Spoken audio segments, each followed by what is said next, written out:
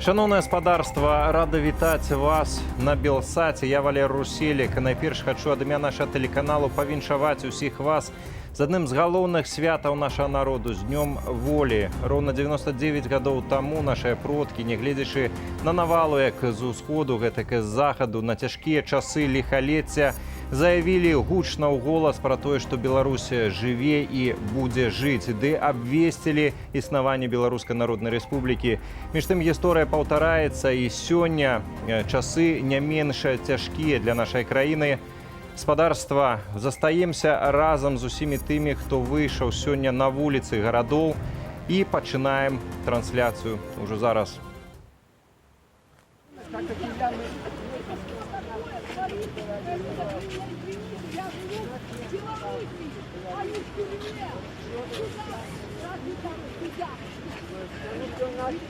Добрый день, шановные глядачи Белсата. С вами я, Катерина Андреева, оператор Олесь Борозенко, и мы находимся на пляцоўцы ля Академии наук, где мусіць пачацца мітинг 6 з нагоды 99-й гадавіны ўтварэння Беларускай Народнай Рэспублікі.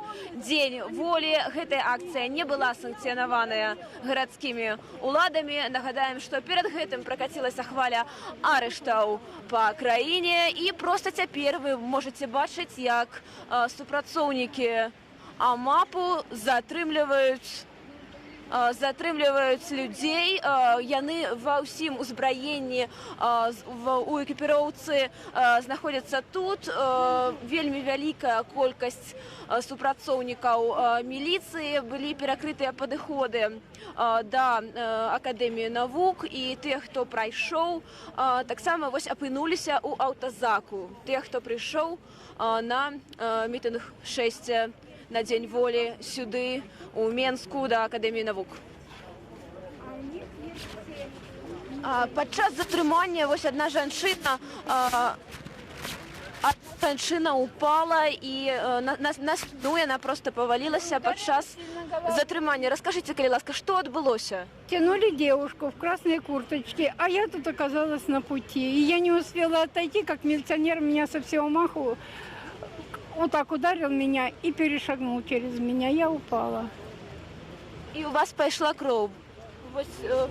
Не, зараз кроў ідзе, вось з носу ідзе кроў, спадарыня.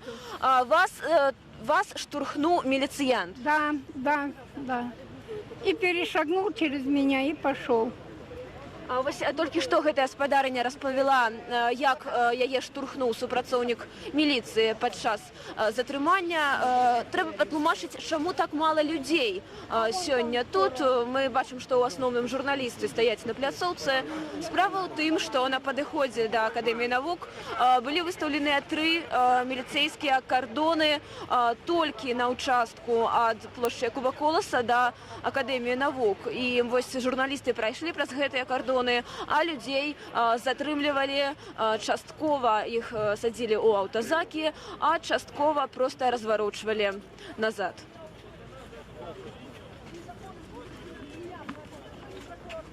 Вось працягваецца затрыманне. Як мы бачым, толькі што 2 супрацоўнікі АМАПу вялі маладога чалавека да аўтазаку.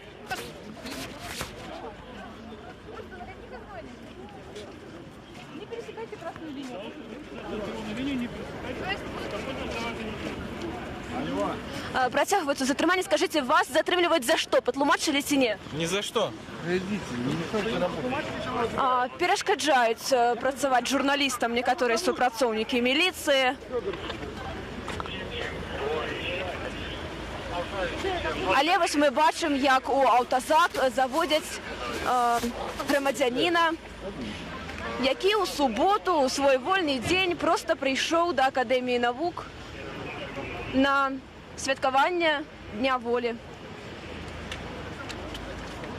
Варта нагадаць, што перад сённяшнім мерапрыемствам улады сапраўды распачалі кампанію па запужванні грамадства. Былі распачатыя крымінальныя справы, 26 чалавек былі Ну что ж, уже зараз з намі ў студыі знаходіцца мой сённяшні першы госць. Гэта былы палітвязень, прадстаўнік еўрапейскай Беларусі Зміцер Бандаренко. Зміцер, добрый дзень. І вот літаральна учора мы бачыліся, таксама размаўлялі наконт дня волі. Сённяшнія вось нейкія першыя ўражанні ад таго, што адбываецца. Ці можна імі падзяліцца? Ну, сёння свята я хацеў бы павіншаваць беларусаў з гэтым нашым вялікай датай. 99 гадоў абвяшчэння Беларускай Народнай Рэспублікі. І гэты дзень беларусы сустракаюць на маршы, як амаль 100 гадоў таму назад. В складаных умовах, в муках наражаецца сапраўды свабодная новая Беларусь. Ці варта ўвогуле звяртаць увагу на тую колькасць людзей, якія сёння выходзяць альбо не выходзяць? Альбо ўсё-такі гэта зараз не галоўная колькасць, а менавіта гаворка пра якасць? Я думаю, что вот если бы вы дроны свои запустили все ж таки, вы бы убачили зараз, что сотни тысяч людей зараз группируются на разных параллельных улицах, по телефонах спробуют установить сувязі. Это уже не первый раз. Было такое, на День воли перекрывали Кастрычинскую площадь свой час. И так само люди неяк потом сыходзіліся в такую в массу. І гэта галоўнае. Я ўпэўнены, што зараз яшчэ кропку ставіць рана нават сённяшні дзень. Але думаю, што людзі будуць выходзіць в Менскую і заўтра будуць выходзіць в іншых гарадах. Ну і мы ведаем, наколькі в інтэрнэце, па дадзеных, па рэйтынгах, наколькі непапулярны Лукашенко. Зміцер, я выбачаюся, вяртаемся на момант гаспадарства ў Менск. Адбываецца штосьці незразумелае.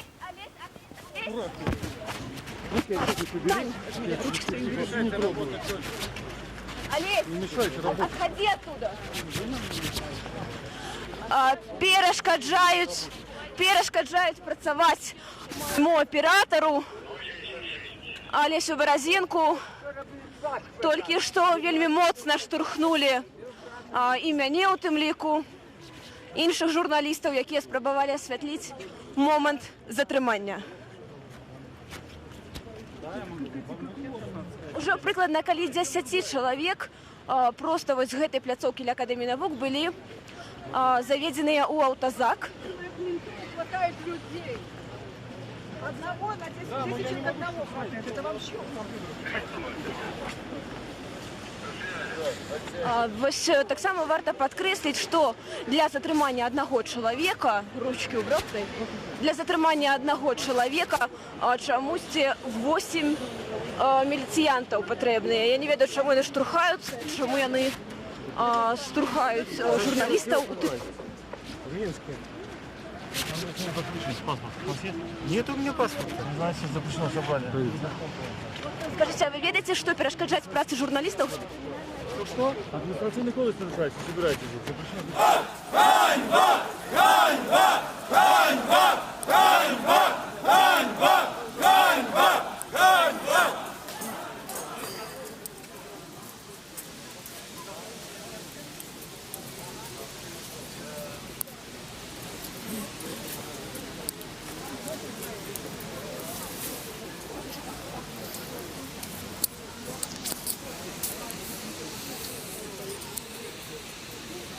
Ну вось зараз, гаспадарства, якраз назіраем кадры з іншай нашай камеры, пакуль міліцыянты хапаюць, робяць сапраўдную такую зачыстку ў месцы абвешчанага збору. Ужо як мой госць Зміцер Бандаренко і гаварыў, сапраўды на вуліцах выйшлі сотні, тысячы людзей. Зміцер, пракаментуеце неяк?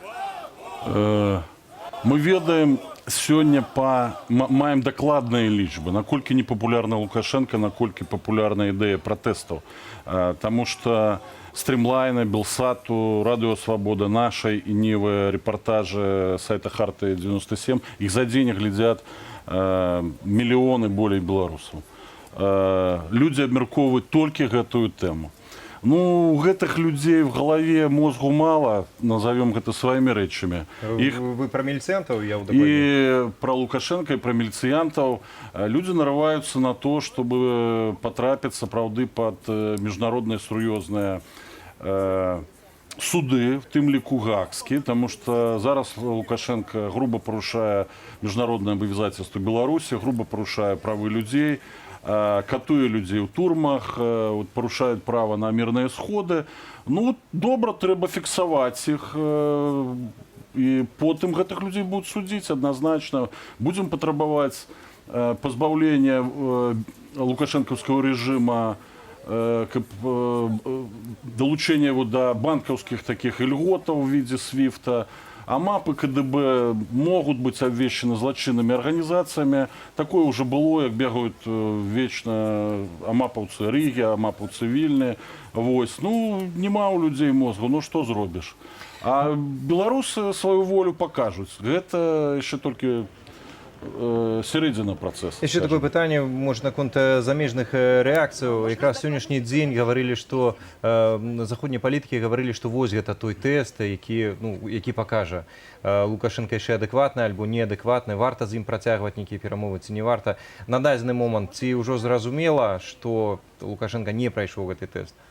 Не, ну махляроў, карупцыянераў на захадзе таксама хапае. Мы ведаем, колькі траціць гроша Расія в гэтым накірунку, што нават старшыня перадвыбарчага штабу Манафорт атрымоўваў, был на утрыманні у Дзерипаскі расійскага алігарха, і мэта была знішчэнне антырасійскай апазіцыі в суседніх з Расіяй краінах. Ёсць такія махляры, якія за расійскія грошы і на захадзе робяць сваю чорную справу. Але колькі диктатор не хотел бы там жить вечно, потом приходит конец. Вот для Лукашенко зараз приходит конец, и я уже казал в разных интервью, до конца года этот человек у кресле правителя не утрымаецца. Вось яшчэ такі момант, назіраючы за цяперашнімі гэтымі кадрамі нашых калегаў у Менску, звярнуў увагу, падумалася пра што.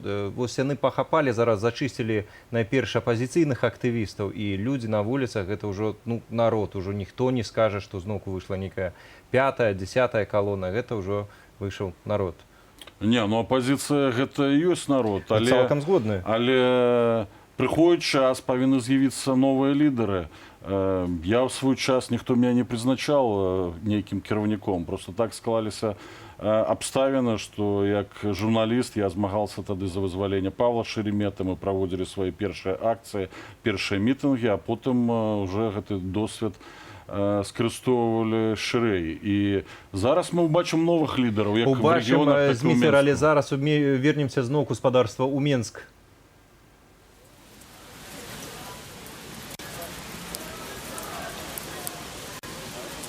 Мне з самого початку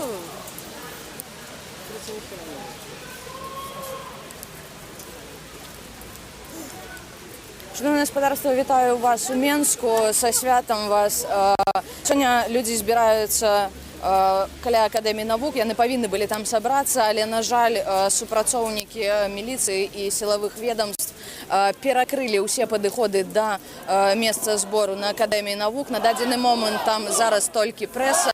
Людзі гуртуюцца каля кардону міліцыянтаў. На дадзены момант тут каля 300 чалавек, магчыма, ўжо нават болей. Людзі скандуюць свабоду, яны скандуюць «Сыходзь», «Жыве Беларусь», «Ганьба». Мы бачым, што тут шмат незадаволеных людзей, яны збіраліся адзначыць свята, але ім гэтага не даюць. І яны вось на дадзены момант яны намагаюцца прарвацца праз гэты кардон, але намагаюцца гэта зрабіць мірным шляхам. Пад'ехалі, выйшлі, на дадзены момант выйшлі людзі ў шлемах, напэўна, гэта АМАП, і хутчэй людзі уцякаюць, і хутчэй за ўсё зараз будуць забіраць.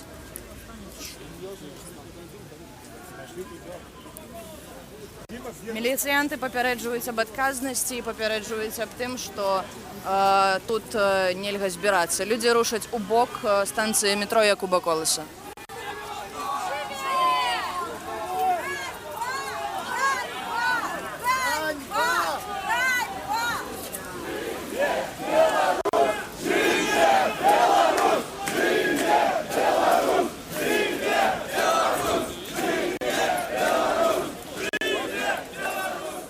Ну вось улады такое ўражанне зрабілі і робяць усё магчымае для того, каб вот дзень волі ператварыць у такі дэманстратыўны дзень неволі, але ёсць такое вядомае выказванне пра тое, што ўсіх не перасажаеш. Вось наколькі ввогуле патэнцыял можна ацэньваць сённяшніх карных гэтых органаў Лукашэнкі?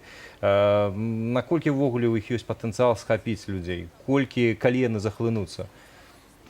Таму што мы бачым сотні ўжо затрыманых людзей, калі гэта спыніцца. Международные санкции, международная солидарность, они будут робить свою справу. Лукашенко, на мою думку, он зараз грошей засталося на пару месяцев. Он, мабуть, вкинул свою заначку, там, украденное ранее. Потому что грошей уже фактично нема. Потому что нема российской нафты, экономика стоит, беспрацоўе массовое. Вось. Я думаю, что гэта идея белорусская революция, она не будет один день, як казал лидер протестов Микола Статкевич. Выходит прыйдзецца не один день и не один раз. Вось. До этого треба быть готовым. И мы повинны, как украинцы, мобилизоваться, кожны на своим месцы, кожны на своим накірунку. І ўжо калі Лукашенко абвесціў нам вайну, ну трэба гэты вызов прымаць, упірацца і скідаваць гэту пачвару пад колы рухавіка гісторыі. На кожны на сваім месцы, што маецца на ўвазе, два дні таму тут у студыі Ігор Аліневіч, адзін з лідараў анархістаў беларускіх, гаварыў пра тое, што Лукашенко павінны спыняць у тым ліку забастоўкі на працоўных месцах. Ці ўсё вось да гэтага ідзе таксама? Ці гэта выключна такая павінна быць палітычная барацьба, вось гэтыя выйсці арганізаваны на плошчу, альбо калі сапраўды вайна, то як бы ваяваць як з ворагам абсалютна паўсюль.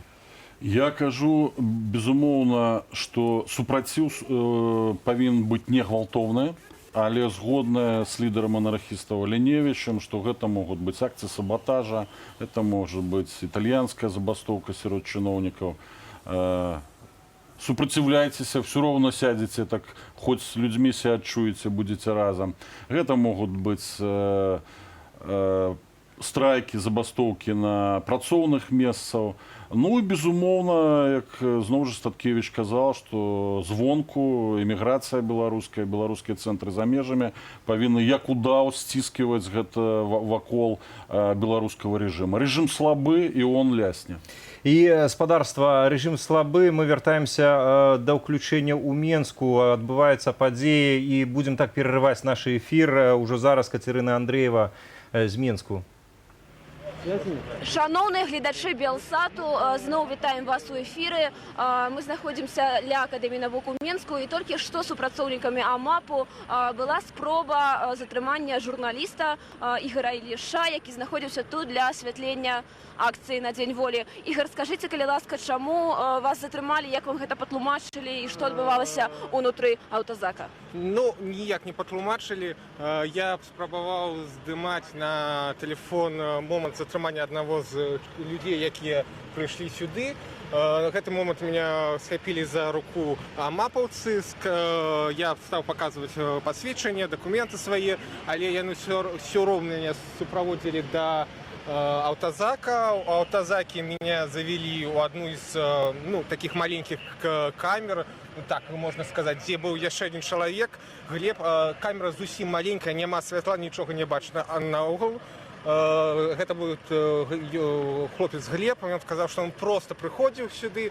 Вось, потом зайшоў Ластовский, пресс-секретарь Минской милиции, и меня вызволили. Все, а хлопец остался у той камеры. То бок, дякуючи, я так розумію, Ластовському пресовому секретарю. Так. Так. Прикладно, колькі затриманих зараз знаходяться у ТАЗАК? Прикладно, я так розумію, не менш за 8-10 чоловік. Добре, Наколькі я чув по голосам. Так, дякую за эту информацию. Я передаю слово моим коллегам. Отбываются массовые затримания у інших кропках. И заставайтесь с Белсатом. В какой мы краине живем? Знаю. Просто плакать хочется. Не плачьте, это добро. Это вообще эти щиты взяли. Я такая...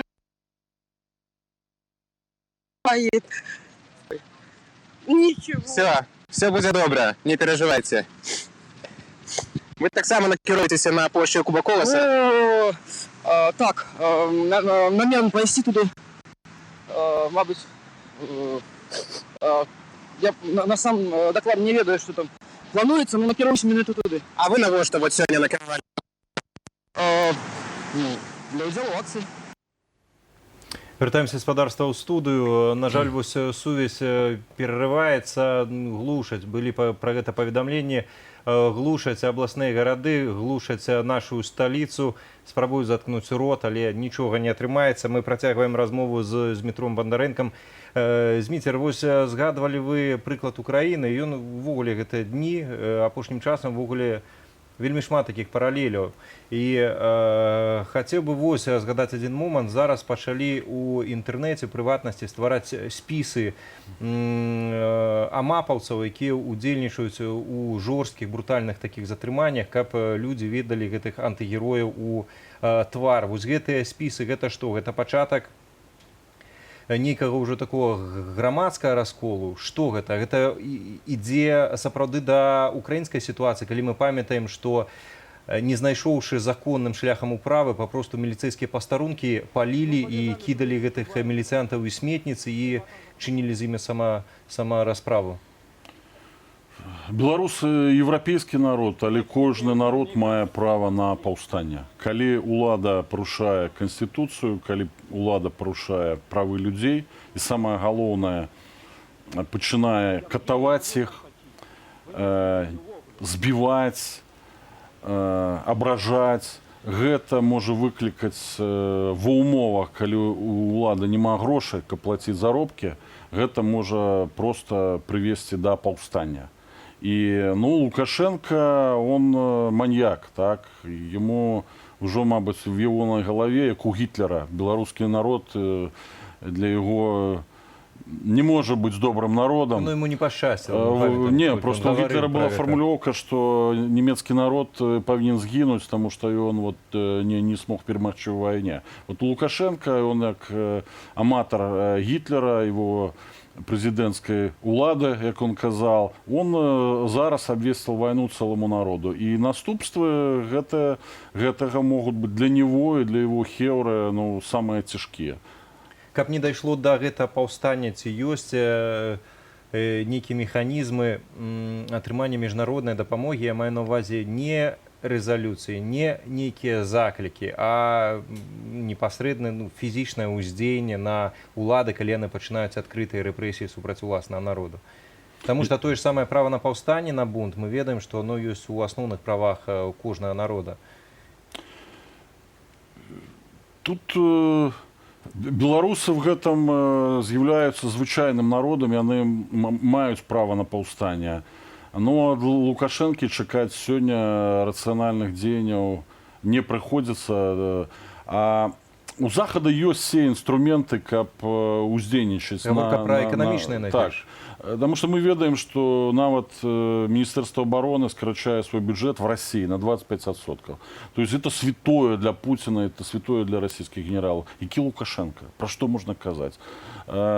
Буровики нафты в Америке, и яны сёння сімвол свабоды, яны механізм гэтай свабоды.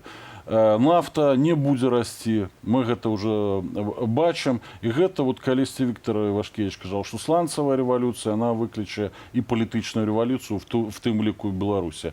І мы частка гэтага агульнага змагання, казаў сенатор Маккейн, за сусветную свабоду і за сусветную дэмакратію. Да сусветнага змагання яшчэ звернемся, магчымасці ўплываць на нашу краіну, але зараз спадарства зноўку вяртаемся ў цэнтр нашай сталіцы. Калі ласка.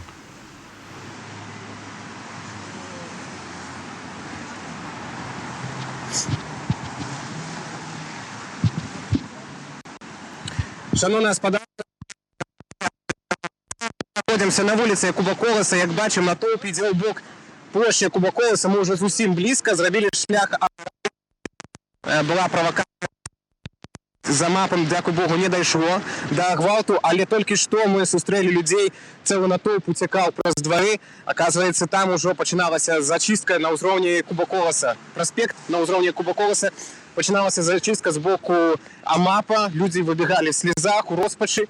Вось, не гледзячы на гэта, мы працягваем трансляцыю. Вось, шановна гаспадарства, бачыце, як цяпер плошча Куба-Коласа выглядае, куды накіроўваюцца рэшткі, натоўпы людзей, которые не смогли потрапить на меркаванное место сбору. Змитер, мы теперь покажем вось левей сбоку в угол Куба-Коласа и проспекта. Там отбываются теперь сутыкнения. Зараз мы подбежим и с шановным господарством покажем.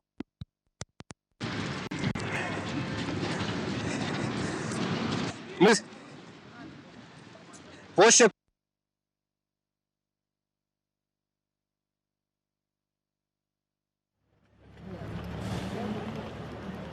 Катя, руки. Потому что он меня придержал за плечо.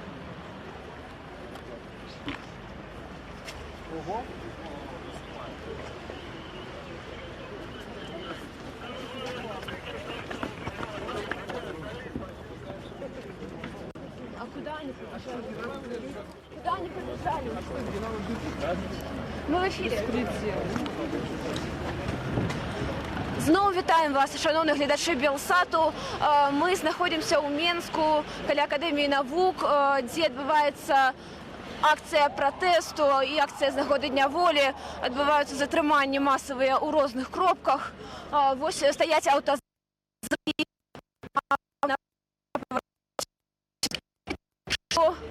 Ціла група, прикладно з десятку амапівців, озброєна дубинками, пробігла наперед да протестовців, розбили якби на різні групи тих, хто прийшов, і зараз слід суму стоять тих, хто збирався дійти до академії, але вони не змогли, бо літерально на кожному кроку міліцейський кордон. І ось поглядзіце, калі ласка, на гэты аўтобус. Тут унутры шмат амуніцыі, тут шчыты з надпісам «Міліцыя», таксама бронекамізэлькі я магу разгледзець. Затрыманні адбываліся таксама і для Акадэміі навук, калі хтосьці ўсё ж патрапіў унутр, туды вось на пляцоўку ля Акадэміі. Ён быў затрыманы, людзей правялі ў аўтазак, і мы бачым, што працягваюць падыходзіць супрацоўнікі АМАПу.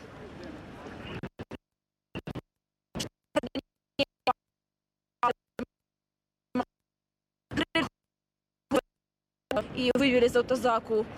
Ну і таксама падчас затрымання... Шчыты! Ёсць інфармацыя, што ўжо людзі узброены шчытамі. АМАПаўцы ідуць сюды, глядзіце. Прабачце, я бягу.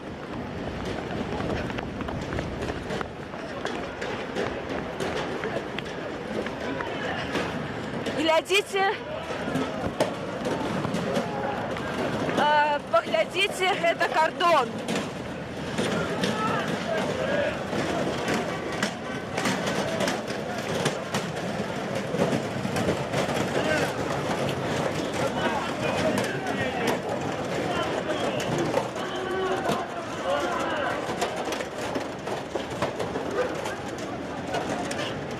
Назад!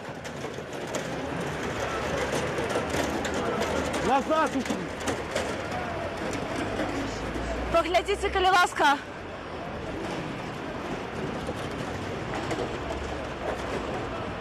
Паглядзіце, калі ласка, на гэты кардон. Міліцыянты узброеныя шчытамі. Перакрылі праспект Незалежнасці. Шэрагі аўтазакаў едуць па праспекце.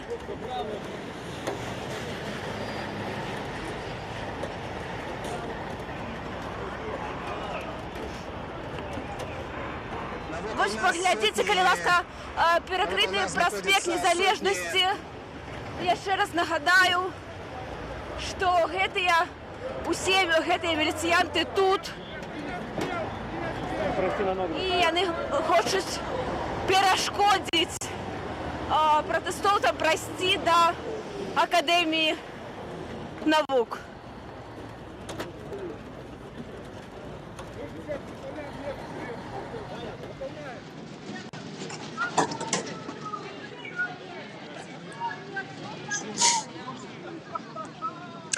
Телеканал «Белсат». Мы находимся на проспекте Незалежности у Менску, на меже сутыкнення з народом, натовпом, который не прорвался на Академии наук. Только что мы бачили колькость людей, несколько сотен, принаймні амаповцы и жесткое сутыкнение. Теперь мы находимся на проспекте, где так само стоят тысячи людей, которые не прошли на Академию наук. Навокал нас, как бачим, отбывается так само ось сотні цілком озброєне. Поки що відбувається, ми тут не бачимо, але вже хутка допомога, я думаю, ви бачили своєму господарстві відкривання людей і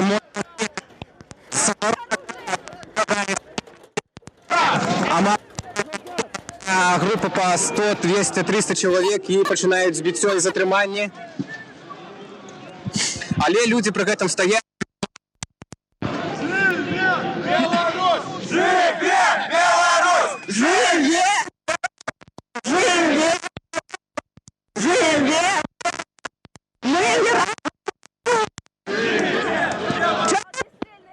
всем быть смелыми, ничего не бояться. Дали народ такой жизни. Ось чергово відбуваються зміни, у їх там ці ротації, ці що. Але гэта, шановне господарство, МАП, податки... Что привозите еще к себе? Вместо президента? Что привозите с Украины? Вальцмана? Ой, Мы развитываемся с вами до...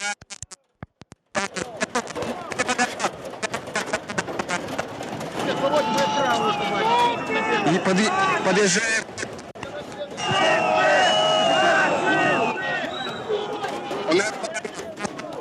У нас водомет. Водомет. У нас водомет. Шановні, просто цяпер ёсць агнестрэльная зброя у частцы міліцыянтаў. Тут ёсць агнестрэльная зброя. Яны пошли на зачистку у той бок. Тут адбываецца зачистка. Давайте зараз. Это і ёсць это пачатак рэвалюцыі, што гэта зараз адбываецца? Гэта пачатак рэвалюцыі, і гэта вось ты дармаеды, на якіх Лукашенко хоча сабраць грошы з народа і хоча папрасіць крэдыт МВФ. Ні капейкі гэтым бандытам, гэтым дубаломам, гэта трэба разумець, вось на іх і ідзе асноўная сума. Вось. Ну і, як я казаў, бачна, што можа дзесяткі тысяч беларусаў в розных кропках. Яны б не вывели гэтую тэхніку. Вот то, што мы бачым, это 1/100 того, што мы бачым. Я думаю, што з розных бакоў ёсць уже групы там па некалькі тысяч чалавек. Ну і таму вось гэтая паніка. Ну і трэба сказаць, што адным з кіраўніком гэтага верхалу з'яўляецца Шуневіч, чалавек, які асабіста катаваў лідара апазіцыі кандыдату прэзідэнта ў турме. Гэта луганскі бандыт, дастаткова разумны, вось, і ён уже робіць крокі ў бок Масквы, каб стаць такім дыктатарам. Вот это помнікі гарадавому, НКВДшная форма. Он не глупы чалавек. Это заклікі да Пуціна. Пуцін, я готов заменить Лукашенко. Ну, калі Лукашенко это не разумее, гэта его праблема. Вось. Але сёння вот Шуневіч, вы бачыце, што это такой у стылі ДНР, ЛНР адбываецца. Это ментальнасць, мабыць, у тых людзей з тых раёнах. І я б сказал, што там розніца ў ДНР паміж бандитам і міліцыянтам нема. Там фактично милиция, она узначалила, Зрадницкая гэта милиция, она узначалила гэта так званые республики. И вот у нас такое счастье, как Шуневич, я думаю, это вот Зноку ж адтуль. ментально адтуль. Але, ну, вы бачыце, что не ідзе по сцэнару ўлада, что белорусов вельмі шмат, и это мы с одного накірунка глядзім. Я упэўнены, что и в центре Минска то отбывается, и с другого боку. Дміцер, прапановую на момент вернуцца зноў у Менск. Катерина Андреева мае зараз магчымасць выказацца. Калі ласка, гаспадарства, вяртаемся ў Менск.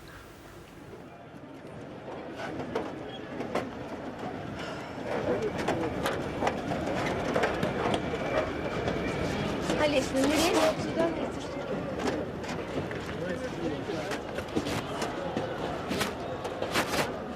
Мне интересно, что там.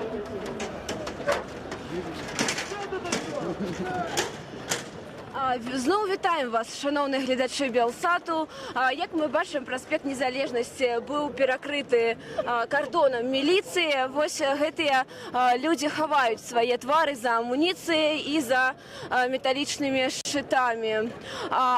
До речі, я нагадаю, що це святкування Дня волі у Менску. І просто тепер відбувається зачистка по інформації, яку нам передають колеги. Ось там, коли ми поглядимо праз шерах міліціянтаў, вось там адбываецца зачыстка тых пратэстоўцаў, якія не дайшлі да Акадэміі навук. Гэтая акцыя не дазволеная уладамі, і ўпершыню за доўгі час у Менску мы бачым вось такую карціну.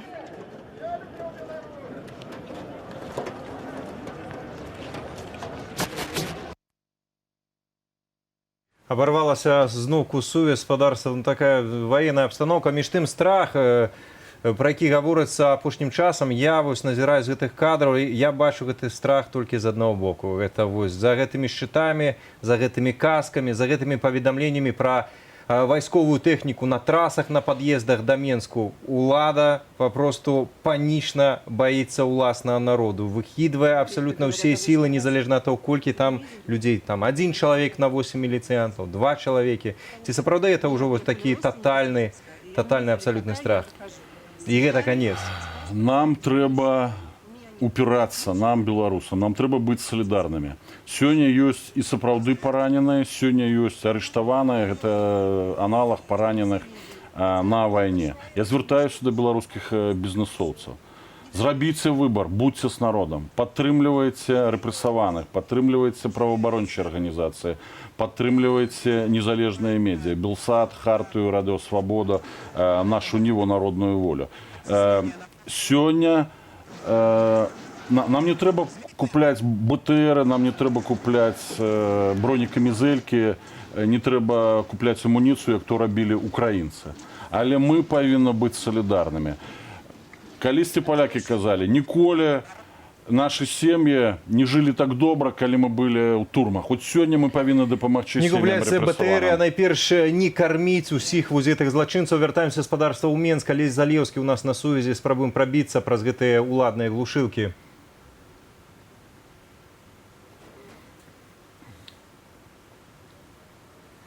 Аднак пакуль што вяртаемся. Зміцер, у час папярэдня з стрыму заўважалі вы пра тое, што ёсць нейкія глушылкі такія партатыўныя. Калі вось зараз ацэньваць тое, як экіпіраваныя сілавікі, ці можна назіраць нейкія змены з папярэднімі акцыямі масавымі? Ну вось тут, скажем... Я выбачаюся. Катя Андреева у нас на сувязі. Прорываемся все-таки праз блокаду гаспадарства, вернемся потым у студыю Менск.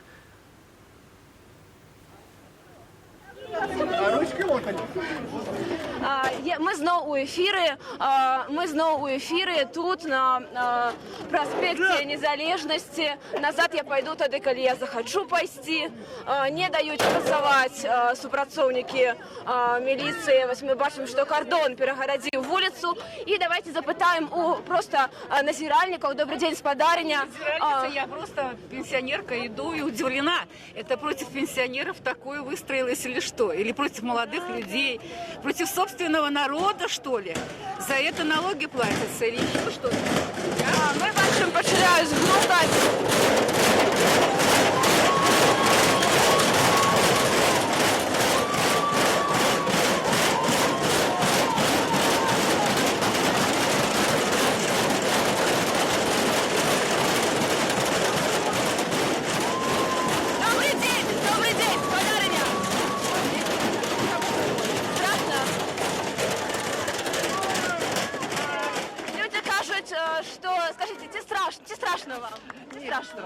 не страшно. Не страшно, люди кажут, не страшно. Весело.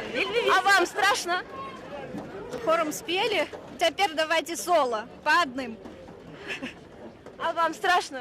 Не страшно. А вам страшно? Нет. А вам страшно? Стыдно. А вам страшно?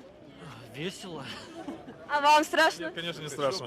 Смех, на чем бояться? Ну, в своей стране, на самом деле. Люди собрали, чтобы высказать свое мнение. Зачем? А по новостям потом покажут, что все хорошо. Правда? Ну, а так что это они на самом деле? Ну, работы нет, устроили, денег требуют. Что они требуют с людей? Что с людей брать? Ну, что они на самом деле? Позор, да и все. Что сказать? Позор. Дякую. А ось молоді люди, які, мабуть, вперше ви в своєму житті бачите ось таке видовище. А в 10-м вы не бачили такое? Ні, про маленьке. Там было цікавей. И они брали укола и шли на нас. Так было страшно. А зараз, мне здається, що вже не страшно.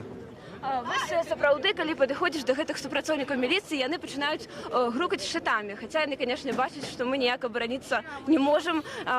Ці вам нейкія такія пачуцці страху ад гэтага відовішча з'яўляюцца? Нет, абсолютно нет.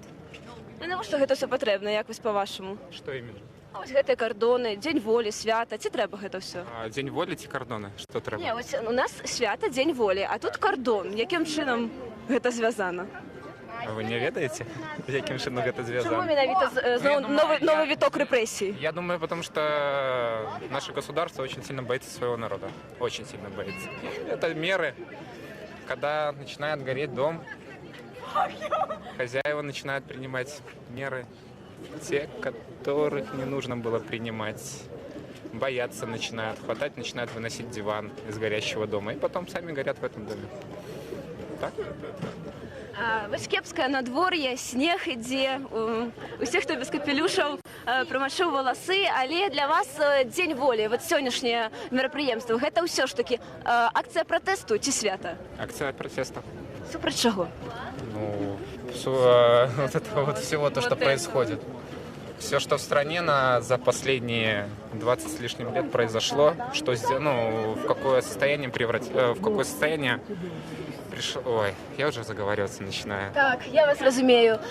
Добра, вось людзі кажуць часткова, што гэта акцыя пратэсту, для кагосьці гэта свята, але ўсе адказваюць, што ім не страшна і здымачнай групе Белсату.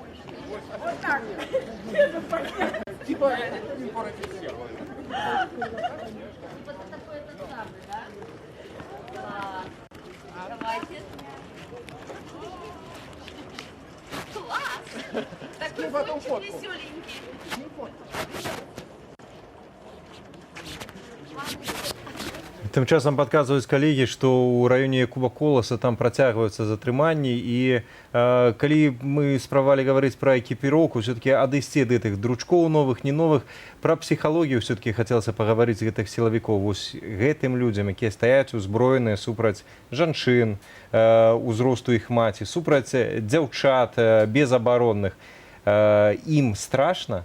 І чаго яны баяцца, калі страшна? Им страшно, безумоўна. Ну, я думаю, что гэта внутренние войски, гэта молодые люди, у якіх там прамытыя мозги, яны готовы там выканаць любы загад. Але не ў гэтым справа. Заўтра гэтых дубаломаў яны будуць в кожным горадзе. То есть Лукашенко фактично покажа, на што ён хоча забраць грошы, вот на гэтых дубаломаў в новай экіпіроўцы. Ну, і вось гэта потым з народа казаць, ідзіце пілуйце в лес за міску пахлёбкі, а я буду жыць в Дроздах, там будуць тысячи маіх этих самых, а дубаломов трэба карміць. Гэта весь правал міжнароднай палітыкі, тое, што там Макей спрабаваў склеіць. І ўнутранай палітыкі, таму што калі ўзяць вось гэтай спробы Лукашэнкі, такія істэрычныя спробы заткнуць рот журналістам, схаваць абсалютна ўсю праўду. Прытым яны самі хаваюць свае твары і пры гэтым, як я разумею, яны расплюшваюць вочы тым беларусам, якія дагэтуль яшчэ, былі з нерасплюшчанымі вачыма на тое, што ў нас адбываецца. Ці сапраўды зараз вось гэтыя дзеянні могуць сыграць вось такую злую гульню з Лукашэнкам, і якраз праціўнікаў яго стане яшчэ больш, менавіта з-за гэтых вось паказальных рэпрэсіяў. Ён спрабуе скарыстоўваць метады сярэднявечча ў часы, калі айподов, айфонов, сацыяльных Ну, такое сетак. адчуванне, ён сам там да гэтага. Людзі будуць самаарганізоўвацца, як было в Украіне. Гэта вельмі нагадвае украінскія падзеі, гэта нагадвае падзеі любых рэвалюцый сучасных, дзе праз Фейсбукі, праз іншыя сацыяльныя сеткі людзі гуртаваліся.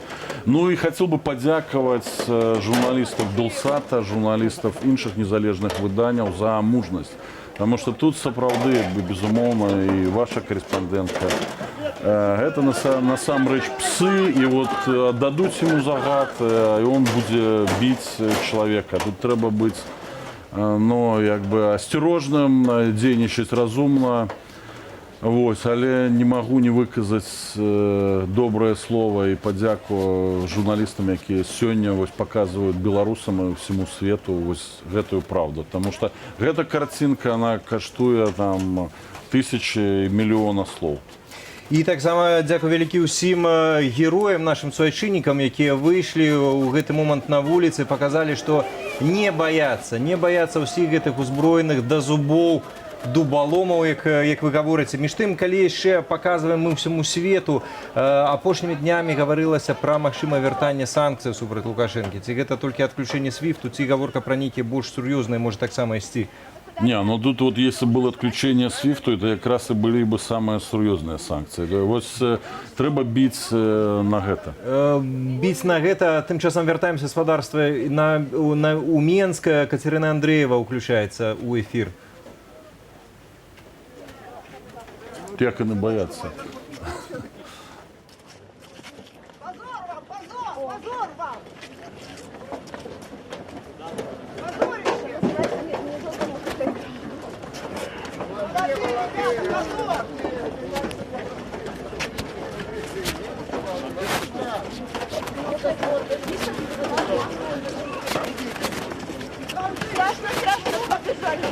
Страшно.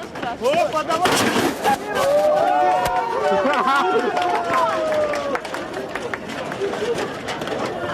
Вітаємо вас знову, шановні глядачі Белсату. Ми бачимо, що міліцейський кордон уже сиходить відсюль.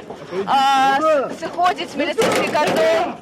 Сказали, мабуть, дали загад розістися. Дали загад розістися усім. Скажіть, хлопці, ці дали загад розістися?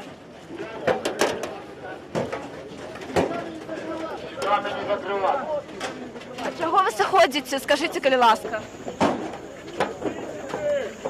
А ви куди? Ви все, да? Вже більше не буде нічого? Дали загад розістися, правильно? Майдан победил, мы выиграли.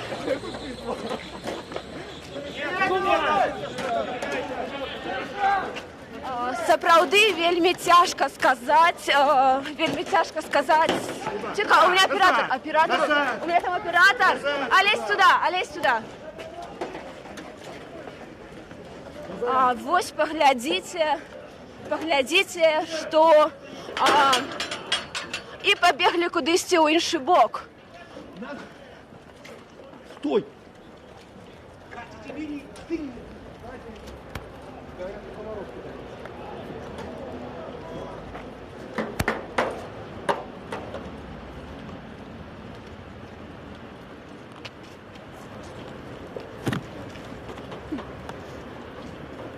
Так хорошо, а если пойдут люди на площадь Бангалор, они что, там тоже будут гонять или что? На Бангалор, то что они разрешили. А потом откинули все подписи. Ну так это ж не первый митинг. Спадарства, былі сведкамі толькі што таго, як жанчына, проста беларуская жанчына, літаральна адной сваёй малітваю разагнала вось гэтых усіх узброеных, вось гэтых, я не ведаю, псоў, як іх назваць. Зміцер, пракаментуйце тое, што зараз адбывалася. Ну, вось жанчына сапраўды малілася, і мы убачылі гэтыя чэрці вымушаны былі збегчы Яшчэ Вось. хацеў спадарства прачытаць частку, прынамсі смс-ак. Вельмі шмат іх з Расіі нават пішуць «Жыве Беларусь». Так, з Беларусі не нужно сравнивать Беларусь с Украиной, тут же з Украины. А вы не думаете, что ваших соотечественников зальют кровью? Зміцер, вось наконт гэтай смс-кі з Украины, наколькі все-таки вялікая верагоднасць таго, што Лукашенко пойдзе на такі крывавы варыянт, якщо зрэшты яны спрабавалі зрабіць в Украине? Ведаеце, гэта, конечно, все сур'ёзна, а з іншого боку анекдотычна, тому что сегодня в городе, в Берасці были дозволенные акции, сотни людей прошли в Берасці маршем по центру города. Спадарства, на момент вяртаемся, перерываю з метра, вяртаемся ў Менск. Катерина Андреева у нас на сувязі.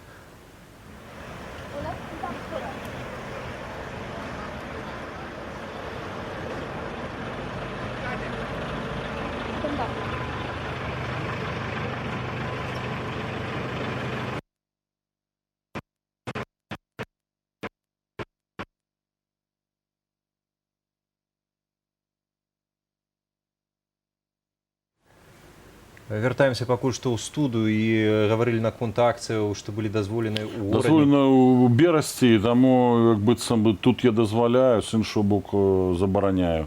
Один концерт брутто на Минск-арене, он можа перебывае там 10 акцый невялічкіх палітычных у розных месцаў. Сістэма ідзе ў разнос, у яе няма фінансаў. Гэта самае галоўнае, і гэта надоўга. І таму трэба беларусам разумець, якой яна сітуацыя. Не трэба баяцца, трэба быць разумнымі, разумна дзейнічаць у гэтай сітуацыі, і лік для рэжыма ідзе на месяцы, можа, тыдні, месяцы, таму што няма грошай і гаспадарка дзейнічаць лепей не стане. І гэта трэба разумець. Ініцыятыва на нашым баку. У нас ёсць сродкі самаарганізавання, у нас ёсць незалежная медыя. Трэба быць салідарнымі, падтрымліваць, а няхай гэтыя бесяцца, гэта ж все в копеечку выходзіць. Ці не атрымаецца так, што гэтыя ланцуговыя псы ўрэшце і разарвуць гэтага Лукашэнку, калі яму не будзе чым іх карміць? Не, яны разбегутся. Яны разбегутся, потому что падали режимы значна больш мацнейшие, чым рэжым Лукашенко, і гэта агоня, яна назіраецца. І мы бачым, што як іх просто зноў жа ад слоў передзёргивали. Это куля для іх была, калі ім крычалі ганьба, позор, і адразу некалькі гэтых здаровых мужикоў іх просто шатала ад гэтых слоў. То есть яны все ж таки там нешта там маюць, там нейкую тую божую іскру вельмі далёка, она недзе схавана, але вось яна чуе, яна рэагуе. А вось гэта што схавана, гэта што? Гэта вот такія дваравыя вось гэтыя паняцці, якімі магчыма яны жывуць, і нават паводле гэтых паняццяў, у прынцыпе, яны не выглядаюць годна, калі яны стаяць з этой зброі супраць абсалютна слабейшых апрыёры людзей. А тут ужо сапраўды вы не казалі вот в размове з гаспадаром Некляевым, што это змаганне добра са злом. І вось гэта яны разумеюць, што яны сілы зла. Вось, і калі ім кажуць жанчыны такія словы, вот іх качае, іх аж дзёргае, яны строй гэты рушаць самі.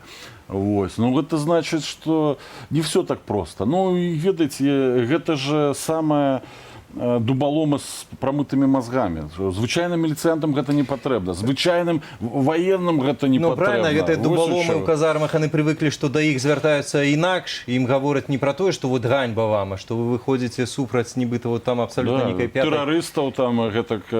Калі ты бачыш жанчыну, ну які гэта тэрарыст? Спадарства спрабуюць нас увесь час глушыць, затрымліваюць між тым людзей, у тым ліку журналістаў, у прыватнасці затрымалі ў Менску ўжо Любоў Лунёву і Змітра Краўчука, нашых калегаў. Вольгу Чайчыц затрымалі ў Віцебску, дзе была таксама сёння акцыя.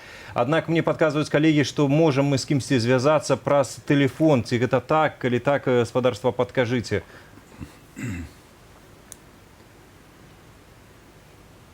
Ну, пакуль што маўчанне, у мяне нават Так, Алесь. А з кім я зараз размаўляю? Мне падказваюць зараз, што я з кімсьці зараз выходжу на тэлефонную сувязь, не? Спрабуюць калегі зараз злучыцца з Кацяй Андрэевай, там відэасувязь знікла, все-таки ёсць гэтыя, у тым ліку, партатыўныя глушылкі. Спадарства, пакуль гэта сувязь наладжваецца, яшчэ некалькі смс-аў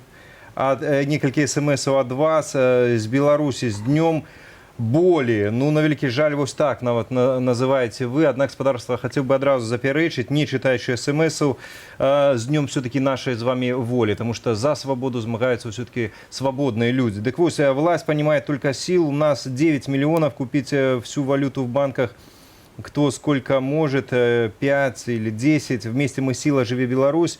Далей у нас, неужели эту вооруженную до зубов армию власти поставила против нас, простого народа, против всей Беларуси? Как нам дальше жить? За что нам такие пытки, унижения?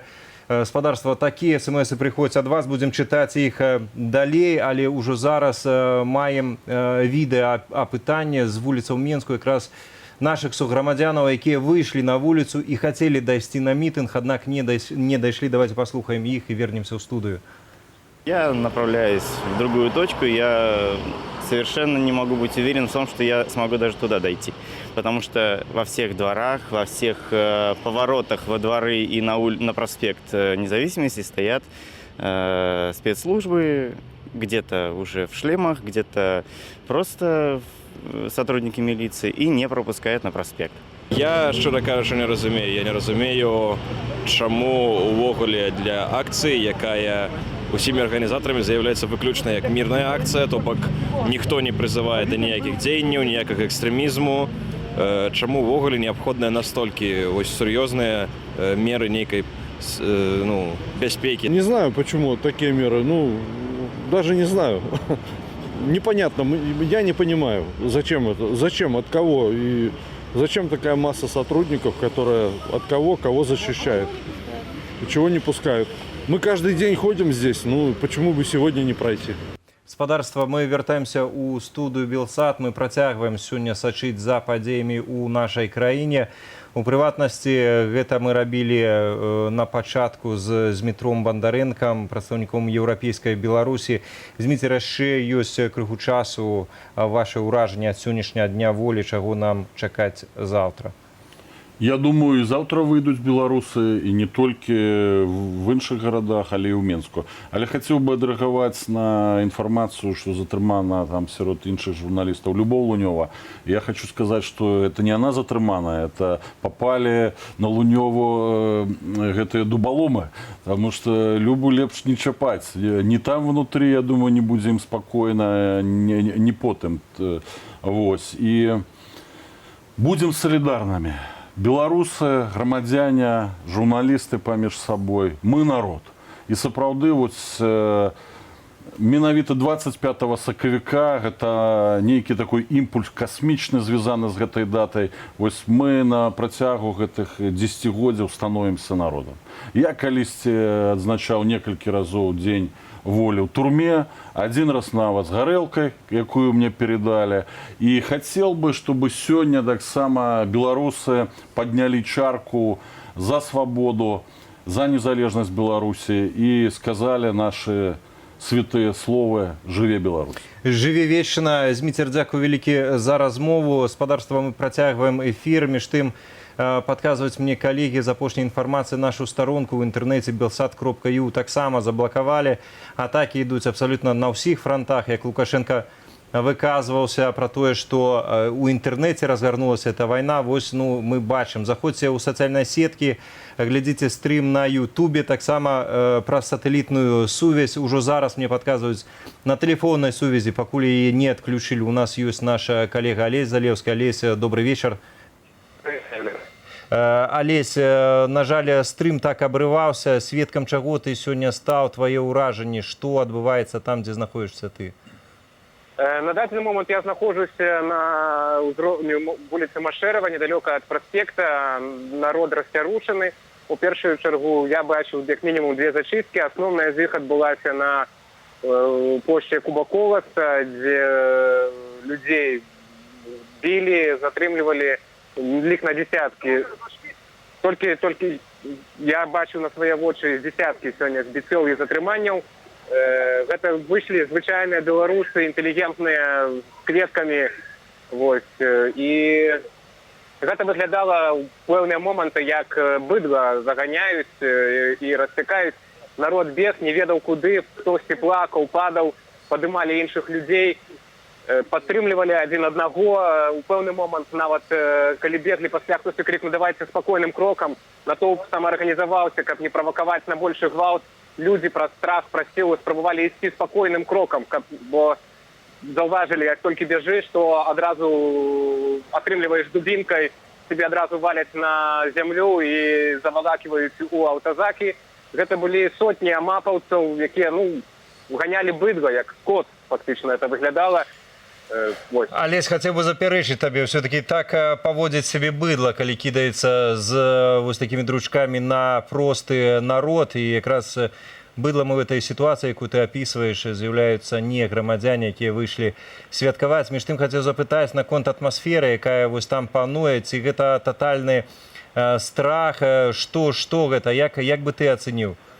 Я быў пазітыўна здзіўлены тым фактам, што калі мы стаялі на лініі сутыкнення, фактычна, так, это у военных это называецца лініі контакта, калі з аднаго боку сотні абмундараваных амапаўцаў з аўтазакамі, з спецыяльным нейкім гукам, такім ультрагукам, который падаўляў цябе, і яны шахтаваліся і білі у шчыты, а з іншага боку это былі тысячы беларусаў, якія стаялі, это і жанчыны былі, і маладыя дзяўчыны былі, якія стаялі, нягледзячы ні на гэта, і скандавалі «Жыве Беларусь», і гэта вось рэха разыходзілася па ўсяму праспекту. Унікальны, я не ведаю, так быў акустычны эфект, што людзей не нашмат больш, можа, за тых амапаўцаў, так, бо там быў пэўны момант, калі адсекалі натоўпы, і вось мы адным натоўпам такім былі, але людзі працягвалі скандаваць. Людзі казалі пра тое, што а што рабіць іншае, ўжо няма ніякіх іншых спосабаў, якім чынам яны могуць быць пачутыя ўладамі.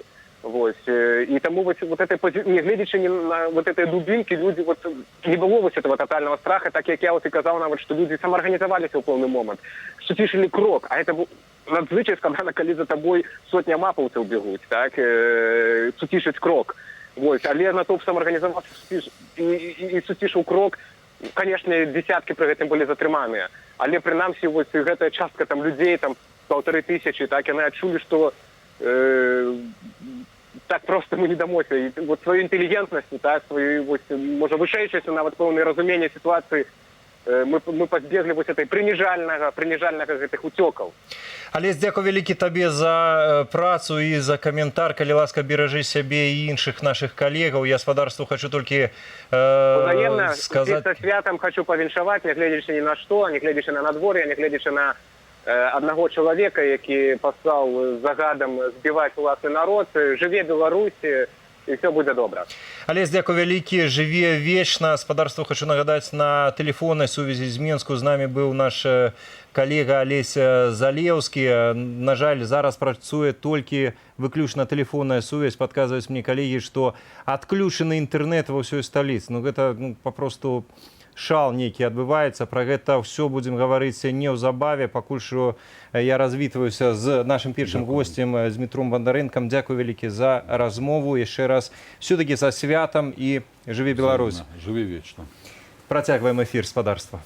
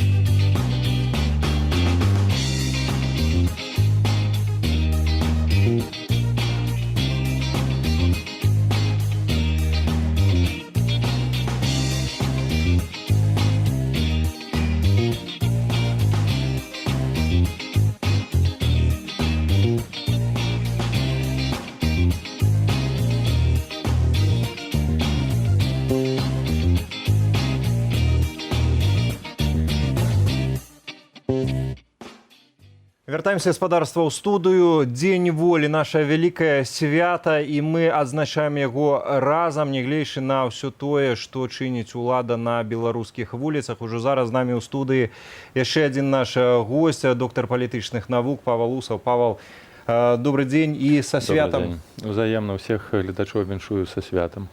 Аднак я не ведаю нават, з чаго пачаць нашу размову, ці з святочнага вось такога пытання, ці ўсё-такі з таго, што адбываецца зараз на вуліцы, альбо у тым, што адбываецца на вуліцы, таксама можна разгледзець нейкі пазітыў.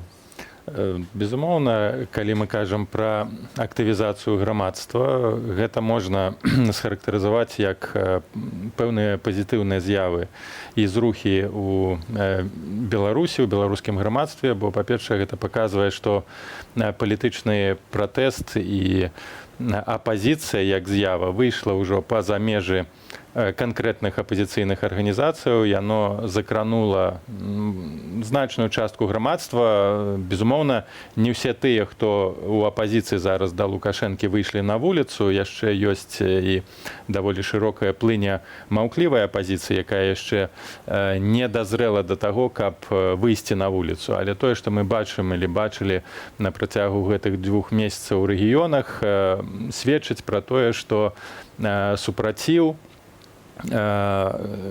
непрыняццё таго, што робіць сённяшні рэжым, разрастаецца, і адсюль менавіта такая рэакцыя, жорсткая рэакцыя ўладаў, якую мы бачым у апошнія тыдні і менавіта сёння ў Менску. То бок такая брутальная, жорсткая, накіраваная на знішчэнне альбо на забіццё вось гэтай актыўнасці, якая сфарміравалася на працягу гэтых месяцаў. Але ці атрымаецца Лукашэнкі забіць гэтую актыўнасць, альбо ўсё-такі гэта такі ўжо сітуацыя цуцвангу, што б ён не рабіў? Сітуацыя для яго асабіста, для яго сістэмы будзе толькі пагаршацца.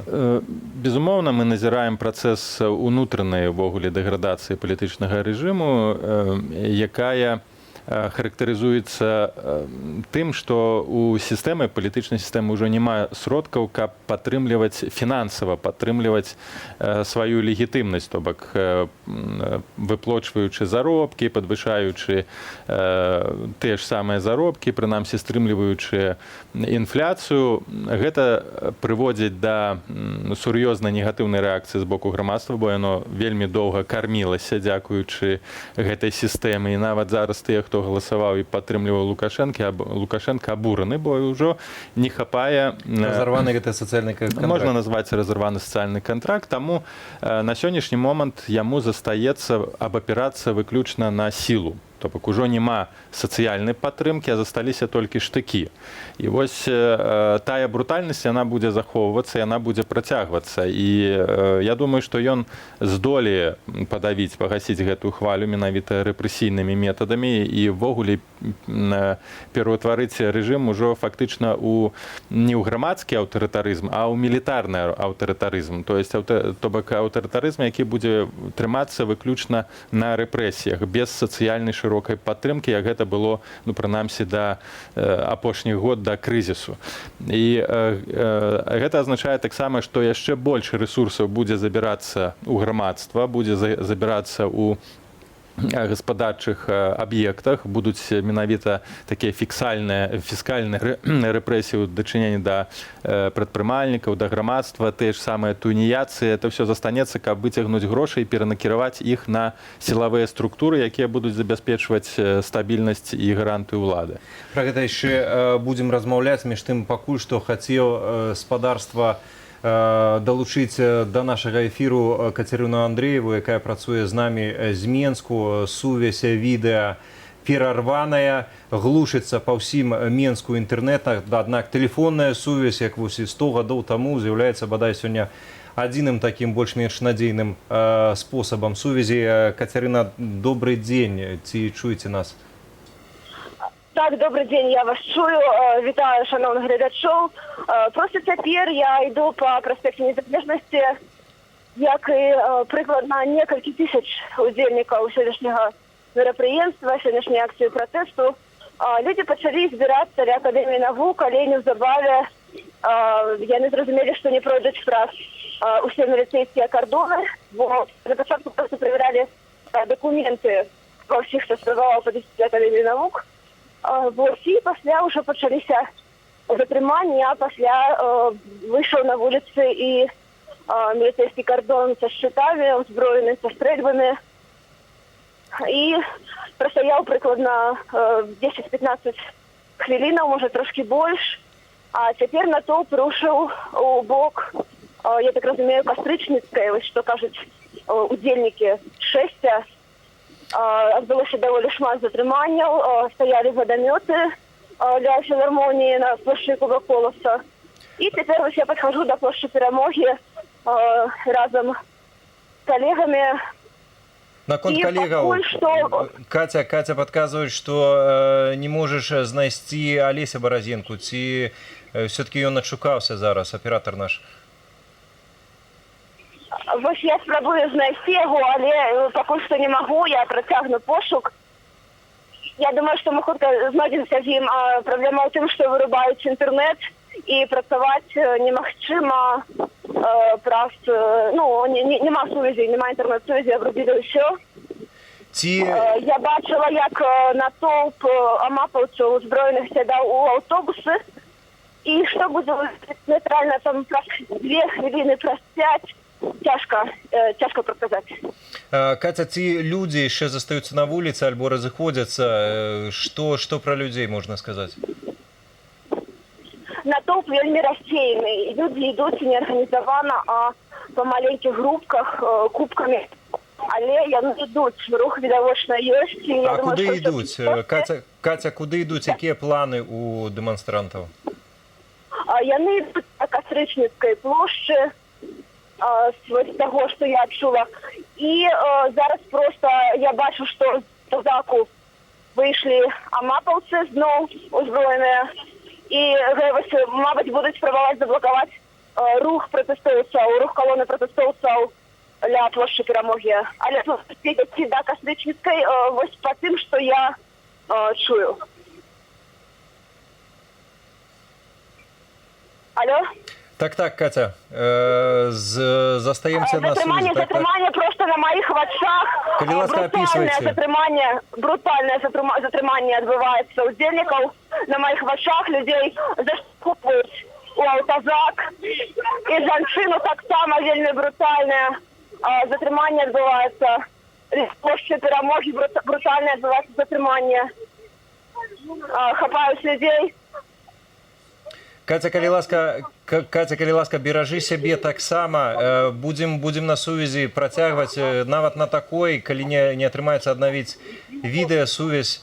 І калі ласка, беражы сябе, і будзем спадзявацца, знойдзецца яшчэ і наш калега Алесь Баразенка. Мы, гаспадарства, пакуль што вяртаемся ў студыю, размаўляем з Паўлам Усавым. Павел, вось гэтыя рэпрэсіі, ну, в прынцыпе, іх даўно не было такіх. І хоць параўноўваюць з 2006, з 2010, розныя параўнанні за гэтыя дні адбываліся, аднак у кожным выпадку даўно іх не было. Пра што гэта можа сведчыць? Бо папярэдне мы гаварылі з суразмоўцамі пра тое, што гэта сведчыць найперш пра татальны страх Лукашэнкі. Ці гэта сапраўды страх, альбо гэта неадэкватнасць, што гэта такое? Лукашенко прытрымаўся пры ўладзе менавіта дзякуючы ягонаму інстынктыўнаму разуменню таго, што ёсць улада. Ён заўсёды адказвае нават на мінімальныя пагрозы неадэкватна маштабнымі рэпрэсіямі. І варта прыгадаць і 2006 год, і 2010, 2011 і сённяшні перыяд. То бок непамернае выкарыстанне сілы супраць, так бы скажем, нешырокіх пагрозаў. Гэта накіраванае менавіта на стварэнне атмасферы страху. Не толькі мэта рэпрэсіяў зачысціць прастору, зачысціць тых, хто непасрэдна удзельнічае ў пратэстах, але таксама стварыць карцінку для грамадства, карцінку жорсткасці. І неаднакратна Лукашенко паўторваў, што ён да апошняй кулі будзе бараніць сваю ўлады. І тое, што вось мы і кажуць журналісты, і мы бачым на вуліцах міліцыянты са зброі, спецыяльнай зброі, напэўна, з пакуль што гумавай, але тыя самыя ж міліцыянты, якія патрулявалі з адпаведнай гарачай зброяй менскія вуліцы, ўсё гэта выкарыстоўваецца і патрэбна дзеля стварэння агульнай атмасферы страху і запалохвання грамадства. Але для чаго? Менавіта было добра адзначана, што такога ўзроўню рэпрэсій і нагнетання гэтай істэрыі не было ні ў 2010, ні ў 2006. Бо, як ужо казалася, апазіцыйнасць і непрыняццё ўлады ўжо вылілася па-за межы апазіцыйных структураў. У беларускае грамадства яшчэ застаецца недавер да апазіцыі, і, напэўна, апазіцыя як структуры пэўныя кантралюецца. Прабачце, варта прыгадаць тую ж «Гавары праўду», якая абсалютна не можа характарызавацца як апазіцыя іншыя структуры. І улада зразумела, што ўжо не толькі апазіцыя ўдзельнічае ў супраціве з улады, але шырокія грамадзянскія слаі. Пра гэта яшчэ будзем гаварыць. Спадарства, пакуль што ёсць у нас экстраннае тэлефанаванне. Дазваніліся да Любові Лунёвай, нашай затрыманай калегі. Любоў, чуеце нас? Любоў, добрый дзень. Ці чуеце вы нас? Студыя. Добрый день, я вас чую. Я зараз знаходжуся у аўтобусе, акурат у тую хвіліну, калі сюды да некага ўправлення ўнутраных спраў привезли затрыманых удзельнікаў, патэнцыйных удзельнікаў акцыі, просто мінакоў. Вельмі збіты Валер Алексеевич Щукин. Ён... Вось рюкзак. Так, где заплечник? Справа ў тым, што хапали, сюды поклали. Зараз высветляем, где рюкзак, у якім знаходзілася камера у аператора, тому что сказали, что нібыта яго папільнуюць, але вось зараз мне супрацоўнік міліцыі кажа, каб я выключила свой телефон и шукала заплечник. Так, мы камеру будем брать, але гэта не наш заплечник. Но мне сказали заплечник пошукать. Вось зараз у мяне прямы эфір. Любоў, працягвайце, што адбываецца з вами? Хто вам там пагражае? Што адбываецца?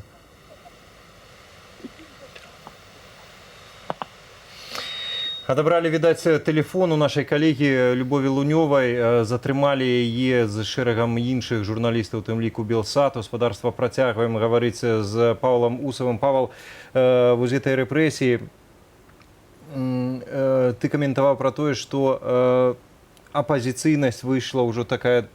Стала агульнаграмадскай. Ці гэта можна патлумачыць тое, што, ў прынцыпе, папярэднія акцыі ў сакавіку, ў прынцыпе, так мэтанакіравана хапалі якраз грамадскіх палітычных актывістаў, спрабавалі выкалупаць гэтыя разынкі, як цынічна адзначыў Лукашенка з булкі, то што, у яго сёння таксама расплюшчыліся вочы на тое, што гэта той самы народ, які ён абзывае народцам, з якім яму там не пашчасціла і гэтак далей.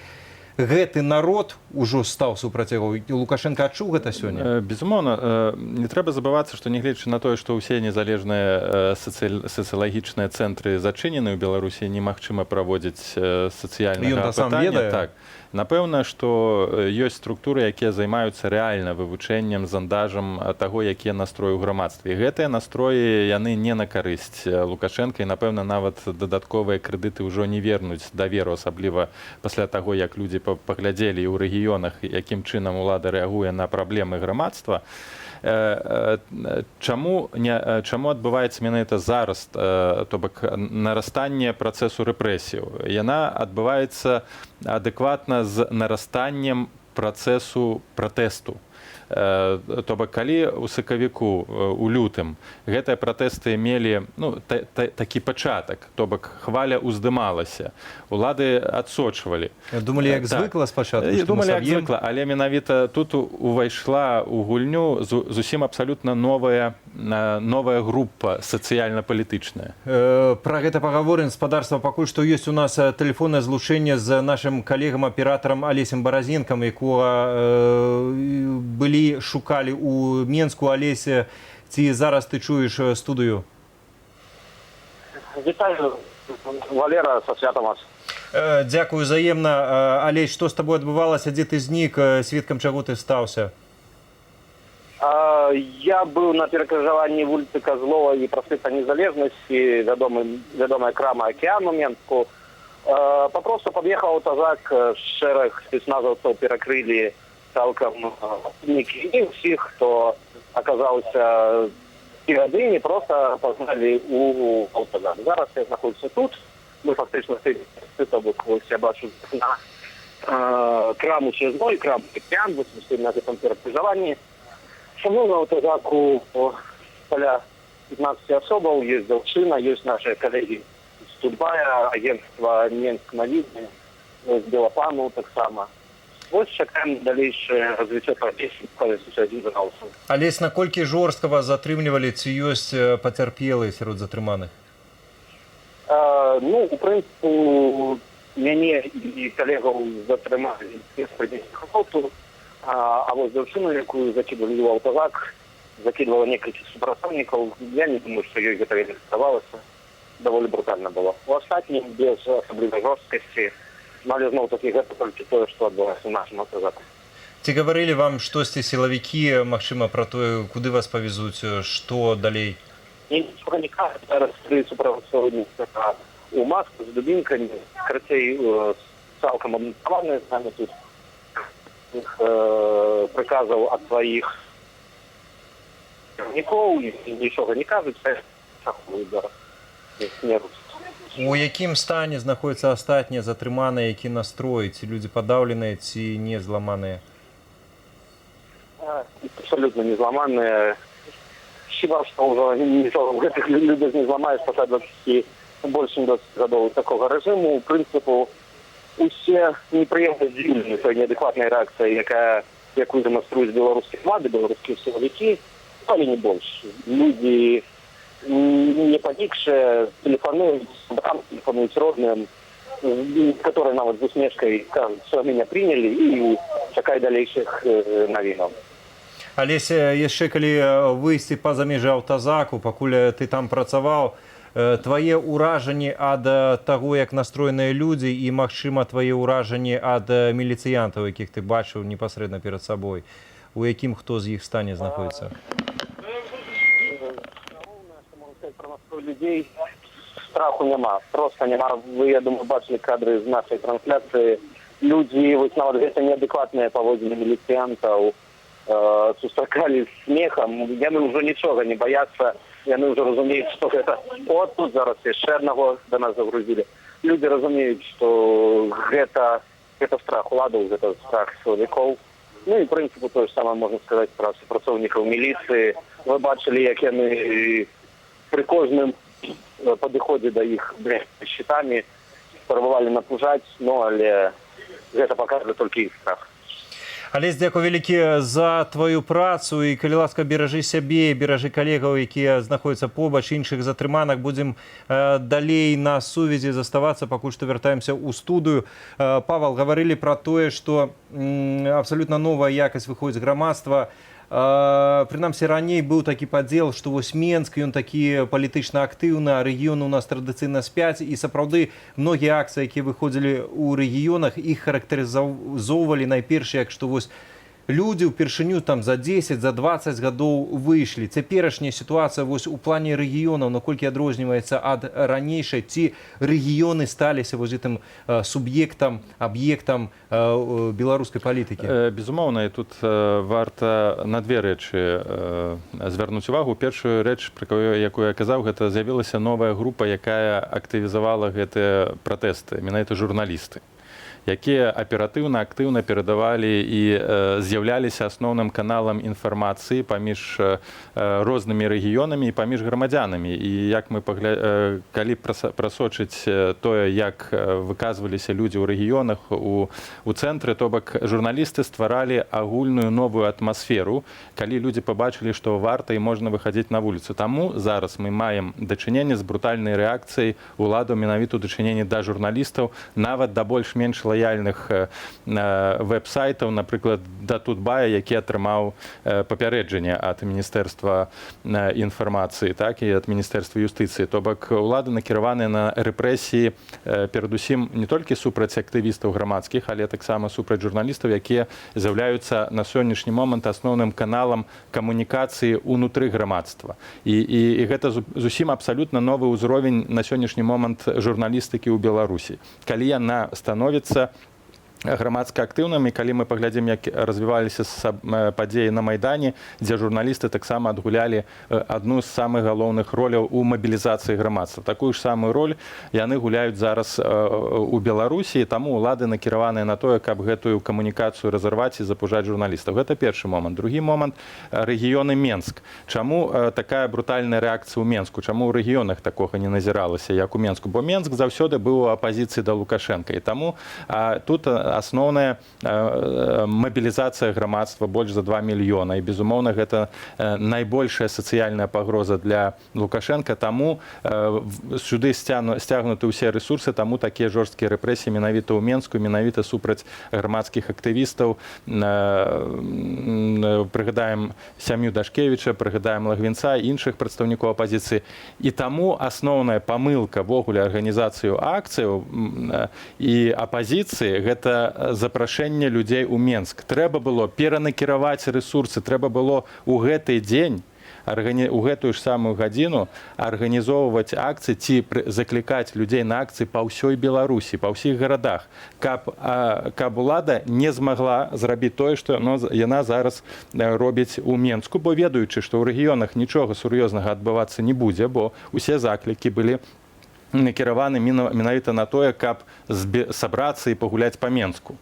І таму усе адпаведныя рэсурсы былі накіраваны ў Менск. І таму ўлада заўтра і на наступныя дні, пасля таго, як Менск будзе зачышчаны, зможа перанакіраваць, калі ўзнікнуць пагрозы ў рэгіёны, туды свае рэсурсы. Цяпер змена гэтай тактыкі ад канцэнтрацыі ў Менску на разыход па ўсіх рэгіёнах, ці яна яшчэ можа спрацаваць, альбо час згублены? Калі можа, то на якіх умовах? Скажем так, усё залежыць ад таго, як глыбока пойдуць рэпрэсіі. Калі ад прыгавораў, ад таго, каго наколькі пасадзяць, ад колькасці штрафаў, бо ўлада ж таксама не спіць, яна дзейнічае прэвентыўна, яна дзейнічае на апераджэнне, яна выяўляе найбольш актыўных людзей у рэгіёнах. Прыгадаем Філіповіча, так, гэтага блогера, то бок блогера з Гомлю. Яна выяўляе, яна актывізуе, і таму трэба было рабіць, быў ясны месседж, і на гэты месседж людзі выходзілі. Вось на сённяшні момант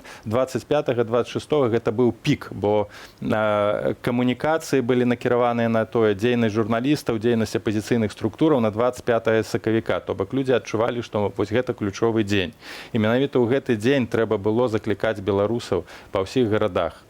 Напэўна, у перспектыве, у залежнасці ад таго, як моцна будуць разбураны і камунікацыі, і журналісцкія сувязі, бо, напэўна, рэпрэсіі не скончыцца толькі тым, што мы маем сёння затрыманнямі. Будуць штрафы, будуць знову забірацца тэхніка, будзе паралізавацца праца журналістаў. Напэўна, журналісты замежных каналаў будуць выкідацца з Беларусі, то бок будзе ўжо цяжэй мабілізаваць грамадства, менавіта рэгіёны, на тое, каб у адзін дзень, у адзін момант выйсці на вуліцу, бо ўсё ж такі на сённяшні момант і камунікацыі, і каардынацыя даволі моцна разбітая. Яна, думаю, будзе заставацца разбітай яшчэ доўгі час, бо магчымасць гэтай каардынацыі і актывізацыі журналістаў, апазіцыі была дадзена умоўнай лібералізацыі адпушчэння вожжаў, так, адпушчэння гэтага ціску рэпрэсійнага.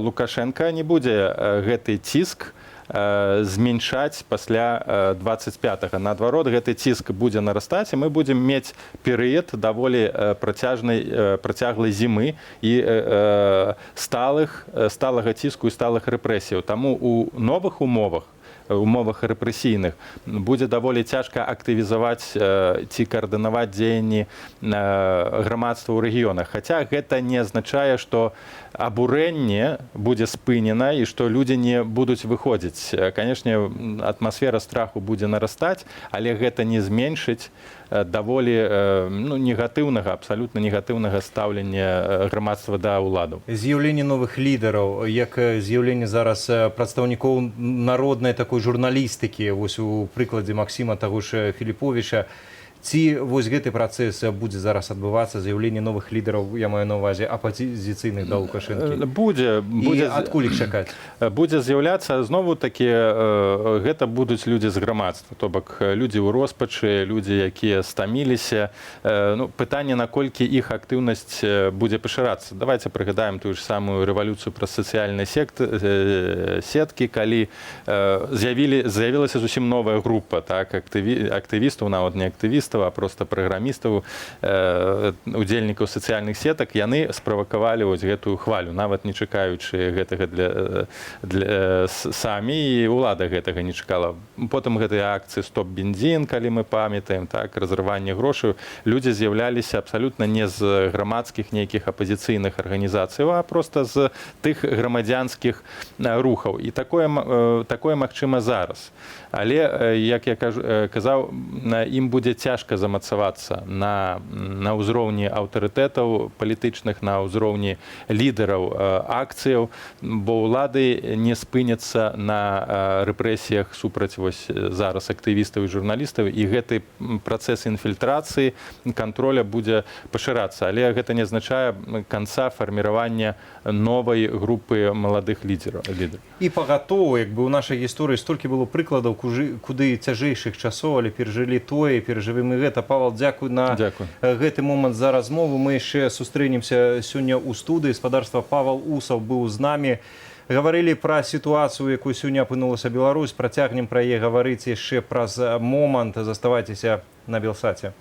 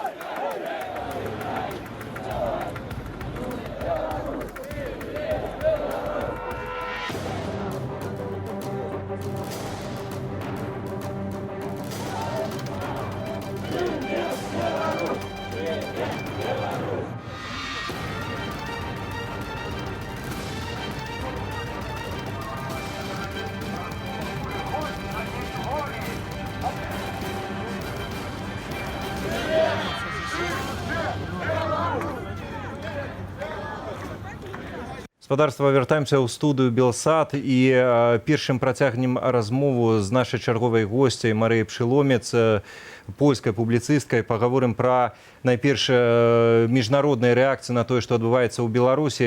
Ужо зараз з намі на тэлефоннай сувязі з Менску ёсць наш калега Алесь Залеўскі. Алесь, яшчэ раз прывітанне табе. Вітаю. Нема ў нас аніякай іншай сувязі, акрамя тэлефона, таму слова табе ў якасці такого аўдыёстрыму, што зараз адбываецца, сведкам чаго ты з'яўляешся? На дадзены момант ситуация такая, что рештки натоўпа пачалі выцесняцца з плошчы Кубаколаса, там, где знаходзіцца гаспадарства Башева, где была одна з асноўных хваляў зачистки силовиков, датычна людей, которые пришли на святкаванне Дня воли, и после просто на меньшие группы рассекались натоўп, и эти меньшие группы начали просто блукать по дворах, идучи ў бок площади Перамоги. При этом Валера, ты кажешь, что нема интернету. Более того, нават сувязь GSM глушится во всем центре. И наколькі мы не можем связаться нават з людьми, которые, я ведаю, что они там на ўзроўні площади Перамоги недзе, напрыклад, то калі да іх датэлефановаеш, то амаль нічога не чуваць, з іх немагчыма паразмаўляць. Яшчэ таксама вядома, што все большиня приносимых наших коллегов так само в автозаках находится. Это особливо те, которые апынулись в эпицентры падзеяў паміж плошчай Кубаколаса і Акадэміяй навук. Мы апынуліся на месцы зачисткі на плошчы Кубаколаса. Цяпер на дадзены момант толькі апроч звычайных машынаў, якія па суботніх справах едуць па горадзе, мы бачым час ад часу аўтобусы перапоўненыя з аднаго боку АМАПам, а пасля наступны аўтобус перапоўнены звычайнымі грамадзянамі, которые былі затрыманыя падчас сённяшняга святкавання. Відаць, аўтазакаў нават не хапіла для ўсіх, таму я дапускаю, што тое, што я сёння бачу, это каля 100-200 затрыманняў на ўласныя вочы. Сам апынуўся в аўтобусе, мяне затрымалі адразу, як толькі я выйшаў на праспект Незалежнасці. Мяне ўратаваў толькі той факт, другі раз уже за суткі у цэнтры Менску, я кажу, вось тут мой дом, і мне з аўтобуса нейкім цудам нейкі хлопец просто выпусціў. А аўтобус уже быў перапоўнены таксама людзьмі, которые ішлі на, відаць, на акцыю, ці просто нават побач праходили. Таму лік затрыманых, я дапускаю, будзе больш, чым на плошчы 2010 года. Это тое, што я сёння пабачыў. Бо мы бачылі некалькі эпіцэнтраў зачыстак. Это апроч асноўнай, цэнтральнага, там, дзе паміж Коласа і Акадэміяй навук, там, дзе працавала наша калега Катя Андреева, там, дзе таксама выклікалі хуткую дапамогу, то там найгорш, конечно, там яны былі акружаны фактычна з усіх бакоў. Больш пашанцавала людзям, которые рэгістрываліся на вось плошчу Кубаколаса, і пасля уже, прынамсі, быў шанец уцячы ад АМАПа, который увесь час наступаў. Вось это все, што вядома на дадзены момант. Алесь, вядома таксама, што сёння улады, спрабуючы рассеяць людзей па горадзе, можа, і збілі такую адзіную карцінку, але ведаем, што тысячы людзей выйшлі на вуліцы сталіцы. Прынамсі, у тым месцы, дзе знаходзішся ты, ці можна гаварыць, што акцыя на дадзены момант здушаная, завершаная? Акцыя, на мою думку, была здушана, завершана недзе паўгадзіны таму, калі ўжо татальна не было паўсюль інтэрнэта. І гэта людзей у вялікай ступені не то, што нават застрашыла, але прымусіла шукаць нейкія ўжо магчымасці адыходу, сыходу, так, мірнага, так, з этой акцыі і безгвалтоўнага, таму што калі няма зусім ніякай сувязі, калі ты здадзены толькі сам на сябе, то гэта не то, што нават пужае, але самым разумным варыянтам гэта паволі пакідаць гэты эпіцэнтр падзеяў і расцярушвацца. Пры гэтым, што характэрна, а я ад вялікай колькасці людзей, которые вось блукалі па дварах, фактычна так, па прыпынках, па іншых вулачках, якія адыходзяць ад цэнтра, яны ўсе казалі пра тое, што трэба новае месца збору шукаць, першае, а другое, што трэба выходзіць заўтра. Таму я дапускаю, што выходныя будуць гарачыя, і дапускаю, што перабоі з інтэрнэтам і з сувязю будуць яшчэ ў вялікай ступені мець месца у бліжэйшы дзень-два. Алесь, яшчэ хацеў запытаць цябе напрыканцы, ці хтосьці агучваў планы ісці на Бангалор, як таго патрабавалі ўлады? Людзі самаарганізавана, інтуітыўна вырашылі ісці на плошчу Кубаколаса. Я падыходзіў, пытаўся ў людзей, хто вам сказаў ісці на Коласа. Все просто самі па сабе вырашылі так рабіць. Пра Бангалор зусім нічога я ні разу не чуў. А цяпер я дапускаю просто па Менску, шмат людзей просто блукае, бо шмат людзей прыехала з іншых гарадоў загадзя, і мы іх сустракалі таксама. І вось цяпер ім патрэбная дапамога, і я заклікаю усіх жыхароў Менску працягнуць руку дапамогі тым, хто, магчыма, цяпер сапраўды блукае і баіцца ісці ў такія публічныя месцы, як вакзал і так далей, бо людзі баяцца быць затрыманымі таксама. І працягнулі руку дапамогі, схавалі, ці прынамсі на першыя гэтыя гадзіны далі прытулак, каб чалавек прыйшоў у сябе, дачакаўся моманту, калі будзе хоць якая-кольвек сувязь наладжана, і каб паведаміць сваякам, што все добра. Алесь, дзякуй вялікі табе за працу і за размову. Я хочу спадарству нагадаць, Алесь Залеўскі быў з намі на тэлефоннай сувязі з Менску. Алесь, беражы сябе і нашых калегаў. А мы, спадарства, вяртаемся ў студыю. Ужо зараз з намі знаходзіцца польская публіцыстка, журналістка Марыя Пшыломец. Добрый вечар вам. Добрый дзень. Добрый дзень. Вы таксама зараз былі сведкам таго, пра што гаварыў мой калега Алесь Залеўскі. Таксама бачылі, як і многія заходнія назіральнікі, палітыкі, простыя грамадзяне, бачили тое, што адбываецца ў Беларусі. Якая ваша реакция первая на это все? Да, но я смотрела, она насколько да, но смотрели ли мои западные коллеги, боюсь, что вряд ли. Потому что, например, как я искала в международных агенциях типа EBU, Reuters, съемок из Беларуси, находила прежде всего, не говоря уже про Euronews, потому что там вообще ничего не было, находила прежде всего съемки Белсата. Я боюсь, что просто заинтересованность к Беларуси на Западе, она почти нулевая. Вы говорите про Захад как штосьці далейшее от Да, Польши? я имею в виду Запад далейший, так как говорят, это старый Европейский Союз. Вот, например, я не знаю, есть ли еще в Минске сегодня находится ли этот председатель группы по белорусских вопросах, который нават не ведал, что то который так. не знал, что там задержанные люди и что сегодня должен был пройти этот марш в День воли. Значит, если он председатель группы до связи с Беларусью, так о чем он знает? Что Лукашенко власне, президент? гэта я хотел запытаць. Як бы вы оценили такі ўзровень абазнання еўрапейскіх чыноўнікаў, якія нібыта фармальна займаюцца Беларусью? Пра што ён можа сведчыць? Знаете, первое, что у них другие заботы. Там у них прежде всего Владимир Владимирович, там Украина и кризис в Европейском Союзе. Это выборы во Франции, выборы в Германии, это, Дональд Трамп в Соединенных Штатах, это их беспокоит больше всего. И у меня есть такое впечатление, надеюсь, что я ошибаюсь, что им просто теперь, они не знают, что бы было делать, если бы Лукашенко потерял власть. Им теперь как будто... Теперь Лукашенко может быть выгоднее, чем кто-то другой, потому что все такие... Но теперь уже не можем сказать, что на Беларуси все спокойно и тихонько. Но он как держит власть, и пока там такие разрабихи нету. Брюссельские чиновники еще могут сказать, что у официально Минску еще есть час там на некий диалог. Я не знаю, это зависит теперь от того, как будет вести себя Александр Лукашенко, насколько он будет теперь, как он будет обращаться за теми людьми, которые вышли на улицы, как будет за теми задержанными, пойдут ли они в тюрьму или нет, или они их отпустят. Это много зависит от того. Спадарня Мария, давайте как раз и поглядим, что там отбывается. У нас на телефонной зноку сувязі находится наша коллега, и есть слово, коли ласка. Привітання, Валер. Ми зараз знаходимося на проспекті Незалежності, каля парка Горького, на мості, перекрито амапаўцамі со щитами.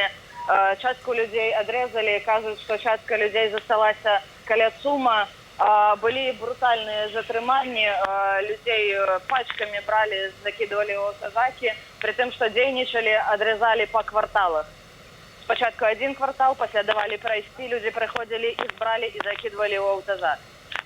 На даний момент затриманий наш оператор Олександр Борозенко, його разом з іншими журналістами, у тим ліку з Владом Гридіним і Артемом Шрайбаном, затримали, посадили в автозак каля крамы «Океан», що на скрижуванні проспекту Незалежності і вулиці Козлова.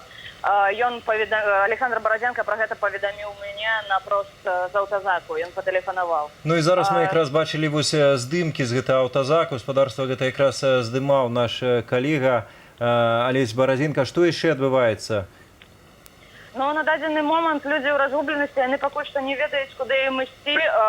Частка людзей па аднаму боку праспекта ідзе, намагаюцца прайсці ў бок Кастрычніцкай, але ўсё перакрыта амапам.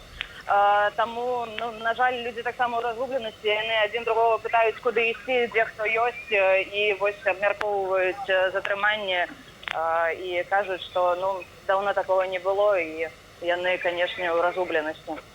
Ці з'явілася гэтая атмасфера страху, потому что ў часе акцыі былі такія паведамленні, што калі страх ёсць, то якраз з боку сілавікоў, а людзі не баяцца. Зараз сітуацыя змянілася ці не? Ні, хутчэй за ўсё страху няма, ёсць разгубленасць. І вось на пачатку самой акцыі, на пачатку гэтых затрыманняў была бачна вось салідарнасць, была бачна кансалідацыя людзей. Яны адзін аднаму дапамагалі, яны хоць неяк намагаліся накіроўваць людзей, крычаць, дзе пачынаюць затрымліваць.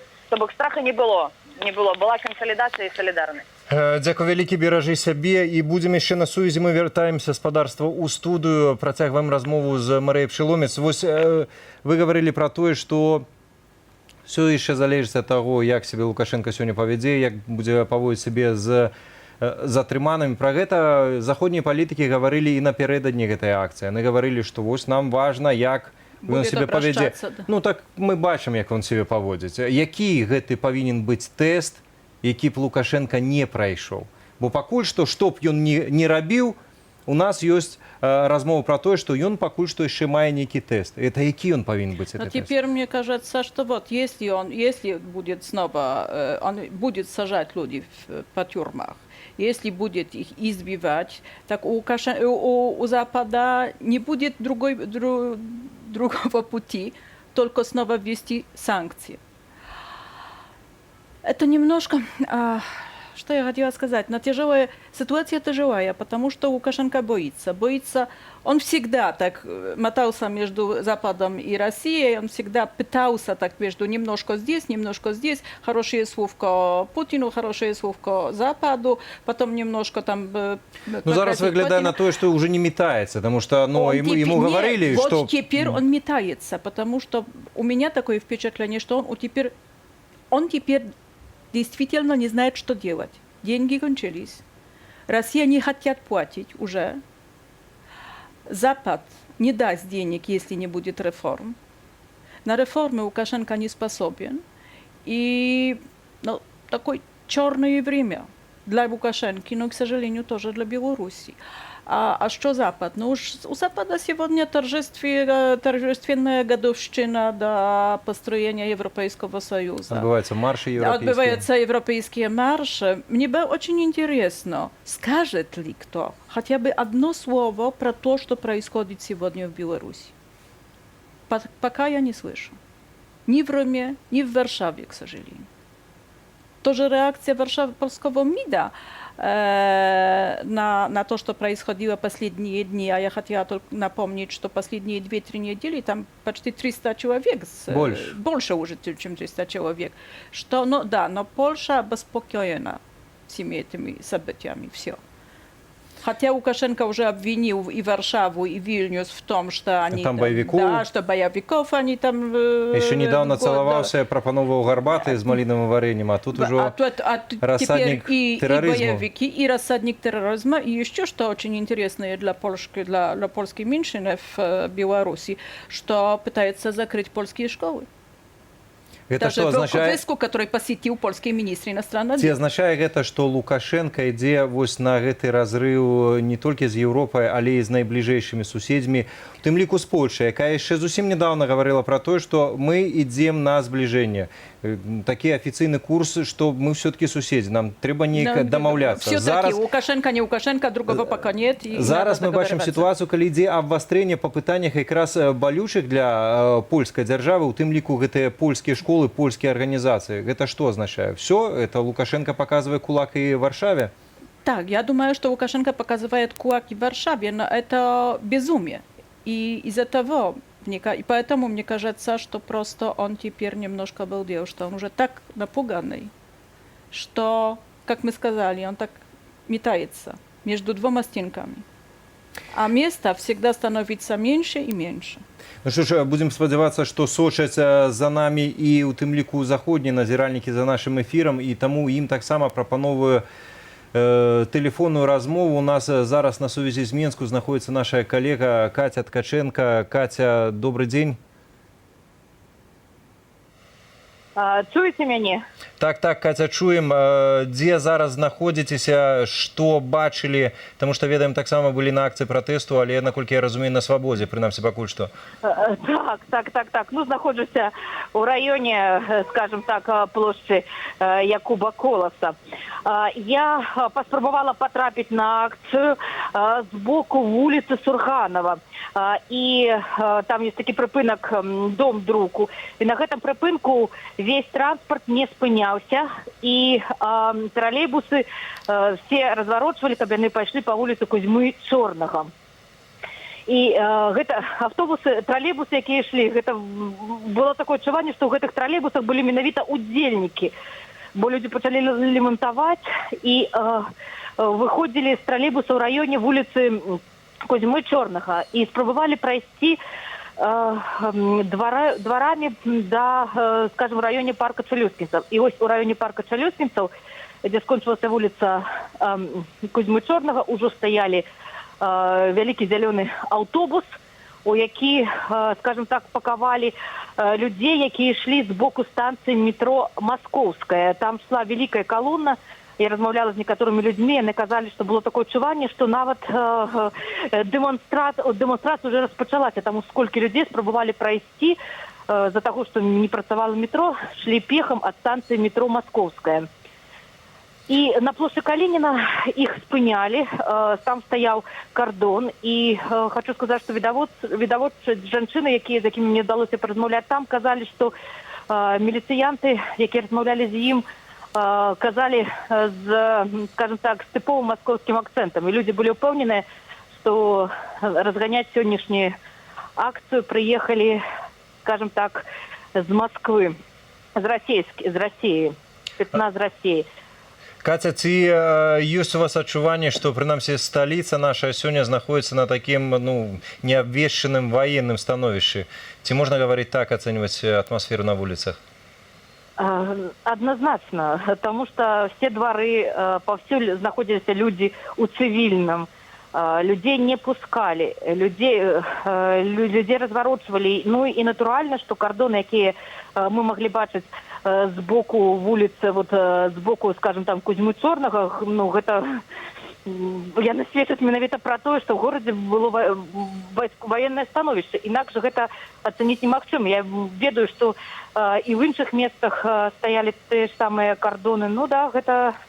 Катя, вы таксама сталі сведкаю таго, як затрымлівалі людзей. Ці была там нейкая адметнасць, паляванне на, скажем, журналістаў, альбо людзей з нацыянальнай сімволікай, альбо гэта быў такі брутальны агульны хапун?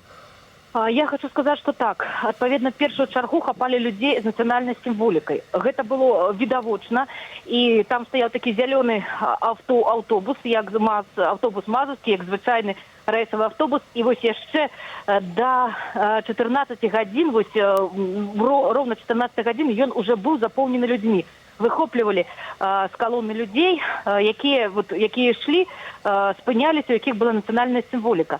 И потом люди в основном спынились для помника Калинину, вот, и чакали, бо далей было пройти немагчыма. Они просто стояли и чакали. И вот уже менавіта там і адбыўся агульны хапун. Забрали усіх, хто там знаходзіўся.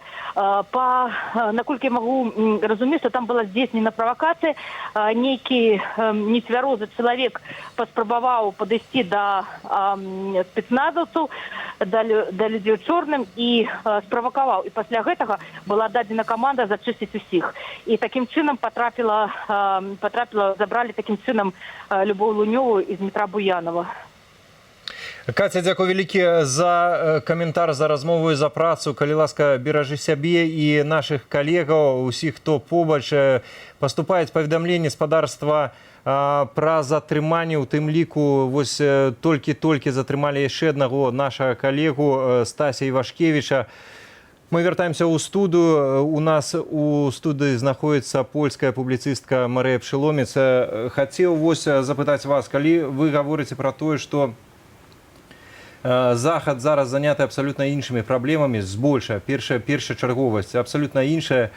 то ці яшчэ мае нейкі сэнс вось гэты лозунг, які ўвесь час гучаў, все гэтыя гады гучаў на акцыях пратэсту ў Беларусі, Беларусь у Европу.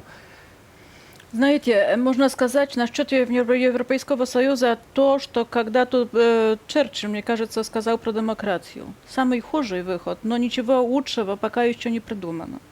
Значит, или Европа, или Россия Владимира Владимировича Путина. Значит, это не выход.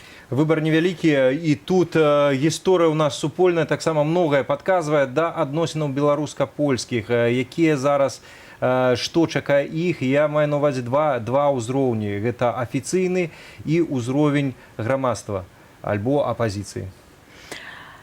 Знаете, я надеюсь, что официальное отношение к Лукашенко теперь будет меняться, потому что можно сказать, что он просто обидел польские власти.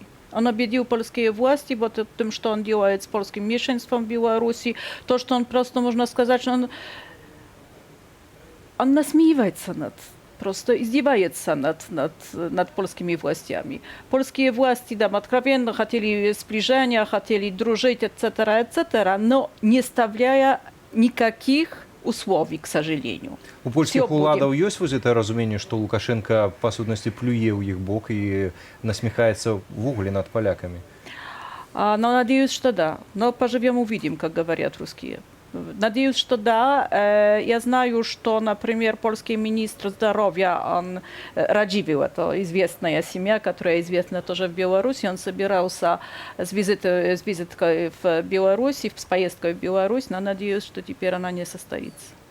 Зразумела, што наконт грамадскасці, чаго чакаць, ці гэта будзе нейкі новы дыялог, альбо вось гэты тренд, што неяк вы стараецеся самі па сабе, альбо все-таки гэты лозунг за нашу вашу свободу, он Знаете, мне кажется, это такой лозунг, это тоже то, что мы говорим уже несколько лет, и белорусы, и поляки, это строение гражданского общества. Я знаю, что это очень длинный процесс, это может быть скучный процесс, это может быть, кажется, непобедимый пока, но он дает свои результаты через 5, 10, 15, пусть будет 20 лет. И то, я извиняюсь, что я говорю про Бельсат теперь, но я думаю, что Бельсат тоже играет огромную роль в этом процессе. Ну, за это не трэба выбачацца, за гэта дзякую вялікі вам. Між тым, хацелася яшчэ запытаць пра стасункі якраз з беларускай апазіцыяй. Напярэдадні адбылася сустрэча ў польскім сойме. Зараз многія эксперты ў Беларусі гавораць пра тое, што з'яўляюцца альбо неўзабаве з'явяцца новыя лідары, новыя такія народныя лідары. Ці закрануць гэтыя змены вось і тут якраз стасункі, альбо найперш будзе размова з такімі вядомымі знаёмымі тварамі, асобамі? Знаете, беда белорусской оппозиции такая, что она очень слабая и что там нет харизматического лидера. А с кем тогда размовлять? С гражданским обществом. Это с кем? Например, с людьми, про которые вы говорили, с людьми, которые имеют... Ну, они появляются иногда. Надеюсь, что они появятся тоже в Беларуси. Но надеюсь. Точно я не могу вам привести никакой персоны, я боюсь, что вы тоже не можете. Ну, на вялікі жаль, не можем, але затое зараз можем вернуться ў Менск, подказывать мне, что прорвали все-таки эту блокаду господарства. Бачым кадры, відэакадры ад Алеся Залеўска. Алесь, ці ты зараз з намі на сувязі, ці чуеш нас?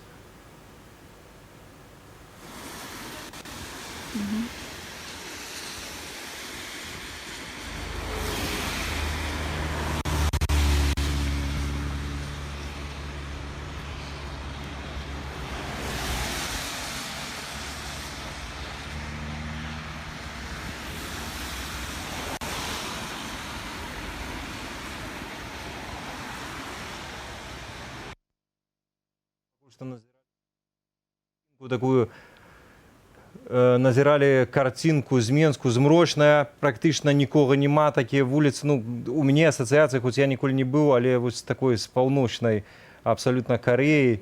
Ну, никогда не была в Полночной Корее, климат немножко другая. Аднак вось ці у вас нейкія асацыяцыі зараз сённяшняя акцыя выклікае ўжо з такімі таксама рэжымамі, альбо все-таки это еще такая достаточно тепловатая краина? Ну, я помню, очень хорошо помню все это события в 2010 году, потому что тогда я была в Минске и видела это собственными глазами. А что касается еще этих лидеров, я боюсь, что есть две достаточно мощные силы, которые вредят этому. Это сам Александр Лукашенко, и вторая такая сила – это Москва, которая не на руку независимая, суверенная и проевропейская Беларусь, которая тоже делает все, чтобы она такой не стала. На якую дапамогу нам разлічваць? Калі вы говорили про тое, што і наши папярэднія госці говорили, што хіба што найбольш такі ўплывовы інструмент на Лукашенко гэта санкцыі, але ведаем адначасова бюракратычнасць аб'яднанай Еўропы.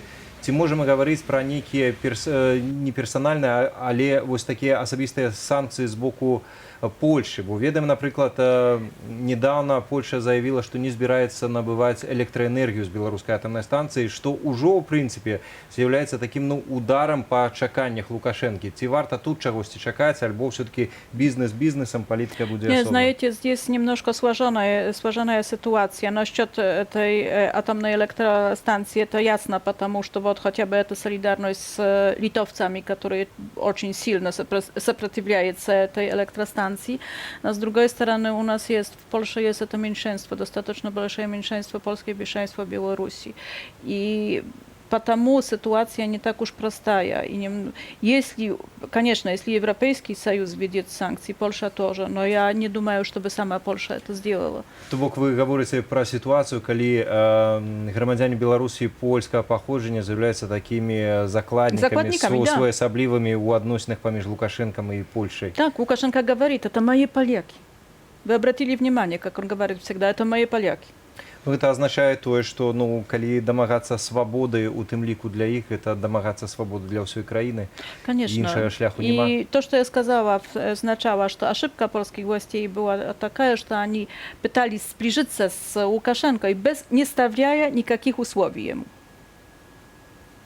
Это была огромная ошибка, но теперь, может быть, уже поздно. У кожным выпадку ніколі не поздно працаваць над памылкамі. Дзякуй вялікі вам за размову. Марыя Пшыломец, польская публіцыстка, была з намі ў студыі. А спадарства, для вас на гэты момант я завершаю працу. Працаваў Валер Руселік, але з'яўляецца ўжо зараз мой калега Сергей Пацасоны. Сергей, табе прывітанне. І ведаю, што ты ў гэты час таксама адсочваў сітуацыю, якая адбываецца ў Беларусі. Магчыма, ад цябе нейкія звесткі на гэты момант актуальныя? Прывітанне, Валер, прывітанне спадарству, усіх з днём волі, але, на жаль, апошняя інфармацыя такая: у Менску сотні асобаў затрыманыя. У адным з раусаў знаходзіцца, вядома на дадзены момант, пра 70 затрыманых, таксама дзясяткі затрыманых журналістаў, а праваабарончы цэнтр «Вясна» цалкам застаў разбіты, і там было затрыманыя былі праваабаронцы. Пры гэтым размова ідзе пра 57, увага, праваабаронцаў з самых розных краінаў свету. Гэта і Францыя, гэта і Расія. Прынамсі, вось такія звесткі даходзяць на гэтую хвіліну да нас з Беларусі. Хачу таксама падкрэсліць, што інтэрнэт-сувязь ва ўсёй сталіцы якийсь час не працавала, не было злучэння увогуле у горадзе, і пагэтаму усе журналісты мелі праблему з камунікацыяй, і таксама з тэлефонамі ўзнікалі таксама праблемы. І гэтым можна патлумачыць для нашых гледачоў тыя перабоі, якія ў нас ад часу да часу ўзнікаюць, але працягваем працу. Працягваем, спадарства. Дзякую за тое, што застаецеся з намі. Заставайцеся на Белсаце.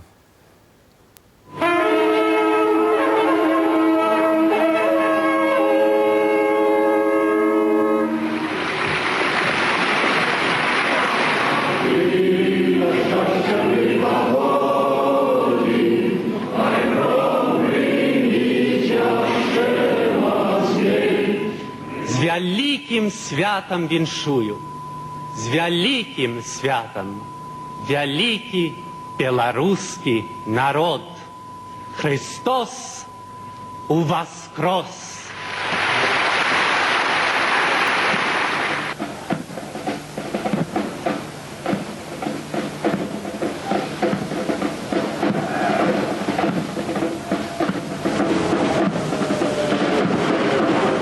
Студыя Белсат працягвае сваю працу ў жывым эфіры на Дзень волі. Ужо 3-я гадзіна жывога эфіру. Працягваем сачыць за ўсім тым, што адбываецца ў сталіцы, а таксама ў іншых гарадах Беларусі. Гэта 99-е ўгодкі Беларуская Народная Рэспублікі. І вось з'явілася інтэрнэт-злучэнне з Менску, і можна таксама спадарства назіраць карцінку, якая ёсць у нас са сталіцы, і тое самае апошняе, што узнікае. Чую за кадрам голас нашага калегі Алеся Залеўскага.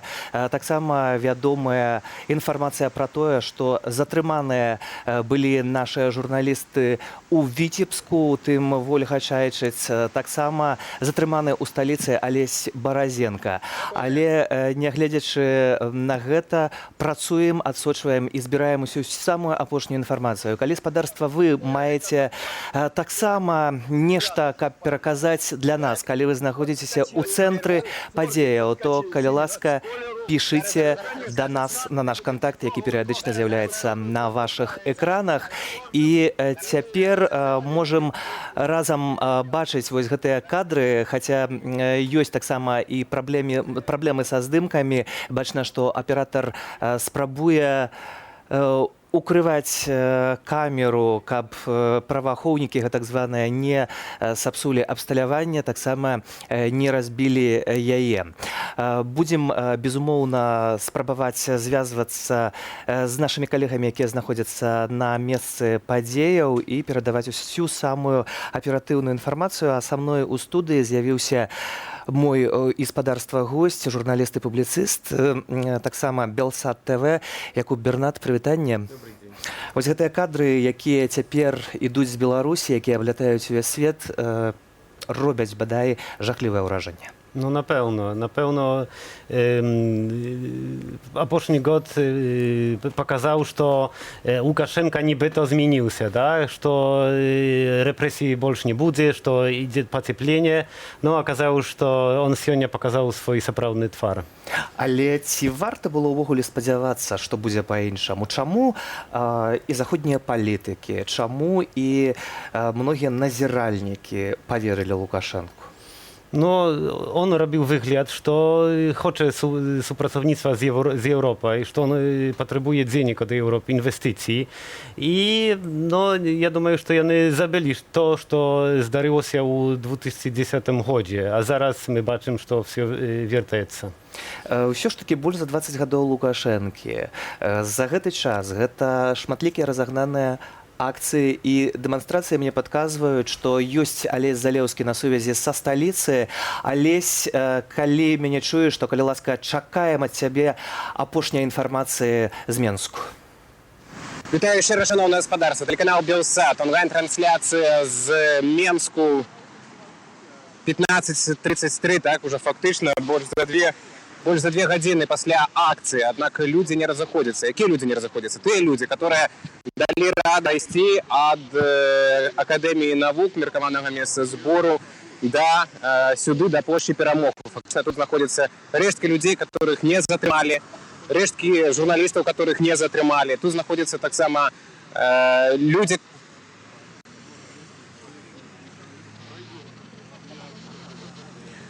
Алесь Баразенка, так мне кажется, передає картинку з ізолятора, який знаходиться. Передаю Олесю слово. Значит, слово, картинку.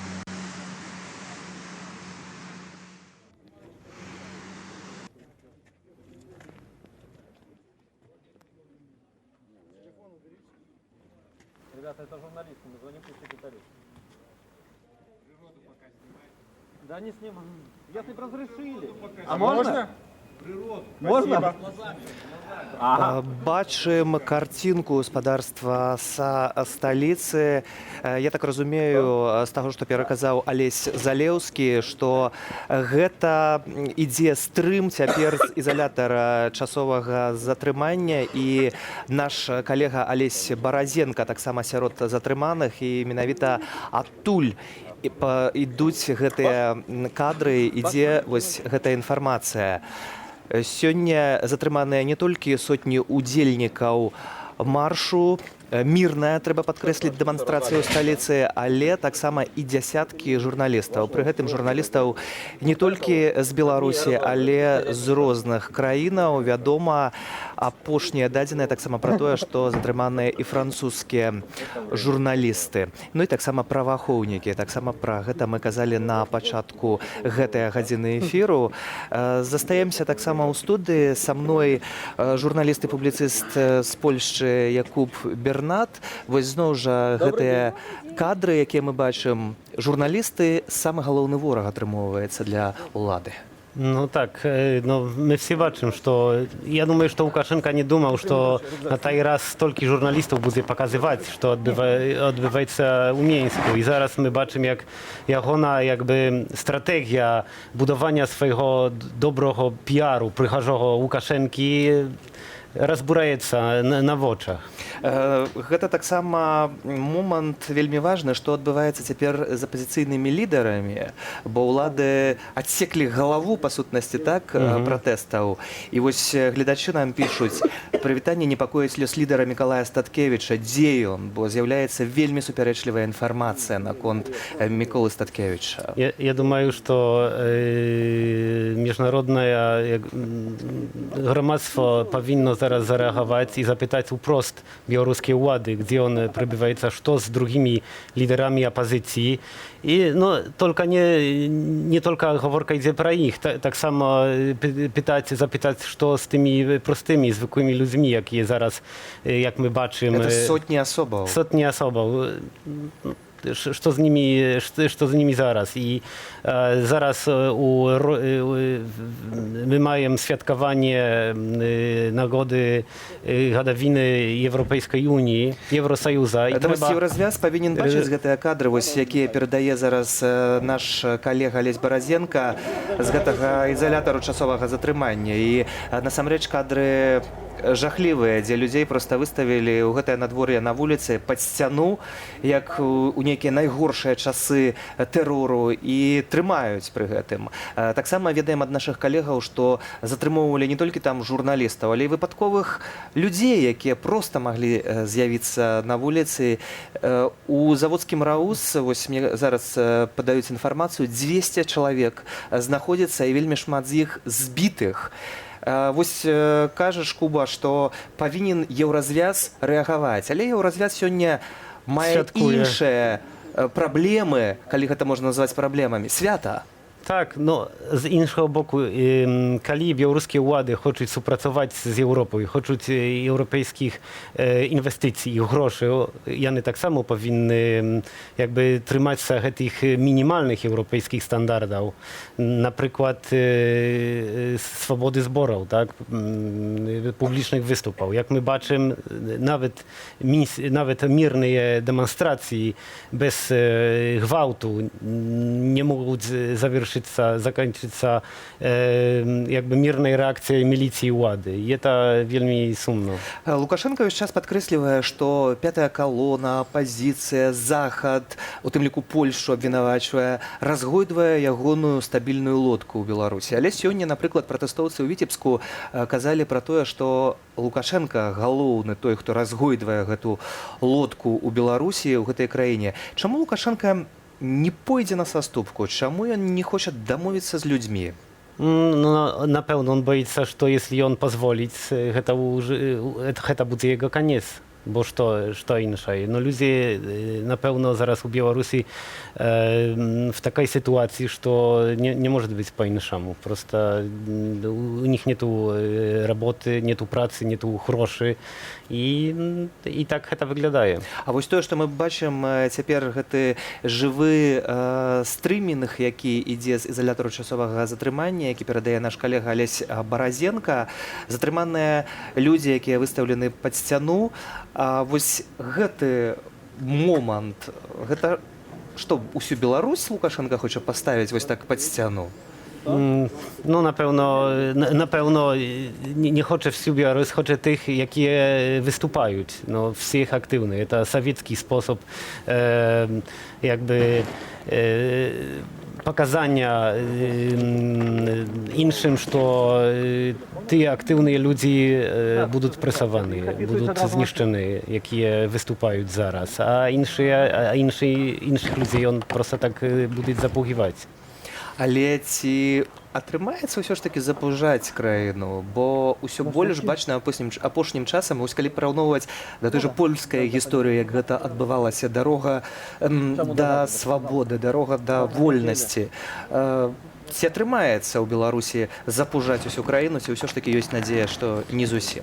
Ну, я думаю, что Лукашенко различивает на то, что он здесь знайде гроши, как дать людям эти $500, как он каже, зарплаты. Но я в такой ситуации, когда мы зараз бачим, я не думаю, что якби западные лидеры и западные фирмы, например, прийдуть у Беларуси и будут створять працовные места. И это якби для него головная проблема зараз, что его пиар завалился, разбурился. Піар заваліўся, але і пры гэтым Лукашенко атакуе захад таксама вельмі моцна. Вось смс-паведамленне ад гледача заснялі на тэлефон, як міліцыя расстрэльвала коктейли Молотова і зброю на плакаце, якобы кто-то готовил Майдан. І зноў жа, вось гэтая правакацыя, мне падказваюць, што ёсць Тацяна Уласенко, наша калега, на тэлефоннай сувязі з месца падзеяў. Вітаю, Тацяна, якія апошнія падрабязнасці? Тацяна, ці чуеш мяне? Так, чую. То, калі ласка, чакаем на апошнія падрабязнасці. Сёння было вельмі цяжка патрапіць на Акадэмію навук. Я асабіста выходзіла за гадзіну і гадзіну кругляла па суседніх вуліцах, таму што проста разбівалі людзей на купачкі маленькія. Все было перакрыто. Вот. Все ж таки мне удалося потрапіць на Акадэмію навук. Бачила працу журналістаў, калегаў, не толькі белсатаўцы з іншых СМІ, якіх таксама блокавалі, забіралі. Вось. Колона двигалася все ж таки з людьми, рушила на Якуба Колоса. Там таксама пачалі жорстка разбіваць купкі людзей. Перакрылі праспект. Вот, все выглядало даволі жорстка, страшно, тым больш, што, дарэчы, людзей было не шмат ужо. І таксама выглядала камічна сітуацыя, таму што людзі у форме, у латах крычалі і намагаліся запакаваць усіх, хто быў у цэнтры. Вот. Мне ўдалося дайти до площі Кастрычніцкай, і я побачила шмат людей каля центрального магазина. Я так разумею, що гэта тыя люди, якія засталіся на волі, і яны просто собраліся ці пагрэцца, ці гарбаты папіць, і вось на прыступках іх пачалі браць. Вось апошні хапун, сведкам якога я стала, гэта хапун каля магазина центральнага. Тацяна... Што зараз з гэтымі людзьмі невядома. На маіх вачах некалькі чалавек просто забралі ў аўтазакі. Што было далей, не ведаю. Але таксама ці вядома нейкая інфармацыя пра нашых калегаў, якіх затрымалі, ці валодаеш ты нейкай інфармацыяй? Бо у наўпроставым эфіры мы бачылі таксама і злучэнне Алеся Баразенкі і таксама Любові Лунёвай, ведаем пра затрыманні ў Гомлі, у Віцебску. Ці маеш нейкія дадзеныя? На жаль, я контактаў не маю з гэтымі журналістамі. Я ведаю, што іх забралі, што яны знаходзяцца ў пастарунку. Вось. А канкрэтна я не ведаю, дзе яны зараз знаходзяцца. Дзякуй за гэтую інфармацыю. Тацяна Уласенко, якая была сведкам тых падзеяў, якія адбываюцца сёння ў сталіцы. Размова ідзе пра жорсткае, брутальнае затрыманне абсалютна мірных людзей і проста людзей, якія былі на вуліцы. Ніхто не разбіраўся, ніхто не пытаў, усіх забіралі, усіх затрымоўвалі. Некаторыя кажуць пры гэтым, пытанне да майго госця ў студыі, Якуб Бернат, журналіст-публіцыст Белсат, што гэта такая агонія ўлады. No, ja думаю, что можно назирать подобенство до tych годов 80-х у Польши, когда так само влада была jakby zagnana u tupik. Nie było groszy, nie było inwestycji. Wszystko jakby stało na miejscu, tak? Ja думаю, что это wielmi podobne, że просто nie ma wychodu. U Rosji tak samo nie ma groszy, kap patrzymać i woli kap patrzymać i ochwoty, kap patrzymać Łukaszenku, że my nazirajemy, na przykład, jeśli глядим na вот эту wojnę gazową, czerwową, z Zachodem, jak my baczymy, Zachód starał się jakby do Łukaszenki podejść i jemu tak samo może ruku подать. Вось адзін з гледачоў піша нам смс-паведамленне: сусветная супольнасць, дапамажыце беларускаму народу пазбавіцца ад чумы 21 стагоддзя. А ці міжнародная супольнасць гатовая дапамагаць? Nie, ja думаю, что зараз, no, jakby międzynarodowa wspólnota zabyła про Białoruś i uzgadowała ją w takim pozytywnym jakby znaczeniu. Wszystkie te mińskie dogowory, domowленности, Łukaszenka był takim mirotwórcą, tak? A zaraz okazało się, że to daleko nie tak. Ja tak rozumiem, że coś jest tak samo w gazecie. Ja mogę сказать, że nawet w Polsce, nawet вот taka żółta presa zaczęła pisać про Białoruś i proszę, zrobili materiał про żurnalistów Bielsatu, jakich zatrzymywali po всей Białorusi некалькі дзён таму назад. Пры гэтым загаловак гэтага выдання кажа пра тое, што Лукашенко пачуваецца бяскарна. Але вось наша журналістка, якую затрымалі сёння, і мне падказваюць, што выпусцілі, Любоў Лунёва з намі на сувязі з Менску. Люба, вітаю, і якія ад цябе апошнія падрабязнасці? Люба, ці ёсць сувязь, ці ты мяне чуеш? Я вельмі добра вас чую. І чуеце вы мяне? Так, Люба, чуем і чакаем на апошнія падрабязнасці. Што адбывалася, як праходзіла затрыманне і што было ў пастарунку? Так атрымалася, што людзі, які сабраліся каля помніку Калініна, проста пачалі скандаваць у бок мапаўцаў, што ганьба, як заўсёды, пачалі пляскаць у далоні, как бы, ну, такім чынам выказваючы салідарнасць паміж сабой, і некаторыя нават крычалі, што давайте далучайцеся да нас, што ж вы робіце, мы ж адзіны народ, і гэтак далей. І вось раптам з'явіўся ў натоўпе, прыбег некі чалавек на падпітку. Ён раптам пабег у бок амапаўцаў. Толькі ён да іх дабег. Яны спрабавалі яго затрымаць, ён вырваўся, уцёк зноў у натоўп.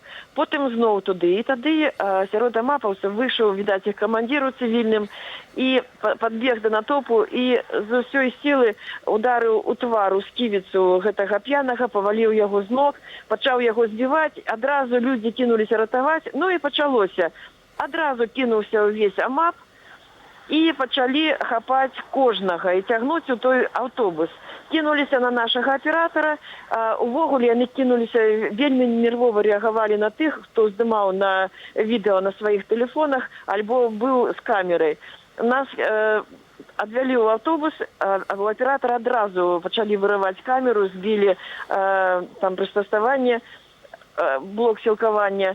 И я попросила, что хотя бы камеру покладите куда-нибудь там на кресло, как бы она не побилась. И у гэты момент милициянты сказали, как бы все люди находились в другой части автобуса. Гэтага пьяного яны поклали на подлогу. И вось колькі гэта ўсё адбывалася, столькі колькі гэта ўсё адбывалася, вот колькі мы ехалі, а ехалі мы у Заводскі раён, яны збівалі час ад часу гэтага чалавека нагамі, калі ён лежаў тварам на падлозе. Вось такая сітуацыя. А потым мы прыехалі у, як высветлілася, Раус Заводскага району, і тут увогуле мы ўбачылі, што шмат людзей стаяць на так званай расцяжцы, некалькі шэрагаў. Я б сказала, што іх было, прынамсі 7-8 шэрагаў. Прычым гэта такая адлегласць, метраў 20. І вось яны вельмі брутальна абыходзіліся журналістамі, нават калі журналісты казалі, што мы журналісты, а яны казалі, нам гэта абсалютна ўсё роўна. Прымусілі і жанчын, і мужчын, і журналістак, і аператараў, і проста людзей, там былі людзі сталага веку, стаяць на гэтай расцяжцы і нават загадвалі, не паварочвайцеся. То есть нават нельга было павярнуцца тварам там да ўваходу. Вось я бачыла, як брутальна быў збіты Валер Шчукін. Ён паказаў, яго была вельмі скалечаная рука, правая кість. Ён яшчэ там у носе, дзе людзей ставілі на гэту расцяжку, яго таксама некалькі разоў ударылі. Абсолютно незразумела навошта, тому што ён мае праблемы са здароўем. Ён стаяў каля аплоту, а аднаму міліцыянту не спадабалася, што ён так стаіць, ён яго папросту збіў з ног. І чалавек, якому літаральна дзень таму исполнілася 75 гадоў, ляжаў з такім выглядзе, лежаў на асфальце. Жахлівыя рэчы, Люба, распавядаеш таксама. Будзем яшчэ звязвацца і абавязкова працягнем размову. Мне падказваюць калегі, што ёсць на відэасувязі з Менску наш калега Алесь Залеўскі, і звязваемся з ім і таксама пытаем пра тое, што адбываецца ў сталіцы.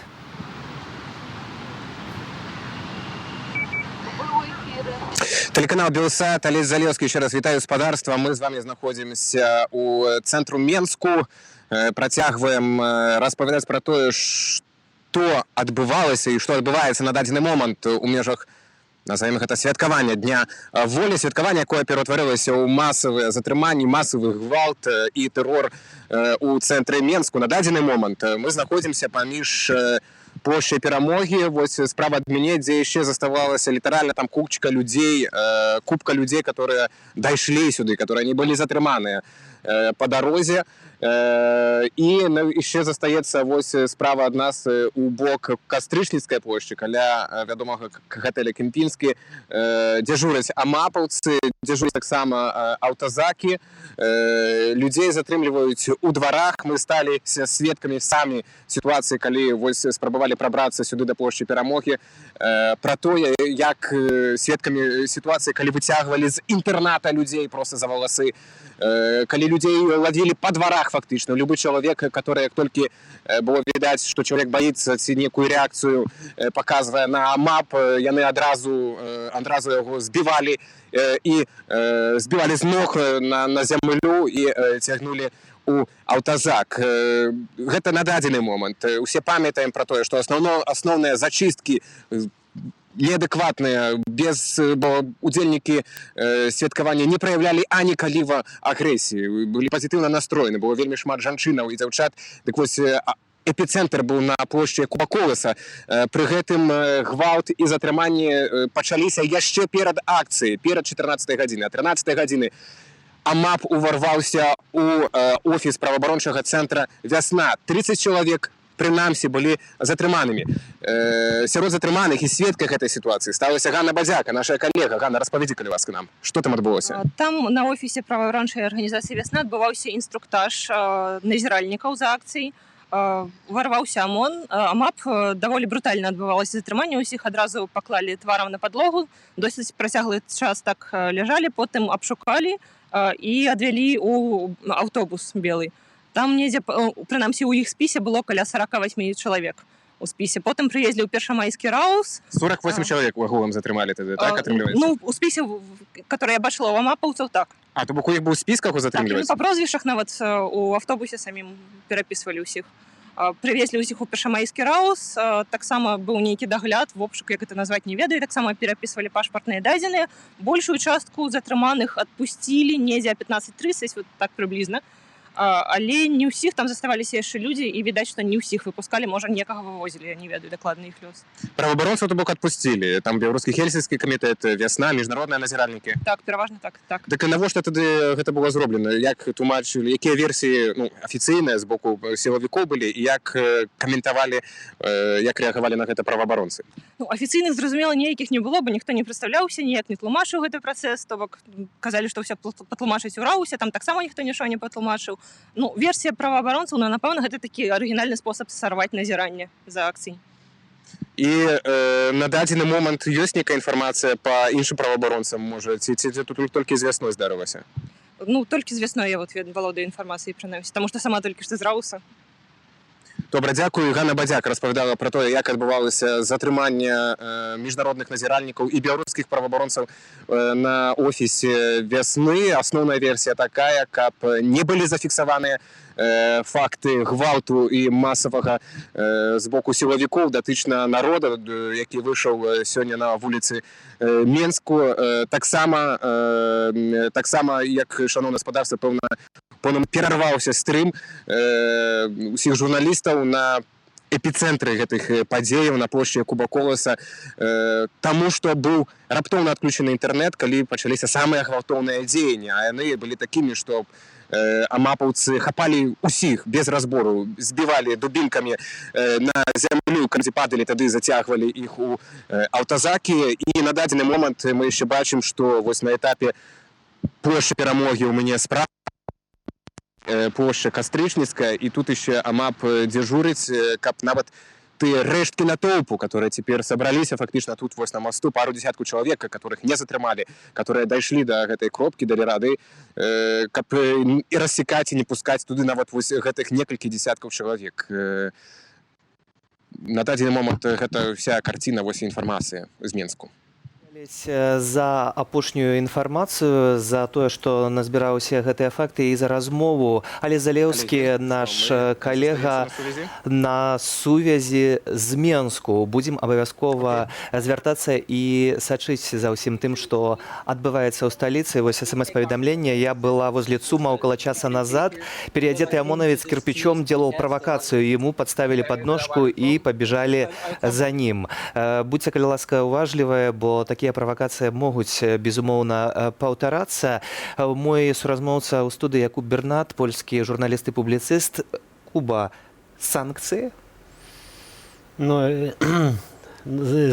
Заход павінен штосьці зрабіць з гэтым. І я думаю, што заўтра і Заход, і беларуская ўлада таксама прабудзіцца з вялікім пахмеллем, так скажу, бо один бок якби забыў пра сапраўдны твар Лукашэнкі, а з іншага боку Лукашенка то таксама можа быць побачыць, што яго палітыка пацеплення яна не спрацавала. Не спрацавала гэтая мадэль. Цікава, ці гэтым разам спрацуе і ці ўсё ж такі Захад пачне слухаць тое, што кажуць і медыі незалежныя, тое, што кажуць і дэмакратычная супольнасць.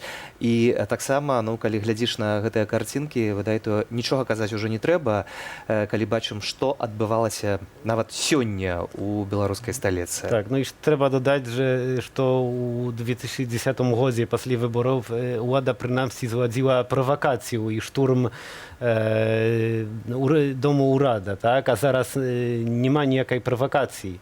Нічога няма. Няма ні баявікоў, на вуліцах Мінска няма, ніхто не б'е шкла. Нічога няма. Няма, але ёсць правакацыя супраць уласных грамадзянаў. Дзякую за гэтую размову. Куба Бернат, журналіст і публіцыст, Польшча, з намі у студыі. Зазіраем гаспадарства таксама на нашу інтэрнэт-старонку, якая не мела магчымасці працаваць у Беларусі якийсь час, пагэтаму таксама заклікаем глядзець нас і праз спадарожнік, безумоўна, перадусім, бо глушаць інтэрнэт, як толькі гэта магчыма службы, але на нашай інтэрнэт-старонцы для тых, хто мае доступ, можна паглядзець не толькі тое, што адбывалася і адбываецца ў сталіцы, але і ў іншых гарадах, бо сёння пратэсты там таксама былі. Вось, напрыклад, Гомель. дзень волі і пратэст ненармаедаў у Гомлі. І як там усё гэта праходзіла, людзі сабраліся на плошчы паўстання, і пры гэтым таксама улады зарганізавалі такі імправізаваны кірмаш, каб перашкодзіць людзям. Потым таксама спрабавалі раздзяліць людзей, ізалявалі журналістаў. І маем відэо з Гомля, мне кажуць, давайце разам паглядзім. Што Алесь Бяляцкі таксама знаходзіцца ў офісе, так? Мне невядома, мне гэта не сказалі. Невядома. Олег Гулак тут, так? Олег Гулак уже вот тут затрыманы. Мы некалькі разоў прасілі патлумачыць, што тут адбываецца, паказвалі свае пасведчанні. Ірына Смяян-Семянюк, Аня Бадзяка, Сярджук Семянюк, верагодна, можа быць, і на Сталойка нават. Выводзіць яшчэ одну дзяўчыну. Як вас завуць? Кажу, что это российские коллеги, громадяне России. Выходит. Як бачим, ніхто з правоабаронцаў не оказывае супротив милиции. Просим звернуть на гэта увагу. Калі ласка, назовите свое имя.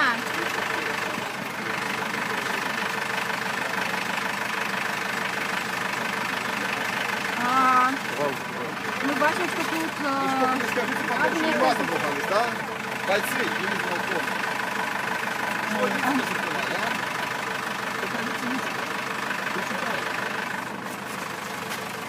Вы же представители власти.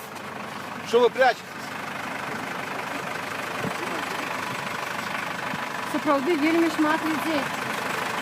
Нам кажуць, што тут таксама тут больш, чым 2 грамадзяніна России. Спадзяёмся, што амбасада нейкім чынам адрэагуе на гэта. Мы знаходзімся ў двары на праспекце Незалежнасці 78А. Это так званы стары офіс вясны.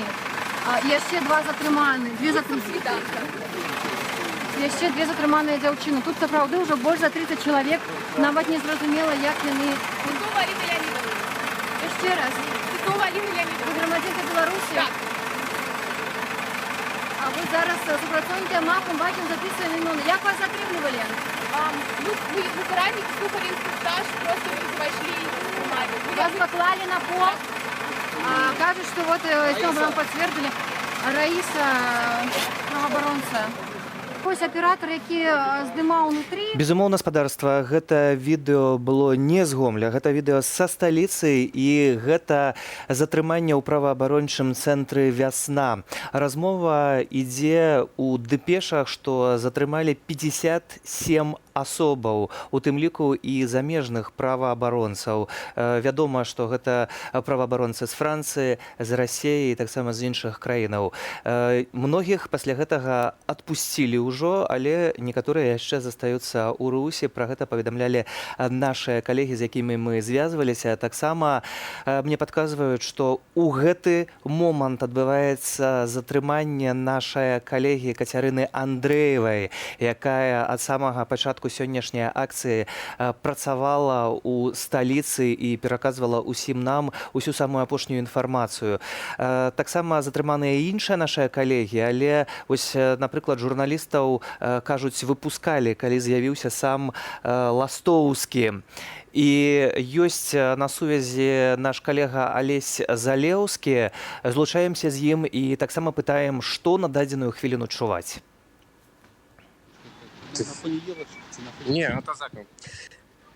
Телеканал «Белсат», мы з вами ўсцяж у цэнтры Менску, ўсцяж, дякую Богу, не затрыманыя. Ну і як толькі што мы пабачылі, што на этапе вось ракі Свіскач паміж плошчай Перамогі і Кастрычніцкай плошчай амапаўцы атрымалі загад адысці далей, туды вышэй, схавацца в аўтазака. Это значыць, што акцыю можна лічыць завершанай дня волі, таму што менавіта тут, на гэтым мосце, яшчэ заставаліся тыя рэшткі людзей, которые далі рады хаця бы вось прайсці сюды ад Акадэміі навук да плошчы Куба Коласа, ад Акадэміі навук, якая была татальна заблокавана, а у выніку і зачышчана сілавікамі. Людзі прадзіраліся дварамі, гэта не дапамагала, іх арыштоўвалі, затрымоўвалі і збівалі ў дварах, дзесяткі людзей.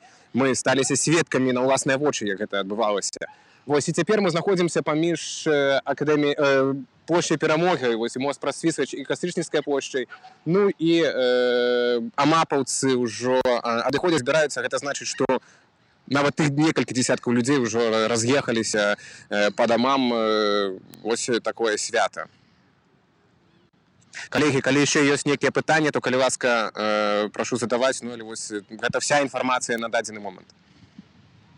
Свята атрымоўваецца надта сумнае, дзень няволі, як многія пішуць у каментарах. Дзякую, Алесь, за гэтую інфармацыю. Будзем яшчэ звязвацца. Алесь Залеўскі, які знаходзіцца ў цэнтры сталіцы і збірае для нас апошнюю інфармацыю. Дзякую, што вы застаецеся з намі. І вось вы пішаце, з аднаго боку ёсць смс-паведамленне. Дзякую за асвятленне гэтых падзей і жыве Беларусь, а з іншага боку яшчэ адно смс-паведамленне. Што вы зводзіце людзей з дарогі, што вы ім абяцаеце, нішчыту, колькі вам заплацілі, што вы расказваеце, казкі, што вы падманьваеце народ. І вось, напэўна, гэта варта абмеркаваць з маім госцем, які ўжо з'явіўся ў студыі. Алексей Дикавицкий, Белсат ТВ, вітаю. Добрый вечер. Алексей, ці мы зводзім людзей з ума і з дарогі? Не, это абсолютно неправильный подход. Справа в том, что мы не з'являемся крыніцай падзей. Мы у Белсаце, и не только в Белсаце, а в іншых сродках массовой информации, мы з'являемся незалежнымі журналістамі, которые асвятляюць гэтыя падзеі. Таму казаць, што мы кагосьці да нечага правакуем, ці там зводзім, ці заклікаем, ці кіруем, гэта абсолютно неправильно, тому што мы просто асвятляем тое, што ёсць. А тое, што сёння у беларускія ўлады павялі сябе такім чынам, што просто у іх нервны зрыў нейкі быў, што яны вырашылі гэтую нават невялікую колькасць людзей, которая была ў Менску, пачаць разбіваць, біць, затрымліваць і кідаць у турмы, у варанкі. Гэта як бы пытанне не да нас, мы толькі гэта асвятляем. Таксама мы асвятляем і падзеі ў іншых гарадах. І вось ёсць відэо з Віцебску, з затрымання нашай калегі Вольгі Чайчыц. Давайце разам паглядзім, як гэта адбывалася. Будьте добры, пройдите в машину. А на каком основании? Присядьте, пожалуйста. На каком основании? Так, а это в добровольном порядке или как? Да. Так это в добровольном? Да, пожалуйста. Присядьте, пожалуйста. Ну, такой не лукайте. Я с той стороны? С этой стороны.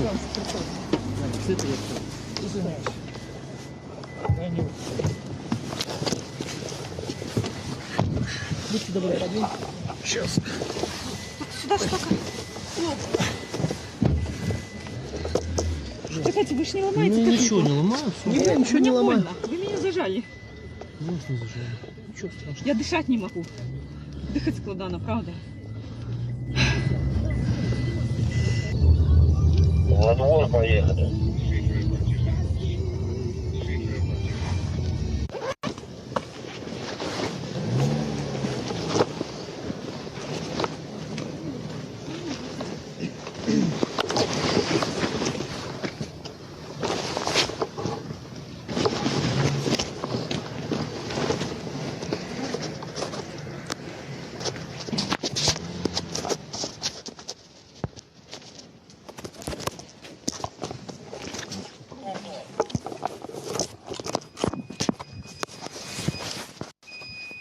Кадры з Віцебска, так, затрымоўвалі спадарства нашу калегу Вольгу Чайчыц, якая асвятляла падзеі з гэтага абласнога цэнтра сёння. Акцыя праходзіла абсалютна мірна, сабрала сотні чалавек. Вольга распавядала пра ўсё тое, што адбываецца, але атрымоўваецца, што журналіст хіба ў Беларусі як чалавек, які працуе як на вайне.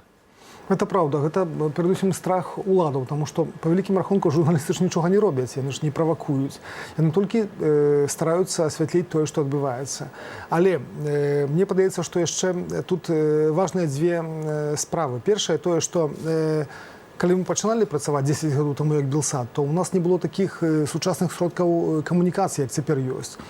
І калі мы перадаем это ўсё, допустим, онлайн, у жывым эфіры, то у пэўным моманце пачынаюць палохацца нават тыя, хто это робіць. Таму што яны бачаць, што раней мы затрымалі, асудзілі, людзі пасядзелі, там ці забралі тэхніку, выпусцілі іх і так далей.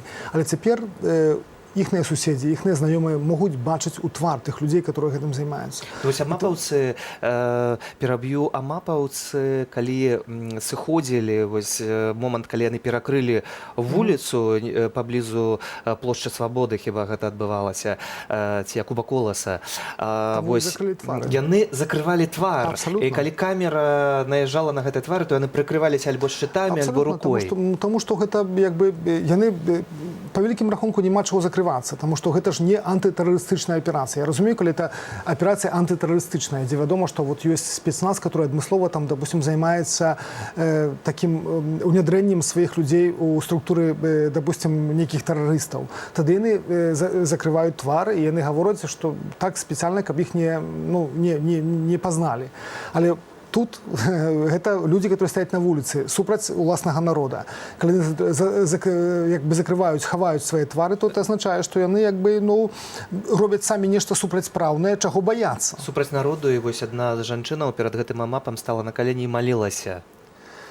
Ну, ведаеце, справа ў тым, што мне падаецца, што тут яшчэ вельмі важная такая сітуацыя, што мы вот некаторы час таму, можа не мы, але нашы замежныя калегі казалі пра тое, што вот ёсць ацяпленне, ёсць пэўныя магчымасці лібералізацыі рэжыму Лукашэнкі, але мы, быць можа не мы, але яны не разумелі таго, што лібералізацыя рэжыму вельмі складаная, таму што калі рэжым усёй сваёй існасцю праз 20, больш чым 20 гадоў існуе і накіраваны толькі на тое, щоб біць, арыштоўваць, садзіць тых, хто супраць, іншага нічога не ўмее. Так. І тут яму раптам, нават калі б далі загад, сказаць, ведаеце, будьце больш лагодныя. А што гэта азначае для гэтых людзей? Асабліва ў рэгіёнах. Калі ў Менску, быць можа, людзі, которые прызвычайныя да працы з апазіцыяй, з інтэлектуаламі і так далей, то яшчэ неяк маглі гэта, але ў рэгіёнах што? Што ім рабіць? Яны проста іначай іх свядомасць, яны не могуць іначай на гэта рэагаваць. З намі на сувязі ёсць наша калега, якую спрабавалі затрымаць, Кацярына Андрэева. Выходзім у эфір. Вітаю, Кацярына, і калі ласка, што адбывалася, што гэта было? Ці гэта была спроба затрымання? Як гэта выглядала? Вітаю вас, мои варшаўскія калегі. Сапраўды, гэта выглядала не як спроба, гэта выглядала як затрыманне. Я з маёй калегай Вольгай Давыдавай, а таксама з яшчэ адным журналістам, за сваім мужам Ігорем Ільяшом, прайшлі за Палац Рэспублікі, каб даць карцінку, каб паказаць больш-менш выяву, што там сканцэнтраваная тэхніка, і ўсё. Ніякага забароны на падыходзе да Палаца Рэспублікі не было. То бок нас спакойна прапусцілі звычайныя міліцыянты. Але калі мы падышлі на пляцоўку за палацам, на нас проста накінуліся 4 узброеных амапаўцаў з дубінкамі, з накаленніках у поўнай амуніцыі. Я сказала, што я журналістка, і я атрымала ў руках мікрафон Белсата, і таксама адразу паказала сваё пасведчанне журналіста. Яны сказалі, гэта несапраўднае, выкруцілі мне руку, выдралі з рук пасведчанне журналіста. І калі муж паспрабаваў заступіцца за мяне, яны павалілі яго на зямлю.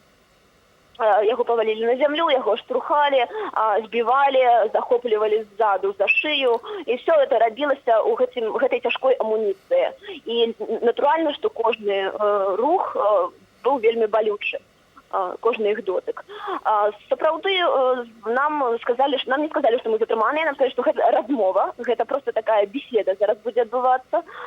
Ніхто не паказаў сваіх пасведчанняў, у часткі з іх закрытыя твары, у масках яны былі. Пасведчанне проста маё парвалі. Я сказала, што я нікуды не пайду, бо калі я не затрыманая, я не бачу падставы падпарадкоўвацца людзям у масках. І мяне пасля гэтага павалілі на зямлю і пацягнулі, взяли з некалькіх бакоў. Сказалі, што сейчас у меня на 15 суток уедзеш. Вось гэта я цытую словы аднаго з афіцэраў. Верагодна, ён быў афіцэр, бо ён кіраваў усёй гэтай аперацыі. 5 хвілін усё гэта доўжылася прыкладна. Я сказала, што мне трэба ў прыбіральню, і паколькі мой статус затрыманы і ніхто не агучваў, я вырашыла, што я магу спакойна зайсці ў будынак Палацу Рэспублікі і схадзіць у прыбіральню. Я зайшла туды, і мяне проста выцягнулі з калідору, штурхаючы, збіваючы 2-3 супрацоўнікі. Самая, конечно, вялікая страта гэта тое, што накаленнікам мяне ударылі уніз жывата. Гэта балюча, але боль ужо праходзіць. І я думаю, што мы все-таки показали нашим глядачам картинку, як выглядае Дзень волі ў Менску сёння. На жаль, вось такім коштам, Каця, гэтая карцінка, але якім чынам атрымалася, што ўсё ж такі не была затрыманая ты і цяпер можаш з намі размаўляць? Адбыўся нейкі тэлефонны званок, насколькі я зразумела, то далі каманду адпусціць. Уже пасля таго, як мы былі збітыя, як нас павалялі па зямлі, як вадзілі майго мужа, нам сказалі, ідзіце, чтобы я вас больше не видел.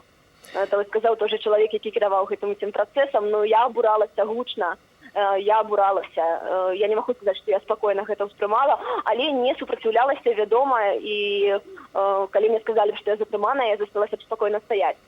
Такі метод, маски, збіццё выклікалі ў мяне абурэнне, я думаю, што гэта натуральна. Вось калі ў дачыненні да журналістаў сабе дазваляюць такое сілавікі, то што можна было назіраць да тых людзей, якія альбо проста праходзілі побач, альбо прыйшлі на Дзень волі? Сапраўды, калі толькі пачыналася ўсё на пляцоўцы ля Акадэміі навук, жанчыну штурхнули. Яна сталага ўзросту жанчына, і проста адзін з супрацоўнікаў АМАПу штурхнуў яе рукой. Пасля чаго жанчына упала на зямлю, ёй было ўжо нармальна за 75 гадоў, прыкладна пад 80 па выглядзе, і я пайшла кроў з носу. Вось гэта першае ўражанне і першая карцінка такая брутальная, якую асабіста я пабачыла сёння. Пасля ўжо былі шчыты, быў кардон, але ўсё гэта не так страшна, як калі на цябе ў падваротні нападаюць людзі ў масках. Дзякую, Каця, за працу. Абавязкова беражыце сябе і будзем сачыць за ўсім тым, што будзе яшчэ адбывацца ў сталіцы. Што датычыць жанчыны, якую амапаўцы павалілі на зямлю, то гэта інвалід-пенсіянерка. Яна з'яўлялася таксама на стрымах сёння і наракала на тое, што мае пенсію ўсяго 260 рублёў. Паспрабавала дастаць плакат, і больш за 10 амапаўцаў вось на гэтую жанчыну інвалід накінуліся і спрабавалі цягнуць яе ў аўтазак, але ўсё ж такі нешта адбылося, і жанчыну пакінулі ў спакоі, калі гэтак можна ўвогуле сказаць. Вы застаецеся з намі, дзякуеце Белсату за трансляцыю, усіх віншуеце з Днём волі, жыве Беларусь, у сэрцах людзей розных канцоў свету, беражыце сябе. Гэта смс-паведамленне ад вас. Таксама яшчэ адно смс-паведамленне, дзякую вялікае за вашу працу, храні вас Гасподзь. І таксама яшчэ адно смс-паведамленне. Добрае паважанае спадарства. Няўжо народ, вялікі беларускі народ, здасца? І гэта пытанне задам да нашага госця ў студыі, Алексей Дзікавіцкі, Белсат. Алексей, беларускі вялікі народ здасца? Мне цяжка казаць за беларускі народ, але за ўвесь беларускі народ. Але вот зусім недавно я быў у сябе на радзіме ў Пінску. І бачу, наколькі людзі папросту у адчаі. Я давно не быў у Беларусі, а потым паехаў і пабачыў, наколькі народ у адчаі. Сапраўды, людзі не тое. Справа ў тым, што, разумееце, чаму гэта ўсё адбываецца? На мою думку, гэта сярод іншага таму, што беларусаў у нас обозвали дармоедами. То есть людей, которые спрадвеку были працавітыя і старанныя. І калі ў іх не было працы ў Беларусі, калі ў нас не было працы ў Беларусі, то людзі паехалі працаваць у Расію, у Польшчу, у Літву, дзе-кольвічы, у Нямецчыну. І ім і гэтых людзей, которые хотели быць, можа, працаваць, я думаю, што перадусім хотели працаваць у сябе на радзіме, але іх выкінулі, змусілі працаваць за мяжой, таму што у Беларусі за 200-300, вот як казала спадарыня, у нас 200-300-400 рублёў, цяжка за такія грошы выжыць. Людзі паехалі працаваць у іншыя краіны, а ім кажуць цяпер плаціць падаткі, і абазвалі іх дармаедамі. По-мойму, вот гэта вот такой вот менавіта келіх вот гэтай вот такой цярплівасці беларусаў можа просто перахіліла. Таму што нельга наш народ што, але казаць пра наш народ, што это народ дармаедаў, немагчыма. І казаць пра тое, што гэта нейкі ізюм, так, рыдзынкі, якія будуць з булак разумееце, всякая ерунда, там, што тараканы і так далей. Але это абразліва. Глядач піша смс-паведамленне, што ізюм выкалупалі, зараз спрабуюць жраць булкі, але ад булак падавяцца. Абсолютно, потому что мне падаецца, што ўжо ў этой сітуацыі, которая цяпер ёсць, што як бы там не было, то цяперашнія ўлады беларускія просто не ў змозе, не ў стане. Ну што можна было б цяпер зрабіць? Ну вот давайте дакінем кожнаму по 200 рублёў заробку, допустим. Алексей, няма такой магчымасці, няма эканамічнай сітуацыі. Вымушаны перарваць, бо мне кажуць пра тое, што у маскоўскім русе знаходзіцца наш калега Алесь Баразенко, і яго не адпускаюць акурат, бо некаторых журналістаў выпускаюць, Алесь Баразенко застаецца, і таксама вось толькі што мы звязваліся з нашай калегай Кацярынай Андрэевай. Літаральна вось прайшло некалькі хвілінаў. Пасля гэтай размовы Кацю збілі. Кацю ненавідзяць проста. Ахоўнікі Кацю ненавідзяць з часаў воршы, ненавідзяць таму, што гэтыя людзі, которые... І Каця зноў з намі на сувязі. Каця, што адбылося вось за гэтыя хвіліны літаральна? Вітаю, я сапраўды яшчэ дагэтуль знаходжуся на Кастрычніцкай плошчы, бо цяжка хутка з'ехаць. Невялікія траўмы атрымалі мы з мужам. Зараз я не ведаю, ці адпусцілі нашу калегу Вольгу Давыдову, якая таксама была затрыманая гэтымі вось людзьмі ў масках, якія проста накінуліся на нас, калі мы толькі зайшлі за палац Рэспублікі. Гэта быў брутальны напад, яны былі з закрытымі тварамі і проста пачалі збіваць, пры гэтым не называючы нашага статусу. То бок ніхто не аб'явіў, што мы затрыманыя. То бок атрымоўваецца, што не прад'яўляюць таксама ніякіх пасведчанняў і не прадстаўляюцца, я так разумею. Не, гэта людзі ва ўсім чорным, з тварамі закрытымі чорнымі маскамі. Яны не паказвалі ніякіх пасведчанняў. І толькі аднаго, які кіраваў, і мне быў адкрыты твар. Я сказаў мне, што зараз я уеду на 15 сутак. Ну, мабыць, ён хацеў спужаць мяне, але не атрымалася. І муж заступіўся за мяне, бо гэта натуральна. Я думаю, калі б мою жонку збіваюць невядомыя людзі ў масках, это нормально, але я атрымаў таксама сваё. Катя, таксама нам пераказвалі інфармацыю, што цябе збілі літаральна вось пасля нашай размовы мінулая. Ці гэта інфармацыя пацвярджаеш гэтую інфармацыю? Не, збіццё адбывалася толькі адзін раз, калі мы былі вось за палацам.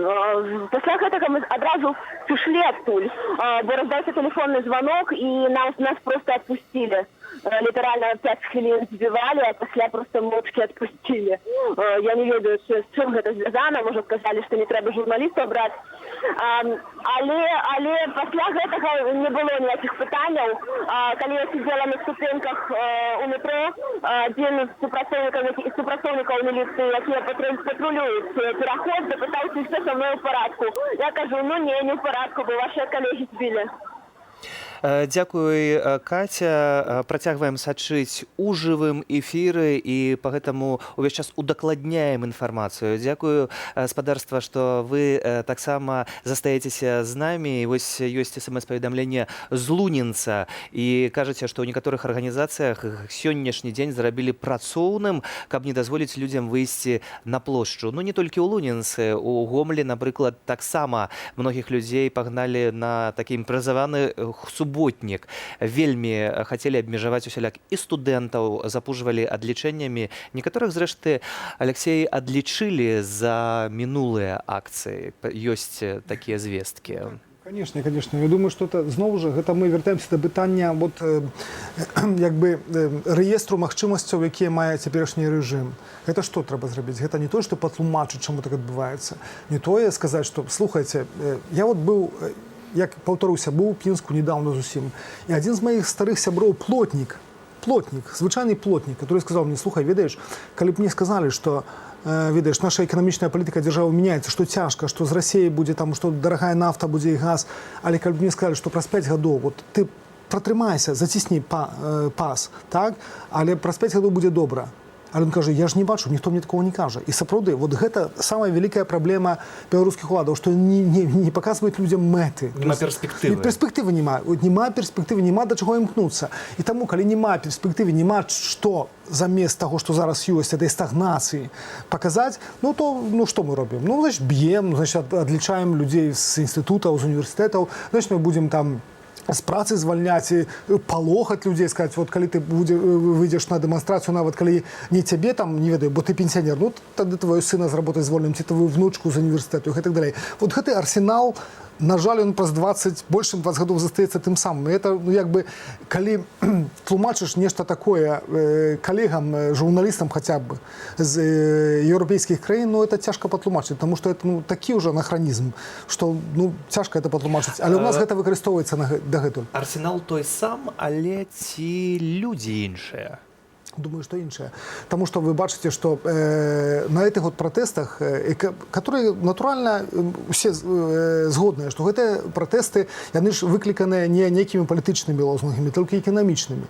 Але паглядзіце у Пінску, у Гародні, у Брэсце, паўсюль людзі все-таки выказваюць таксама палітычныя лозунгі, тому что пачынае даспяваць народ, і гэта самае небяспечнае для цяперашняй улады, што народ пачынае разумець, што не тое, што дрэнны цар, да, цар добрый, прабачце, цар добрый, а вот баяры дрэнныя, да, як заўсёды было. Але людзі пачынаюць разумець, што ўсё гэта адбываецца дзеля таго, што таму, што галава дрэнная, і што рыба гніе з галавы. І таму, па-мойму, таму зараз улады вот пайшлі на такі вот сілавы варыянт. І гэты сілавы варыянт, па сутнасці, можна было пазбегнуць. Ён не быў зусім патрэбны. Няхай людзі паходзяць, парадуюцца, пасвяткуюць. Тому што іх не было шмат. Калі б у Менску выйшла 100 000 чалавек, разумею, што ўлада магла б спалохацца. Але калі б выйшла, нават калі б не плакавалі, выйшла б, допустим, 20, там, 10 000 чалавек. Я думаю, што рэзідэнцыя на Карла Маркса ў Беларусі атрымала канкрэтны сігнал ад Крамля, што Александр, калі ты будзеш займацца такімі рэчамі, як збліжэнне з еўрапейскім звязам, хаця праз такую невінную рэч, як безвізавы ўезд на 5 дзён для грамадзян еўразвяза, і не толькі еўразвяза, так? Альбо там будзеш яшчэ гуляцца ў нейкія там памежныя аблягчэнне візавага рэжыму для памежных пераходаў і так далей. То мы табе скажам, што альбо ты, Саша, з намі, у саюзе з Расіяй і Казахстанам, альбо ты з імі. Калі ты з імі, то мы зараз табе зробім так, што ты будзеш шкадаваць. Я думаю, што ён проста атрымаў выразны сігнал з Масквы, і таму такая рэакцыя. То для Лукашэнкі гэта быць альбо не быць атрымоўваецца? Думаю, так, абсалютна. Я думаю, што трэба разумець, што Лукашенко праз гэтыя ўсе гады быў вельмі добрым кандыдатам для Расіі, вельмі добрым. Он ўсё рабіў то, што Расія хацела. Прадаў Белтрансгаз, заўсёды выступаў там у ОАН ці там у нейкіх іншых міжнародных арганізацыях на баку Расіі. Заўсёды. Але у пэўным моманце, калі акажацца, што Лукашенко невыгодны Расіі, яго можна замяніць цягам 2-3 месяцаў, таму што мы памятаем, што нават беларускія афіцыйныя ўлады прызналі, што больш чым 60% медыйнага поля Беларусі кантралююцца расійскімі сродкамі масавай інфармацыі. А мы памятаем, хто такі быў Пуцін перад абраннем на пасаду прэзідэнта Расіі? Да ніхто пра яго не ведаў. Але яго стварылі цягам 2 месяцаў. Таксама наступцу Лукашэнкі могуць стварыць цягам месяца-2. І таму, я думаю, што Лукашенко моцна гэта баіцца і пайшоў проста на варыянт, які нармальны для яго і зразумелы для яго, і зразумелы для ягоных сяброў у Крамлі. Дзякую, Алексей, за размову. Алексей Дзекавіцкі, маім гаспадарства госцем Белсат ТВ. Мы застаемся ў студыі, і зараз слова тым, хто сёння прыйшоў святкаваць Дзень волі. Я прошу с хорошим, веселым, праздничным настроением подтримать День воли, удельничать у празднику, создать праздника души хочу. Праздника нету. Насилия, я не пойму, что творится, с кем они бороться собрались. Зараз от люди у формі, які нас не пускають, так само абсолютно порушають законодавство, тому що люди прийшли з мирним протестом, і згідно Конституції ми маємо право виказати протест свій супроти тої політики, яка зараз відбувається, супроти декрету номер 3. І увогуле ми хочемо жити у вольній країні, у якій не панує беззаконня з боку влади. Ми прийшли поглядіти, что тут будет отбываться. каб адзначыць дзень волі, адзначыць наше свята. Вось да гэтага прыйшлі. Мінула 17 гадзіна ў Беларусі. Мы працягваем нашу працу ў жывым эфіры і сочым за ўсім тым, што адбываецца сёння ў нашай краіне. Дзень волі, які, як ужо сказалі інтэрнаўты, замяніўся ў дзень няволі. Сотні арыштаваных, сотні затрыманых, і гэта адбываецца па ўсёй краіне, найбольш брутальна ў Менску. Таксама сярод затрыманых шмат журналістаў, праваабаронцы. Дзякую, спадарства, што вы застаецеся з намі. Вашы смс-паведамленні ўвесь час даходзяць да мяне, але іх столькі шмат, што ўсе, на жаль, не паспяваю агучыць. Вось адно з іх. Не ведаю, як дзе, але, напрыклад, гэта хіба чытаў ужо. Дзе салідарная Польшча, пытаецеся вы. Вольныя людзі маюць Бога за абаронцу. Беларусы, прасіце Бога, а ён заступіцца за вас. Бог наша дапамога і няма чаго баяцца. Па беларускіх каналах ніякіх страхаў не паказваюць. Як гэта? Ну, ведаеце, гэта бадай не беларускія, ўсё ж такі я б называў гэтыя каналы дзяржаўнымі. І тады ўсё высвятляецца і робіцца, становіцца на свае месцы. Розум ці страх, пытаеце вы? Пакуль страх дасць грошай, праверка для беларусаў працягне час, а там Пуцін будзе бацькам. Вось такія вашыя меркаванні. Дзякую, што застаецеся з намі. Студыя Белсат, і сочым за апошнімі падзеямі. А ў студыі з'явіўся чарговы госць Вітаўт Сіўчык, моладзевы актывіст, радыёрацыя. Вітаю. Добрый дзень. І таксама Вітаўт сёння арганізоўваў акцыю Дня волі, свята волі ў Варшаве. Так, сапраўды, хутчэй, я быў суарганізатарам гэтай акцыі. Мы вырашылі прайсціся варшаўскімі вуліцамі. Нас сабралося каля 200 чалавек. Мы ўзнялі нашы нацыянальныя сцягі, праспявалі нашыя гімны. Таксама, што вельмі прыемна, на наша шэсце завіталі польскія палітыкі, у тым ліку спадар Роберт Тышкевіч і спадар Анджэй Халіцкі. Гэта дэпутаты, якія ўжо шмат гадоў займаюцца дапамогай беларускаму грамадству. І ў сваіх выступах яны вось казалі аб тым, што яны ўжо ведалі, што ёсць затрыманне ў Менску, бо зараз такая эпоха інтэрнэту, мы адразу даведваемся, што там было. І яны казалі, што Польшча павінна вымагаць неадкладнага вызвалення ўсіх затрыманых, неадкладнага вызвалення ўсіх зняволеных. Польшча павінна, але вось, напрыклад, днямі з'явілася рэакцыя прадстаўніка еўразвязу Андрэя Рыгоні, які на затрыманні ў Менску пасля спаткання з Лукашэнкам паказвае язык журналістам. Ну, гэта значыць, такія людзі не павінны быць палітыкамі. Гэта чалавек абсалютна страціў сваё сумленне, калі ён так сябе паводзіць. І што найгорш, заходняя Еўропа паказвае зараз такі свой твар і свае адносіны да беларускага народа. Мне, як беларусу, гэта вельмі непрыемна. Я хацеў бы задаць пытанне заходнім палітыкам. Дзе вы, дзе вашыя каштоўнасці еўрапейскія, пра якія вы так гаворыце? Чаму вы так робіце з намі? Чаму вы робіце так з намі, з еўрапейскім народам? Вось вы арганізоўваеце, суарганізатар, так, гэтыя акцыі, якая збірае таксама сотні чалавек у Варшаве. Але акцыі, вядома, адбываліся сёння не толькі ў Варшаве, і ў іншых гарадах. Будзе, напэўна, адбывацца і ў Злучаных Штатах, бо розніца часу, і адтуль таксама атрымаем інфармацыю. Але сёння Еўропа святкуе сваё свята. Гэта падпісанне вось гэтага трактату рымскага, які заклаў падмурак еўразвязу. І вось гэтыя дэмакратычныя вартасці. Але увогуле Еўропа ці не займаецца проста сваімі праблемамі, якіх вельмі шмат, і гэта ўсё такое, як гэта сказаць, падвойныя стандарты, хіба?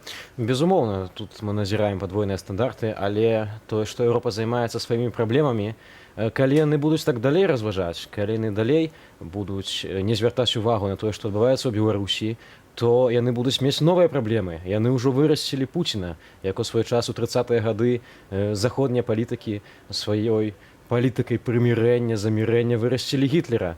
І гэта таксама іхняя адказнасць. Тое, што ў Менску цяпер затрымалі больш за 1000 чалавек, тое, што шмат людзей збітыя, зняважаныя, гэта таксама на адказнасці заходніх чыноўнікаў, которые прыязджаюць і вось нам распавядаюць, як нам тут, беларусам, усё добра, і каб вы сядзелі ціха. Але чаму беларускія ўлады ўвесь час застрашваюць таксама захадам? І гэта таксама трапляе вось у дзяржаўныя медыі, вось гэта сталая прапаганда, што вось Польшча гэта галоўны вораг па сутнасці. Мне падаецца, што гэта проста ўжо такая традыцыя. Варта ўзгадаць, хто такі Александр Лукашенко. Александр Лукашенко гэта былы старшыня саўхозу. Ён абсалютна савецкі чалавек, як ён казаў, расейцы са знакам якасці, беларусы і так далей. І, безумоўна, для яго ўвесь заходні свет гэта ворагі. Для яго дэмакратычныя каштоўнасці гэта ворагі. І калі вось такая сітуацыя складаецца ў Беларусі, ну, а яму трэба кімсьці пужаць, а кім пужаць? Ну, вядома, уключаецца гэтая мантра пра захад. Магчыма, тут таксама існуе чыннік Расеі, тое, што ён хоча зараз падлізацца зноў Пуціну, паказаць, што вось людзі, якія тут свой, я нікуды не адыходжу ад цябе, я застаюся тваім верным генерал-губернатарам у Беларусі. І давай, дай мне грошы яшчэ, каб я некалькі гадоў там ці пару гадоў кіраваў. Вітаўт, але ці не ўзнікае такое адчуванне, што мы ўжо страцілі Беларусь, што мы страцілі краіну, яна ўжо ў Расіі? Ведаеце, Беларусь дэ-юра з'яўляецца незалежнай краінай. І варта тут узгадаць, што... А дэ-факт? Дэ-факта. У пэўнай ступені... Лукашенко з'яўляецца, безумоўна, стаўленнікам Масквы, але апроч яго ёсць яшчэ беларускі народ. Ёсць людзі, якія змагаюцца. Гэта сёння было паказана, тое, што шмат людзей сёння выйшла. Так, і вось пішуць гледачы смс-паведамленні, напрыклад, пасля сённяшніх падзей у беларусаў няма дарогі назад, толькі наперад жыве Беларусь. Але ці ў 2010 годзе не былі падобныя настроі? Таксама казалі, што толькі наперад. Тады таксама было столькі ж затрыманых, былі гучныя судовыя працэсы, абурэння захаду, нічога не змянілася. Мне падаецца, што ўсё ж такі з кожным годам беларускі народ больш кансалідоўваецца.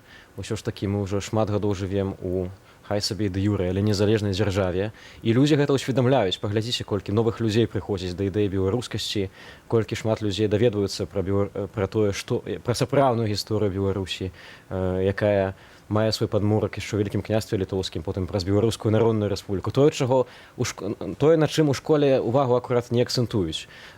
І ўсё ж такі я, як чалавек малады, я веру ў будучыню сваю, у будучыню свайго народа, і я ніколі нікому не дазволю паставіць крыж на маёй краіне. Вось ёсць таксама інфармацыя ад нашага гледача.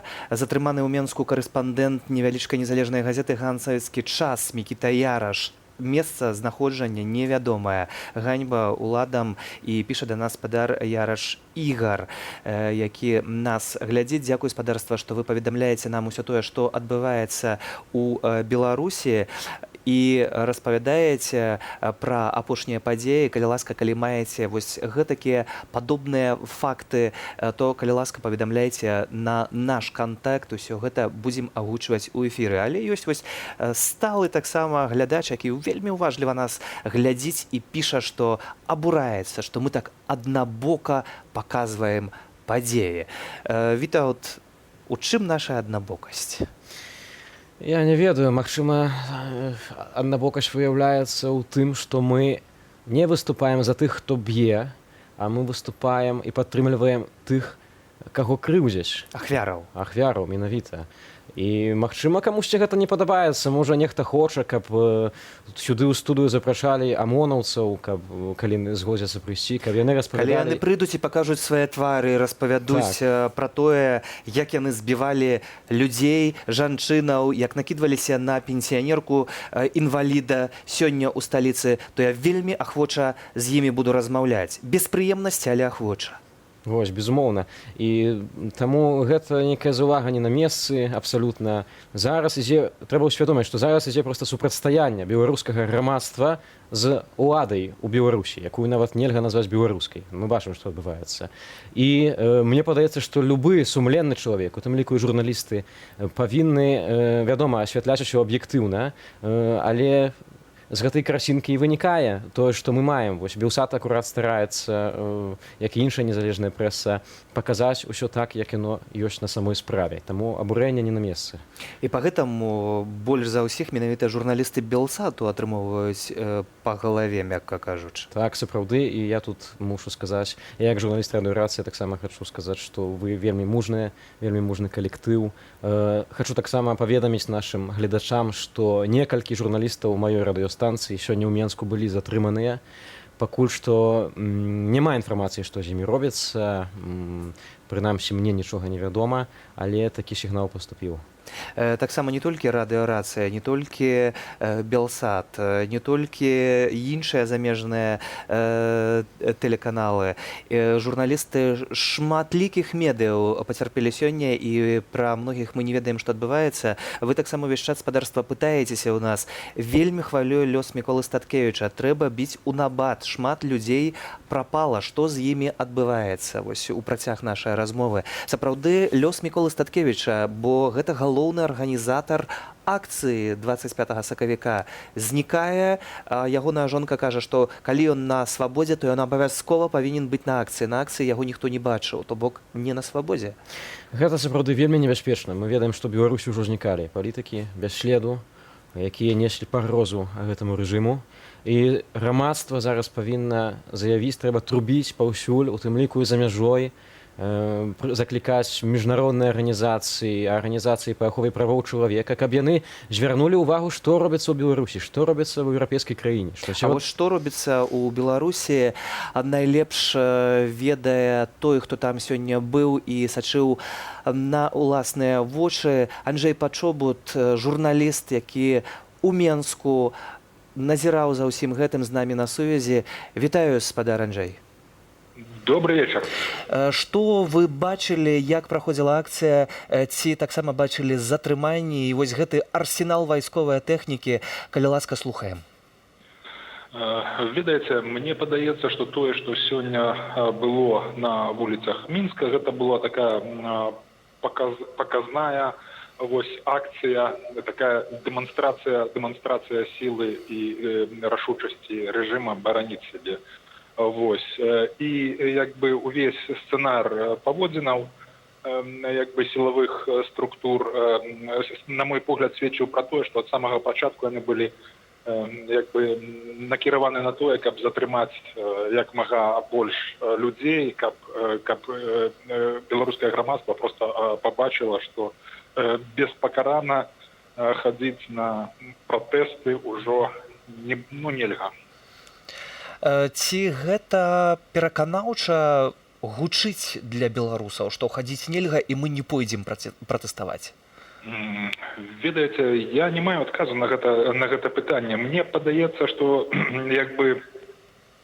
сапраўды, калі такія рэпрэсіі ўжываюцца, то, прынамсі, раней так было, беларускае грамадства рабіла крок назад, і замест такой рашучасці і эйфарыі нейкай, якую можна было назіраць на працягу апошніх тыдняў, прыходзіць дэпрэсія. Ці будзе так гэтым разам, я не маю адказу на гэта пытанне. Таму што розніца, чым гэтыя пратэсты адрозніваюцца ад папярэдніх? Тым, што гэта выключна эканамічны пратэст, да якога дадаліся палітычныя патрабаванні. І гэта, бадай, самае страшнае для ўладаў, калі змешваецца і эканоміка, і палітыка. Так, гэта безумоўна удар для Лукашэнкі, таму што ён бачыць, што людзі, якія яшчэ недавно за яго галасавалі, яны цяпер выходзяць, далучаюцца да акцый пратэста і стаяць побач з апазіцыянерамі, якія ўжо на вуліцах шмат гадоў пратэстуюць. Але вось гэтая тэхніка, таксама гэтая колькасць міліцыянтаў, усё ж такі пратэстоўцаў сёння было сапраўды няшмат, пра гэта ўсе кажуць. Акцыя абсалютна мірная. Але вось гэта дэманстрацыя, гэта таксама з аднаго боку дэманстрацыя сілы для ўласных грамадзянаў, але з іншага боку вельмі некарысная карцінка для захаду. Я думаю, што галоўнае для Лукашэнкі сёння утрымаць уладу, і ён палічыў гэтыя пратэсты сур'ёзнай небяспекай. Ён палічыў, што калі не адрэагаваць сілай, то беларуская сістэма можа даць нейкую, відаць, трэшчыну. Так ён палічыў.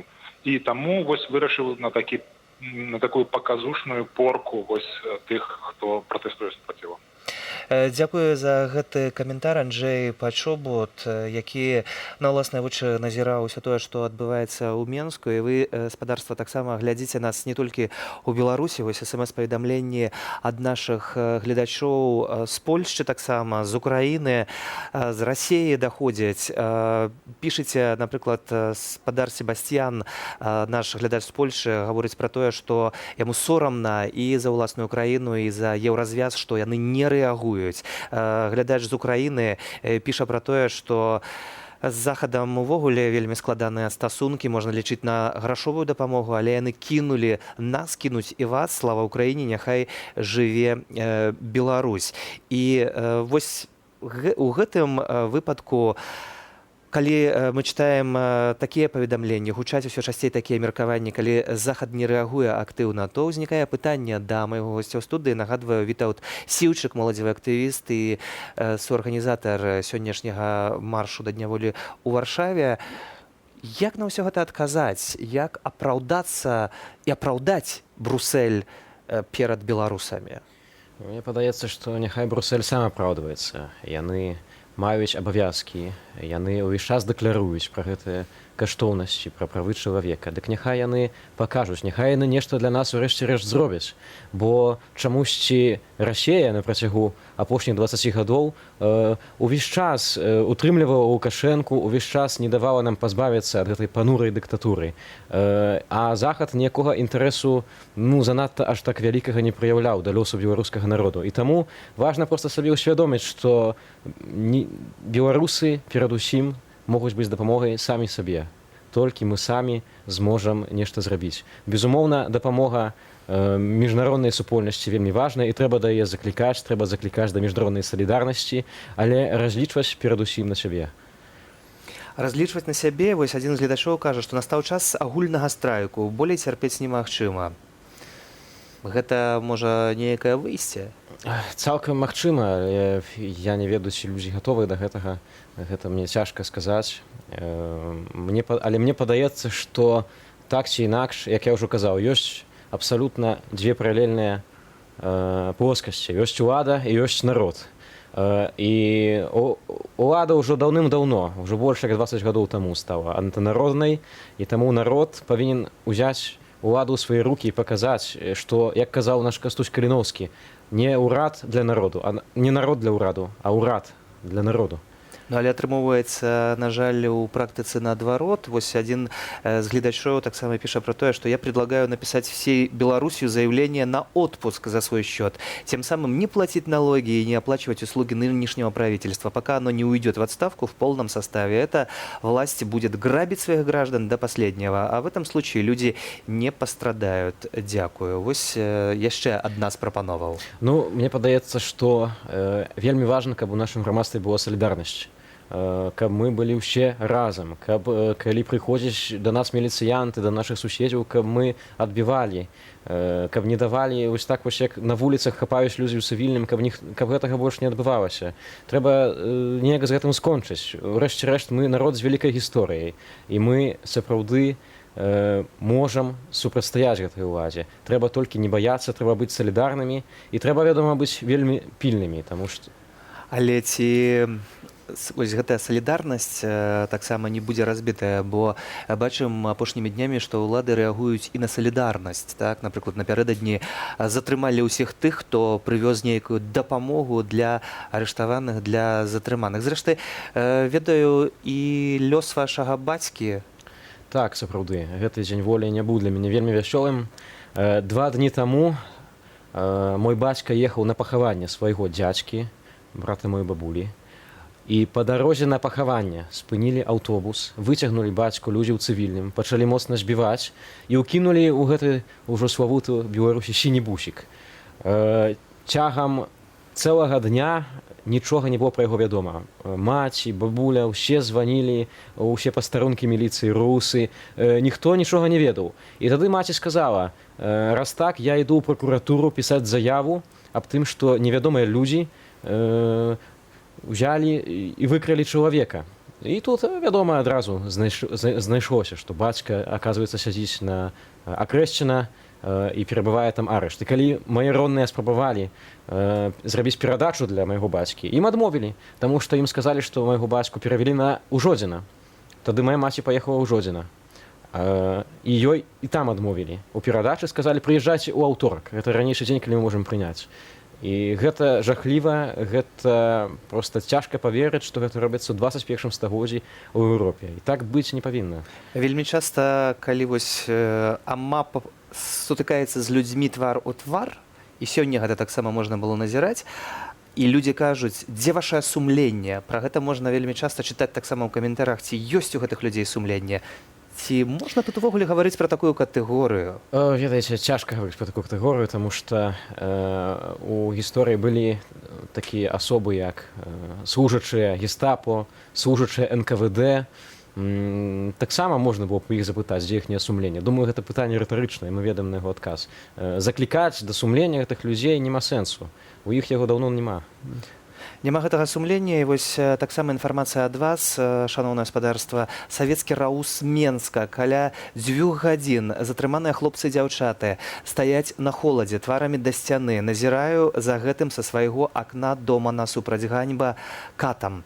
Дзякую, гаспадарства, што вы паведамляеце нам пра гэтыя факты, і мы распавядаем гэта усёй краіне і не толькі у Беларусі, бо нас глядзяць у розных краінах, як пацвярджаюць смс-паведамленні. Вось, напрыклад, яшчэ адно са Швейцарыі. Неабыякавыя беларусы ў Швейцарыі збіраюць грошы ў падтрымку затрыманых беларусаў. Сябры, далучайцеся, Алесь Сапега. Дзякуй, гаспадарства, што застаецеся з намі. Дзякуй за гэтую размову. Вітаўт Сіўчык, моладзевы актывіст, радыёрацыя і суарганізатар акцыі, якая сёння адбылася на Дзень волі ў Варшаве. Мірна, без эксцэсаў, без затрыманняў. Абсалютна можна было б лічыць гэта святам, святочным настроем, калі б у Менску і ў Беларусі не адбывалася тое, што адбываецца. Дзякую за прыход да нас. А я гаспадарству яшчэ прапаную паглядзець разам, як праходзіла сённяшняя акцыя ў Варшаве. Жыве Беларусь! Жыве Беларусь!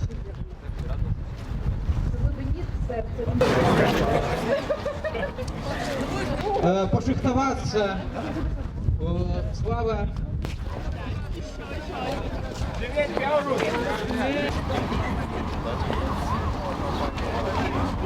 Шановні сябры, за святом вас, Днем волі. Сегодня мы собрались тут в Варшаве, как не только урочисто отзначить 99-е угодки утворения Белорусской Народной Республики, как не только заявить всему свету, что Беларусь живе, Беларусь свободная и Беларусь разом с Европой. Мы собрались тут так само, как выказать солидарность.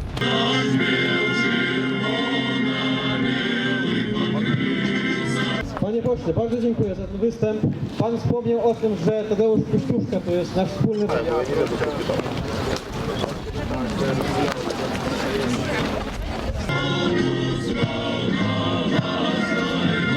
Достатково сумны, тому что, як може ви ведаєте, ми... НР 25-го 18-го года ведали про нашу... Я так само хотів би його запросити до... Гэтак праходзіў Дзень волі ў Варшаве. Зусім па-іншаму, як гэта адбывалася сёння ў Беларусі, асабліва у Менску, а таксама і ў іншых гарадах. Нашыя калегі былі затрыманыя ў Віцебску. З намі на сувязі з гэтага абласнога цэнтру наш калега Андрэй Козел. Вітаю. Добрый день. Андрусь, як праходзіла затрыманне і як у выніку атрымалася, што мы можам размаўляць? Ну, затрыманне, мы спадзяемся, было в Фейсбуку. К нам подъехала машина, оттуда выскочила два ОМОНовца в форме. Мы не представились, не потлумачили, з якої нагоди, просто, скажем, запихали в машину, коли ззаду, там, скажем, вольготно 200 человека сидеть, то нас закинули, к нас еще с волей потеснили 2 человека в этих ОМОНовцев. Довезли в Раус, довгий час не поясняли, які є ситуації. Довгий час проводили опрос. Ось, і потім скривали протокол за вельми дивну річ, що я, наприклад, знімаю акредитацію на те, що знімаю на свій телефон відео в Facebook. Так от, цікаво, що для білоруської міліції зараз на це день обов'язково треба мати акредитацію. А вось гэтыя кадры мы зараз гэтыя кадры затрымання, як Вольгу Чайчыц садзяць у машыну, бачым разам з гледачамі, таксама мы іх ужо паказвалі, але вось тое, што не атрымалася паказаць, тое, што засталося за кадрам, што адбывалася далей? Нас заместили в РАУС, и, напевно, з нами ще, напевно, чоловік 8 звичайних жихарів Вітебська. Невідомо, накільки, скажімо, там, прикладно були правопорушення. Ось, я зараз знаходжуся поруч з РАУСом. Я чекаю свою жінку, її повинні були випустити півгодини тому, тобто скончився термін затримання 3 години на складання протоколу. А поки що вона не виходить відсюди. И я до телефонации не могу. Так, подходжу до дежурного, дежурный каже, что, скажем, она мусит быть на воле. Але видовочно, что она стояла и чекала от меня. То бок атрымоўваецца, абсолютно невядома. Вольга Чайчыц надалей застаецца у РУСе у Вітебску. Невядома. У яе выключаны телефон, недоступны телефон, дзе яна, як яна, невядома. Будзем сачыць, безумоўна, за лёсам нашай калегі Вольгі Чайчыц. І таксама, Андрусь, дзякую за гэтую інфармацыю. Будзем спадзявацца, што даведаемся і атрымаем інфармацыю, што адбываецца. Таксама ведаем, што ў Менску таксама не адпусцілі нашага аператара Алеся Баразенку, і ёсць затрыманні журналістаў, даходзяць факты з Гомля. Вы пішыце да нас і пытаецеся, цікава, дзе зараз бацькі амапаўцаў, як яны выхоўвалі сваіх сыноў. Гэта сапраўды пытанне да людзей, бо ў сацыяльных сетках вялікая актыўнасць, людзі вывешваюць фотаздымкі амапаўцаў, адрасы, таксама месцы працы, і сітуацыя робіцца вельмі запальнай у Беларусі, асабліва пасля той агрэсіі, якую сёння спазналі шараговыя грамадзяне і не толькі. А ў студыі з'явіўся госць Владзімір Кобец, Еўрапейская Беларусь, вітаю. Дзень добры. Увогуле, вось гэтая сітуацыя з затрыманнем хіба, у лепшых у двухкосці стандартах 2010 года. Я б сказал больш. Яна не змянілася ў лепшы бок і раней, і па 10-м годзе, і мы неаднакротна папярэджвалі, што з гэтым рэжымам размовы могуць быць толькі вельмі жорсткія, што нічога не змянілася, і мы сёння это добра бачым, што гэтая машына, яна запушчаная, яна нікуды не дзелася, што тыя людзі, которые былі у спісах на санкцыі па падзеях 10-го года, зараз выконваюць свае злачынныя дзеянні. Это тыя самыя людзі, супраць которых зняты былі санкцыі. І на сёння пытанне, навошта это было зроблена, чаго хацелі дасягчы тыя, хто это рабіў, таму што мы бачым, што тыя людзі, которые сёння павылазілі з гэтых нораў, у гэтых чорных масках і з аўтаматамі вельмі добра экіпіраваныя. За чый кошт яны экіпіраваныя? За кошт тых жа беларусаў, якіх і збіваюць гэтым абсталяваннем. Натуральна, за кошт тых грошаў, которые хацелі зараз здзерці з працавітага беларускага народа, для гэтых людзей, которые, мне цікава, якую надвышку яны створаць у нашай краіне, які прадукт яны вырабляюць. Гэта вялікая колькасць гэтых людзей у масках і ў форме. Нічога яны не робяць, могуць толькі біць, і больш за того грошы, которые Лукашенко атрымоўвае, хоча атрымаць ад захаду, яны ідуць у першую чаргу менавіта на это абсталяванне, дарагое абсталяванне, которое сёння мы бачым на вуліцах Мінску. Ніякіх крэдытаў, ось адзін з гледачоў піша, ніякіх крэдытаў МВФ? Я б сказал больше. Зараз потрібно вводить новые жорсткие санкции и потребовать от этого режима, по-перше, вызволения всех арештованных, и по-другое, выборов и зменаў політычных в Украине. Але зараз зноў пачнецца песня про тое, што вось апозіцыя пятая колонна нас адштурховае ад Еўропы. Трэба паглядзець, хто будзе пець эту песню, потому что заказчиков, замоўнікаў этих песень уже мы добра ведаем. Але вось гэтыя замоўнікі гэтых песен, гэта хто? Гэта засланыя казачкі сярод прадстаўнікоў гэтак званых дэмакратаў ці яшчэ нехта ва ўладзе? Но гэтыя людзі заўсёды імкнуліся рабіць бізнес на бедах на горы Беларусі. І тое, што было зроблена імі па зняццю санкцый, мы сёння бачым, да чаго прывяло. Тому што ніколі зло не можа быць, непакаранае зло заўсёды паўтараецца. Нема змена ў краіне. Паглядзіце, што у цэнтры Еўропы, у еўрапейскай краіне сёння робіць рэжым. І нідзе, няма ніводнай больш еўрапейскай краіны, дзе б такое магло сёння адбывацца, такое можна ўявіць. Яны гулялі ў гульню па дэмакратызацыі. Гэта было перад 10-м годам. Перад 10-м годам было тое ж самае. Зараз сітуацыя змянілася яшчэ горш таму, што людзей назвалі дармаедамі. Працавіты беларускі народ быў абазваны дармаедамі. Людзей гэта вельмі абурыла, але вось таксама 2010 год, збіццё Владзіміра Някляева, потым жахлівыя рэчы, якія з ім адбываліся.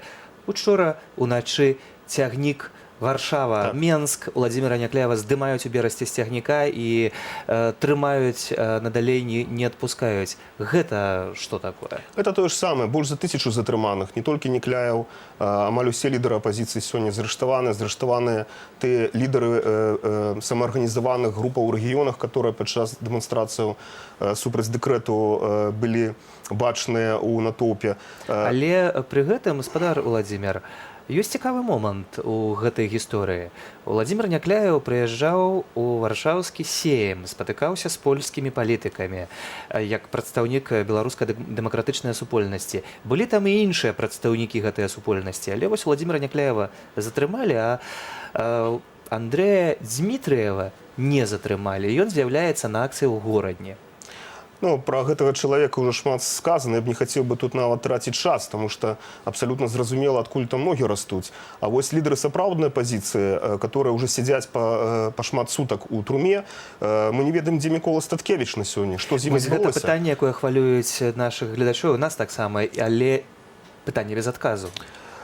Ну, Может быть ситуация, калі мы, конечно, чакаем з надзеяй, што ўсё добра са спадаром Статкевічам. Это на сёння, безумоўна, лідар апазіцыі, лідар, который аб'яднаў беларускі нацыянальны кангрэс. І тое, што сёння адбываецца ў краіне, Лукашенко перакрэслівае для сябе магчымасці мірнага выхаду з гэтай сітуацыі.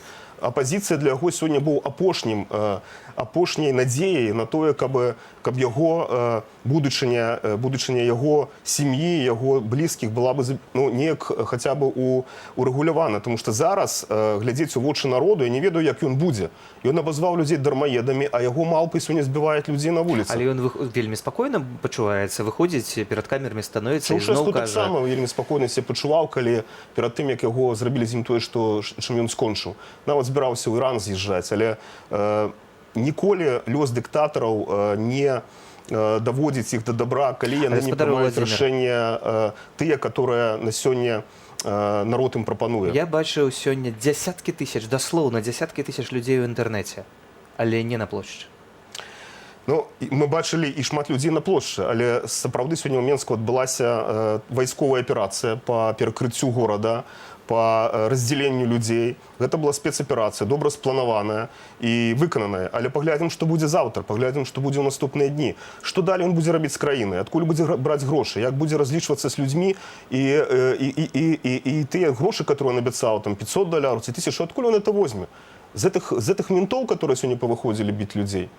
Але вельмі шмат хто з іх, мы казалі ўжо пра гэта, закрывалі свае твары, бо баяцца... Натуральна, ім сорамна, таму што у іх ёсць бацькі, было правильно сказано. Эти бацькі жывуць у тых вёсках у малых гарадоў, таму што большасць гэтых звычайных міліцыянтаў это людзі не з Мінску, людзі з рэгіёнаў. Але пры гэтым гэтыя людзі, як у песні Ляпіса, гэтыя быкі, так, збіваюць жанчынаў, збіваюць журналістак у тым ліку. І вось зараз прапаную паглядзець, мне кажуць, ёсць відэо, як збівалі нашу калегу Кацярыну Андрэеву, якая сёння асвятляе падзеі са сталіцы, і вось гэтыя кадры. Иди сюда. Давай утирайся. А это не утирайся. Стоп. Мы уже уходим. Молодой человек, мы уходим. Мы уходим отсюда потихонечку. Мы уходим, мы по городу своему идем. Замечательно. Давай сюда, направо. Давайте. Направо. Все, тише. Что, я что ли буду? Да, нет, а вы знаете, подождите, я не сопротивляюсь. Господарство я не сопротивляюсь. Это Ольга Давыдова теперь. Меня гвалтовно забирают мой властный телефон. Господарство. Сподіваюся, будь ласка, витирайте самі. Добре? Калі ласка, паглядзіце, калі вы хочаце выцераць, выцірайце самі. Я не супраціўляюся, глядзіце, вось мае рукі наверсе. Маю Вось у такіх умовах даводзіцца працаваць журналістам не толькі Белсату, увогуле незалежным журналістам у Беларусі. Гэта кадры акурат затрымання і потым было збіццё нашай калегі Кацярыны Андрэевай, якая распавядала пра гэта ў наўпроставым эфіры і таксама казала пра тое, што быў нанесены удар у жывот менавіта ёй. І вось такія моманты, праца журналістаў, блакавання сайтаў таксама. Мы памятаем, як міліцыянт удараў у твар Светлану Завадскую. Это іх, відаць, такі метад. Біць жанчыну ў твар, біць жанчыну ў жывот. Біць жанчыну ў жывот, это ўвогуле мне цікава, адкуль нарадзіўся гэты чалавек і што яго бацькі, чаму яго выхоўвалі. Таму ведаеце, тыя гады апошні год так званай лібералізацыі, калі рэжым імкнуўся паказаць Захаду, што ён мяняе твар, а мы заўсёды казалі, паглядзіце, это маска, это не твар. За этой маскай тыя ж самыя клыкі, тое ж самае звярынае аблічча, якое было ў 10-м годзе, якое было раней. І нічога в этом плане з рэжымам не змянілася. Нічога не змянілася, і пытанне ад гледача: Лукашенко здасць Беларусь Расіі, ўсё скончана? Я думаю, што на сёння ўсё будзе вырашаць беларускі народ. Лукашенко пытанне, ці кантралюе ён увогуле сітуацыю нават у сваім атачэнні, у сваіх драздах.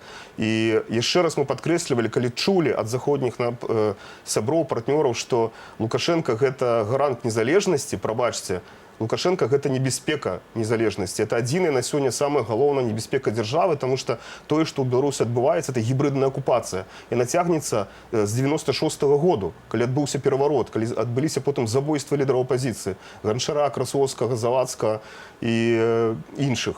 І в этом плане толькі сыход Лукашэнкі і ўсё яго хеўры з улады можа выратаваць Беларусь і забяспечыць яе незалежнасць і еўрапейскую будучыню. Але пішуць гледачы пра тое, і ёсць таксама такія меркаванні экспертаў, што Лукашенко не сыдзе без крыві. Гэтая ўлада без крыві не здасца. Колькі яшчэ кроў ужо была, яна ўжо ёсць сёння, колькі яшчэ той крыві патрэбна, каб свет пачаў рэагаваць? Народ робіць усё, каб гэтага не было. Мы бачылі это мірныя акцыі, абсалютна мірныя. Калі мы глядзелі на акцыі ў рэгіёнах, я проста дзівіўся этой самаарганізацыі людзей. Беларусы — это вельмі разумны еўрапейскі народ, талерантны, але зараз он так раззлаваны, бо яму плюнулі ў твар. І народ гэты прапанаваў Лукашэнкі мірны варыянт развязання сітуацыі.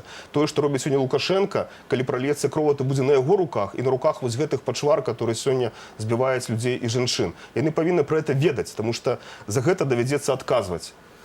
Але пра тое, што давядзецца адказваць, мы гаворым 20 гадоў, нават больш. Дыктатуры часам больш дляцца. 20 гадоў — это час, конечно, вялікі, і шкада, што цэлае пакаленне не рэалізавала свае магчымасці. Але ўсяму прыходзіць канец. Савецкаму Саюзу прыйшоў канец гітлераўскай Германіі, прыходзіць канец усім дыктатурам, і гэтай таксама прыйдзе канец. Але, на жаль, пакуль прыйшоў канец таму ж Савецкаму Саюзу са злачыннымі вынікамі гістарычнымі прайшло больш за 70 гадоў. Ну, ясна, калі ў 18-м годзе, мы ж памятаем, што сёння дзень 25 сакавіка, і калі Рада Беларускай Народнай Рэспублікі 25 сакавіка ў вельмі складаных умовах агласіла акт незалежнасці, у той момант мала хто надаў этаму значэнне, можа быць, бо не было тады Белсату, не было інтэрнэту. Людзі даведаваліся аб гэтым потым. І ўжо праз дзесяцігоддзе гэтая зорка, которая тады была запалена, яна сёння на дзесяцігоддзе дала магчымасць патрыётам Беларусі, змагарам за незалежнасць, давала сілу на змаганне. Яна дазваляла ім сидзець у турмах, трываць там, дазваляла рабіць эту цяжкую працу. Сёння мы маем незалежную дзяржаву, которая пад пагрозай знішчэння з-за дзеянняў улады, у которых у сэрцах этой зоркі няма. У Лукашенки не запалена эта зорка в этих сердцах, потому что это не белорусы. Это не белорусские громадяне, которые любят свою Украину и думают про будущее своих детей и детей іншых поколений белорусов. Это люди думают только про себя, про свой сегодняшний день, про свою бяспеку, тому што яны забівалі, яны нарабілі шмат злачынстваў. Ёсць чаго баяцца. Гэта людзі напалоханыя і таму так узброеныя. Калі сёння глядзіш на гэты ружжы, на гэтыя вадамёты, на гэтыя машыны пачварныя. Жахлівыя дзеянні таксама, бо, напрыклад, узяць хаця б такі факт, што на трасе Бабруйск-Менск затрымоўвалі усе аўтобусы, увесь транспарт, перапісвалі дадзеныя людзей. Ну што, як гэта можна назваць? Ну, свінствам і злачынствам, таму што якой краінай Лукашенко збіраецца кіраваць? Той, в которой ён хоча зараз страх пасеяць, а которую просто тэрарызуе. это тэрарызм в адносінах да беларускага народа, трэба называць рэчы сваімі імёнамі. Але хіба тыя міліцыянты і амапаўцы так выконваюць загад з аднаго боку, але з іншага боку павінны ўсё ж такі разумець, што адбываецца. Я думаю, што там таксама не ўсё так аднолькава, тому что там сярод людзей у форме ёсць розныя. Ёсць ОМОН, АМАП, которые, я думаю, там безнадзейная ситуация, так. И ёсць милицианты, которые пришли на працу там год, месяц, 2 года назад. Это люди, которые так само разумеют, что отбывается. У кожнай краіне, где диктатуры сканалі, адбываўся гэты пералом і ў сілавых структурах. Людзі маюць бацькоў, людзі прыходзяць дадому спаць да жонкі, да бацькоў, яны у вочы як будуць глядзець в такой сітуацыі. Бо назаўтра гэтыя бацькі выходзяць на акцыі супраць дармаедства, супраць гэтых дэкрэтаў, а іх сын ідзе і збівае такіх самых, як ён. Я памятаю 10-й год, калі у тых шэрагах сілавікоў, которые стаялі супраць нас, потым аказалася былі і знаёмыя, і нават далёкія сваякі. І аднакласнікі некаторых таксама. І потым прасілі прабачэння, таму што сёння просяць прабачэння тых, хто галасаваў за Лукашенко. Але ці можна за гэта выбачыць? Я думаю, што у кожнай сітуацыі, таму што гэтыя все выпадкі павінны фіксавацца, яны фіксуюцца, ёсць прозвішчы, ёсць фотаздымкі гэтых міліцыянтаў, гэтых людзей у масках ці без масак. У кожнай сітуацыі будзе разбірацца свабодны суд. Ці можна прабачыць Лукашенку? Не. Ужо зараз не. І тых людзей, которые аддаюць сёння загады, таксама, я думаю, што не. Але у кожным разе беларускі народ прыме тое рашэнне, которое ён разважлівы і мудры, і гэтае рашэнне будзе, я думаю, успрынята ўсім грамадствам, і мы спакойна пойдзем далей будаваць нашу свабодную, незалежную Беларусь без гэтых пачвараў, без гэтых масак, без гэтай планеты абезьян.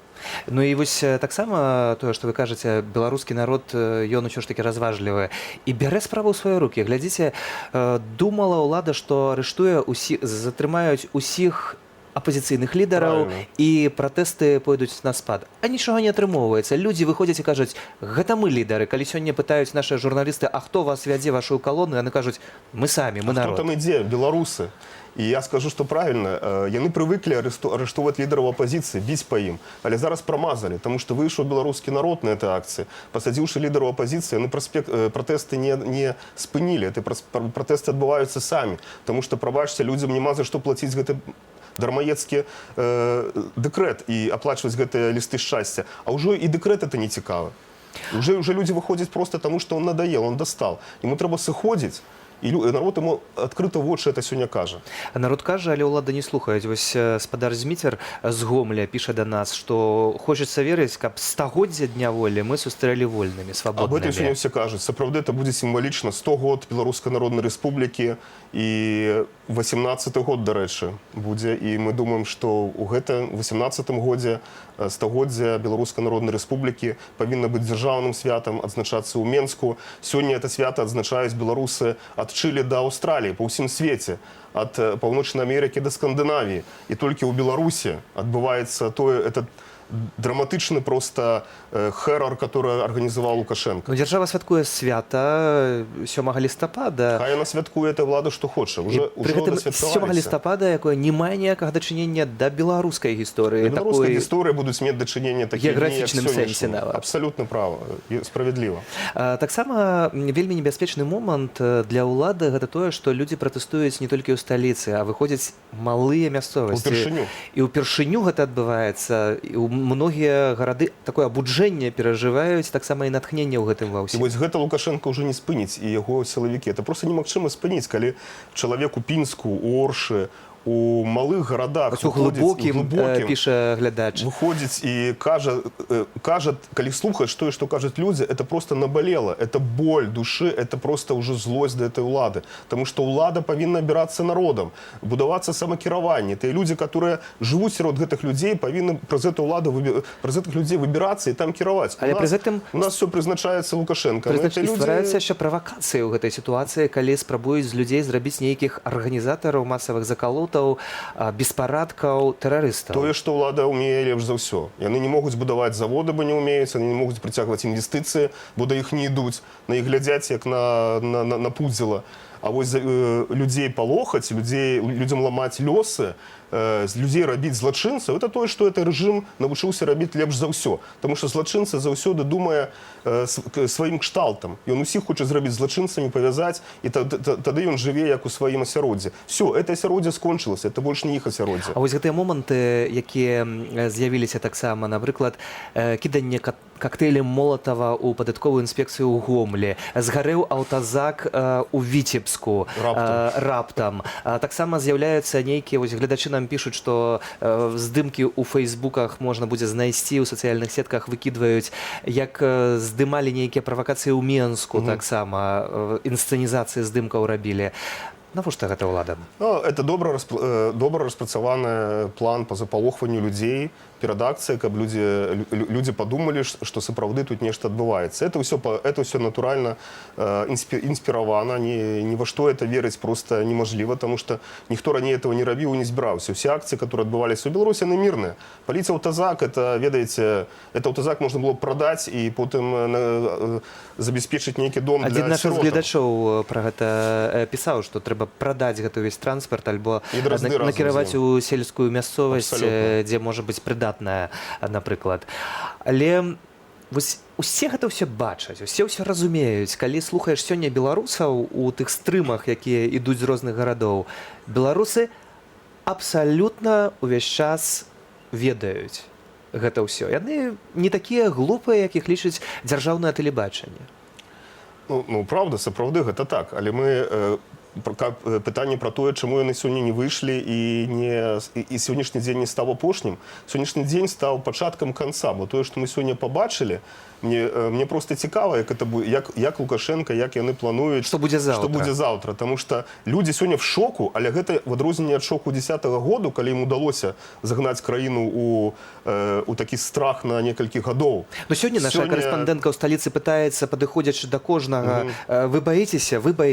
І ўсе адказваюць, што не. Не. І я ведаю шмат такіх прыкладаў, таму што кіпіць інтэрнэт гэтым усім, людзі тэлефануюць, і мы ведаем, што этого страху няма.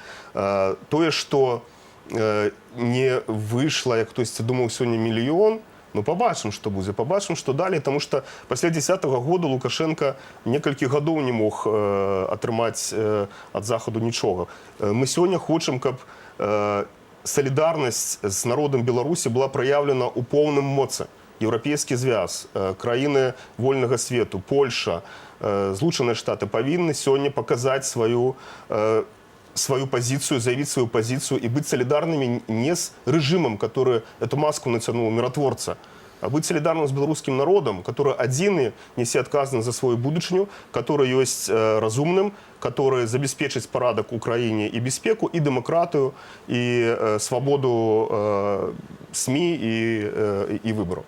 Уласна кажучы, нас глядзяць і ў Беларусі, глядзяць і ў іншых краінах. Вось, напрыклад, гледачы з Францыі, таксама беларусы Францыі пішуць пра тое, што салідарызуюцца з намі. Вельмі шмат смс-паведамленняў гаспадарства ад вас. Дзякую за тое, што застаецеся з намі. Мы працуем, нягледзячы ні на што для вас. Маім госцям Владзімір Кобец, Еўрапейская Беларусь. Дзякую за тое, што прыйшлі таксама да нас. Мы каментуем тыя падзеі, якія сёння адбывались і адбываюцца ў Беларусі. Сочым і збіраем усе самыя гарачыя факты. Калі ласка, паведамляйце усю інфармацыю, якую вы маеце на наш кантакт таксама. Завяршаем працу 4 гадзінаў жывога эфіру студыі Белсат. Цяпер, спадарства, робім невялічкую паузу наўпроставага жывога эфіру і паўторым усё тое, што адбывалася ад самага пачатку. 2 гадзіны такога паўтору у сталіцы. Брутальнае затрыманне, міліцыя супраць народу. Гэта ўсё можна будзе пабачыць яшчэ раз для тых, хто далучыўся да нас, то заставайцеся з намі, спадарства. А ўжо о 20-й гадзіне студыя Белсат ізноў жа у жывым эфіры выйдзе.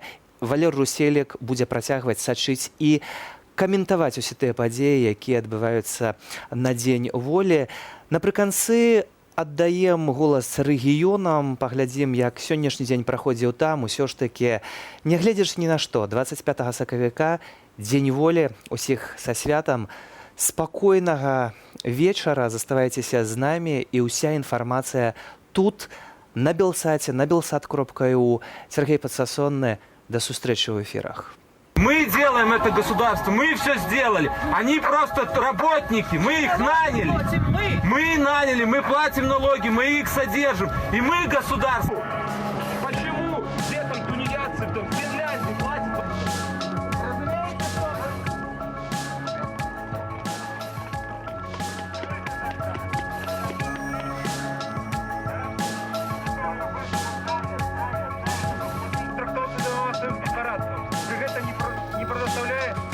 Сябры, мы знаходзімся ў Гомелі, дзе пасля сканчэння акцыі затрымалі аднаго з людзей.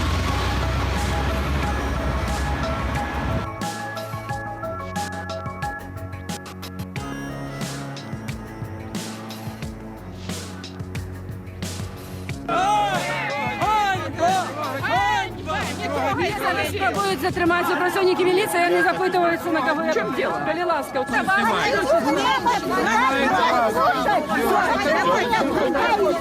Я вас не толкаю. Я думала, Лукашенко человек из народа, потому что у этом работал у совхозе. И мои все родственники голосовали за это негодяя.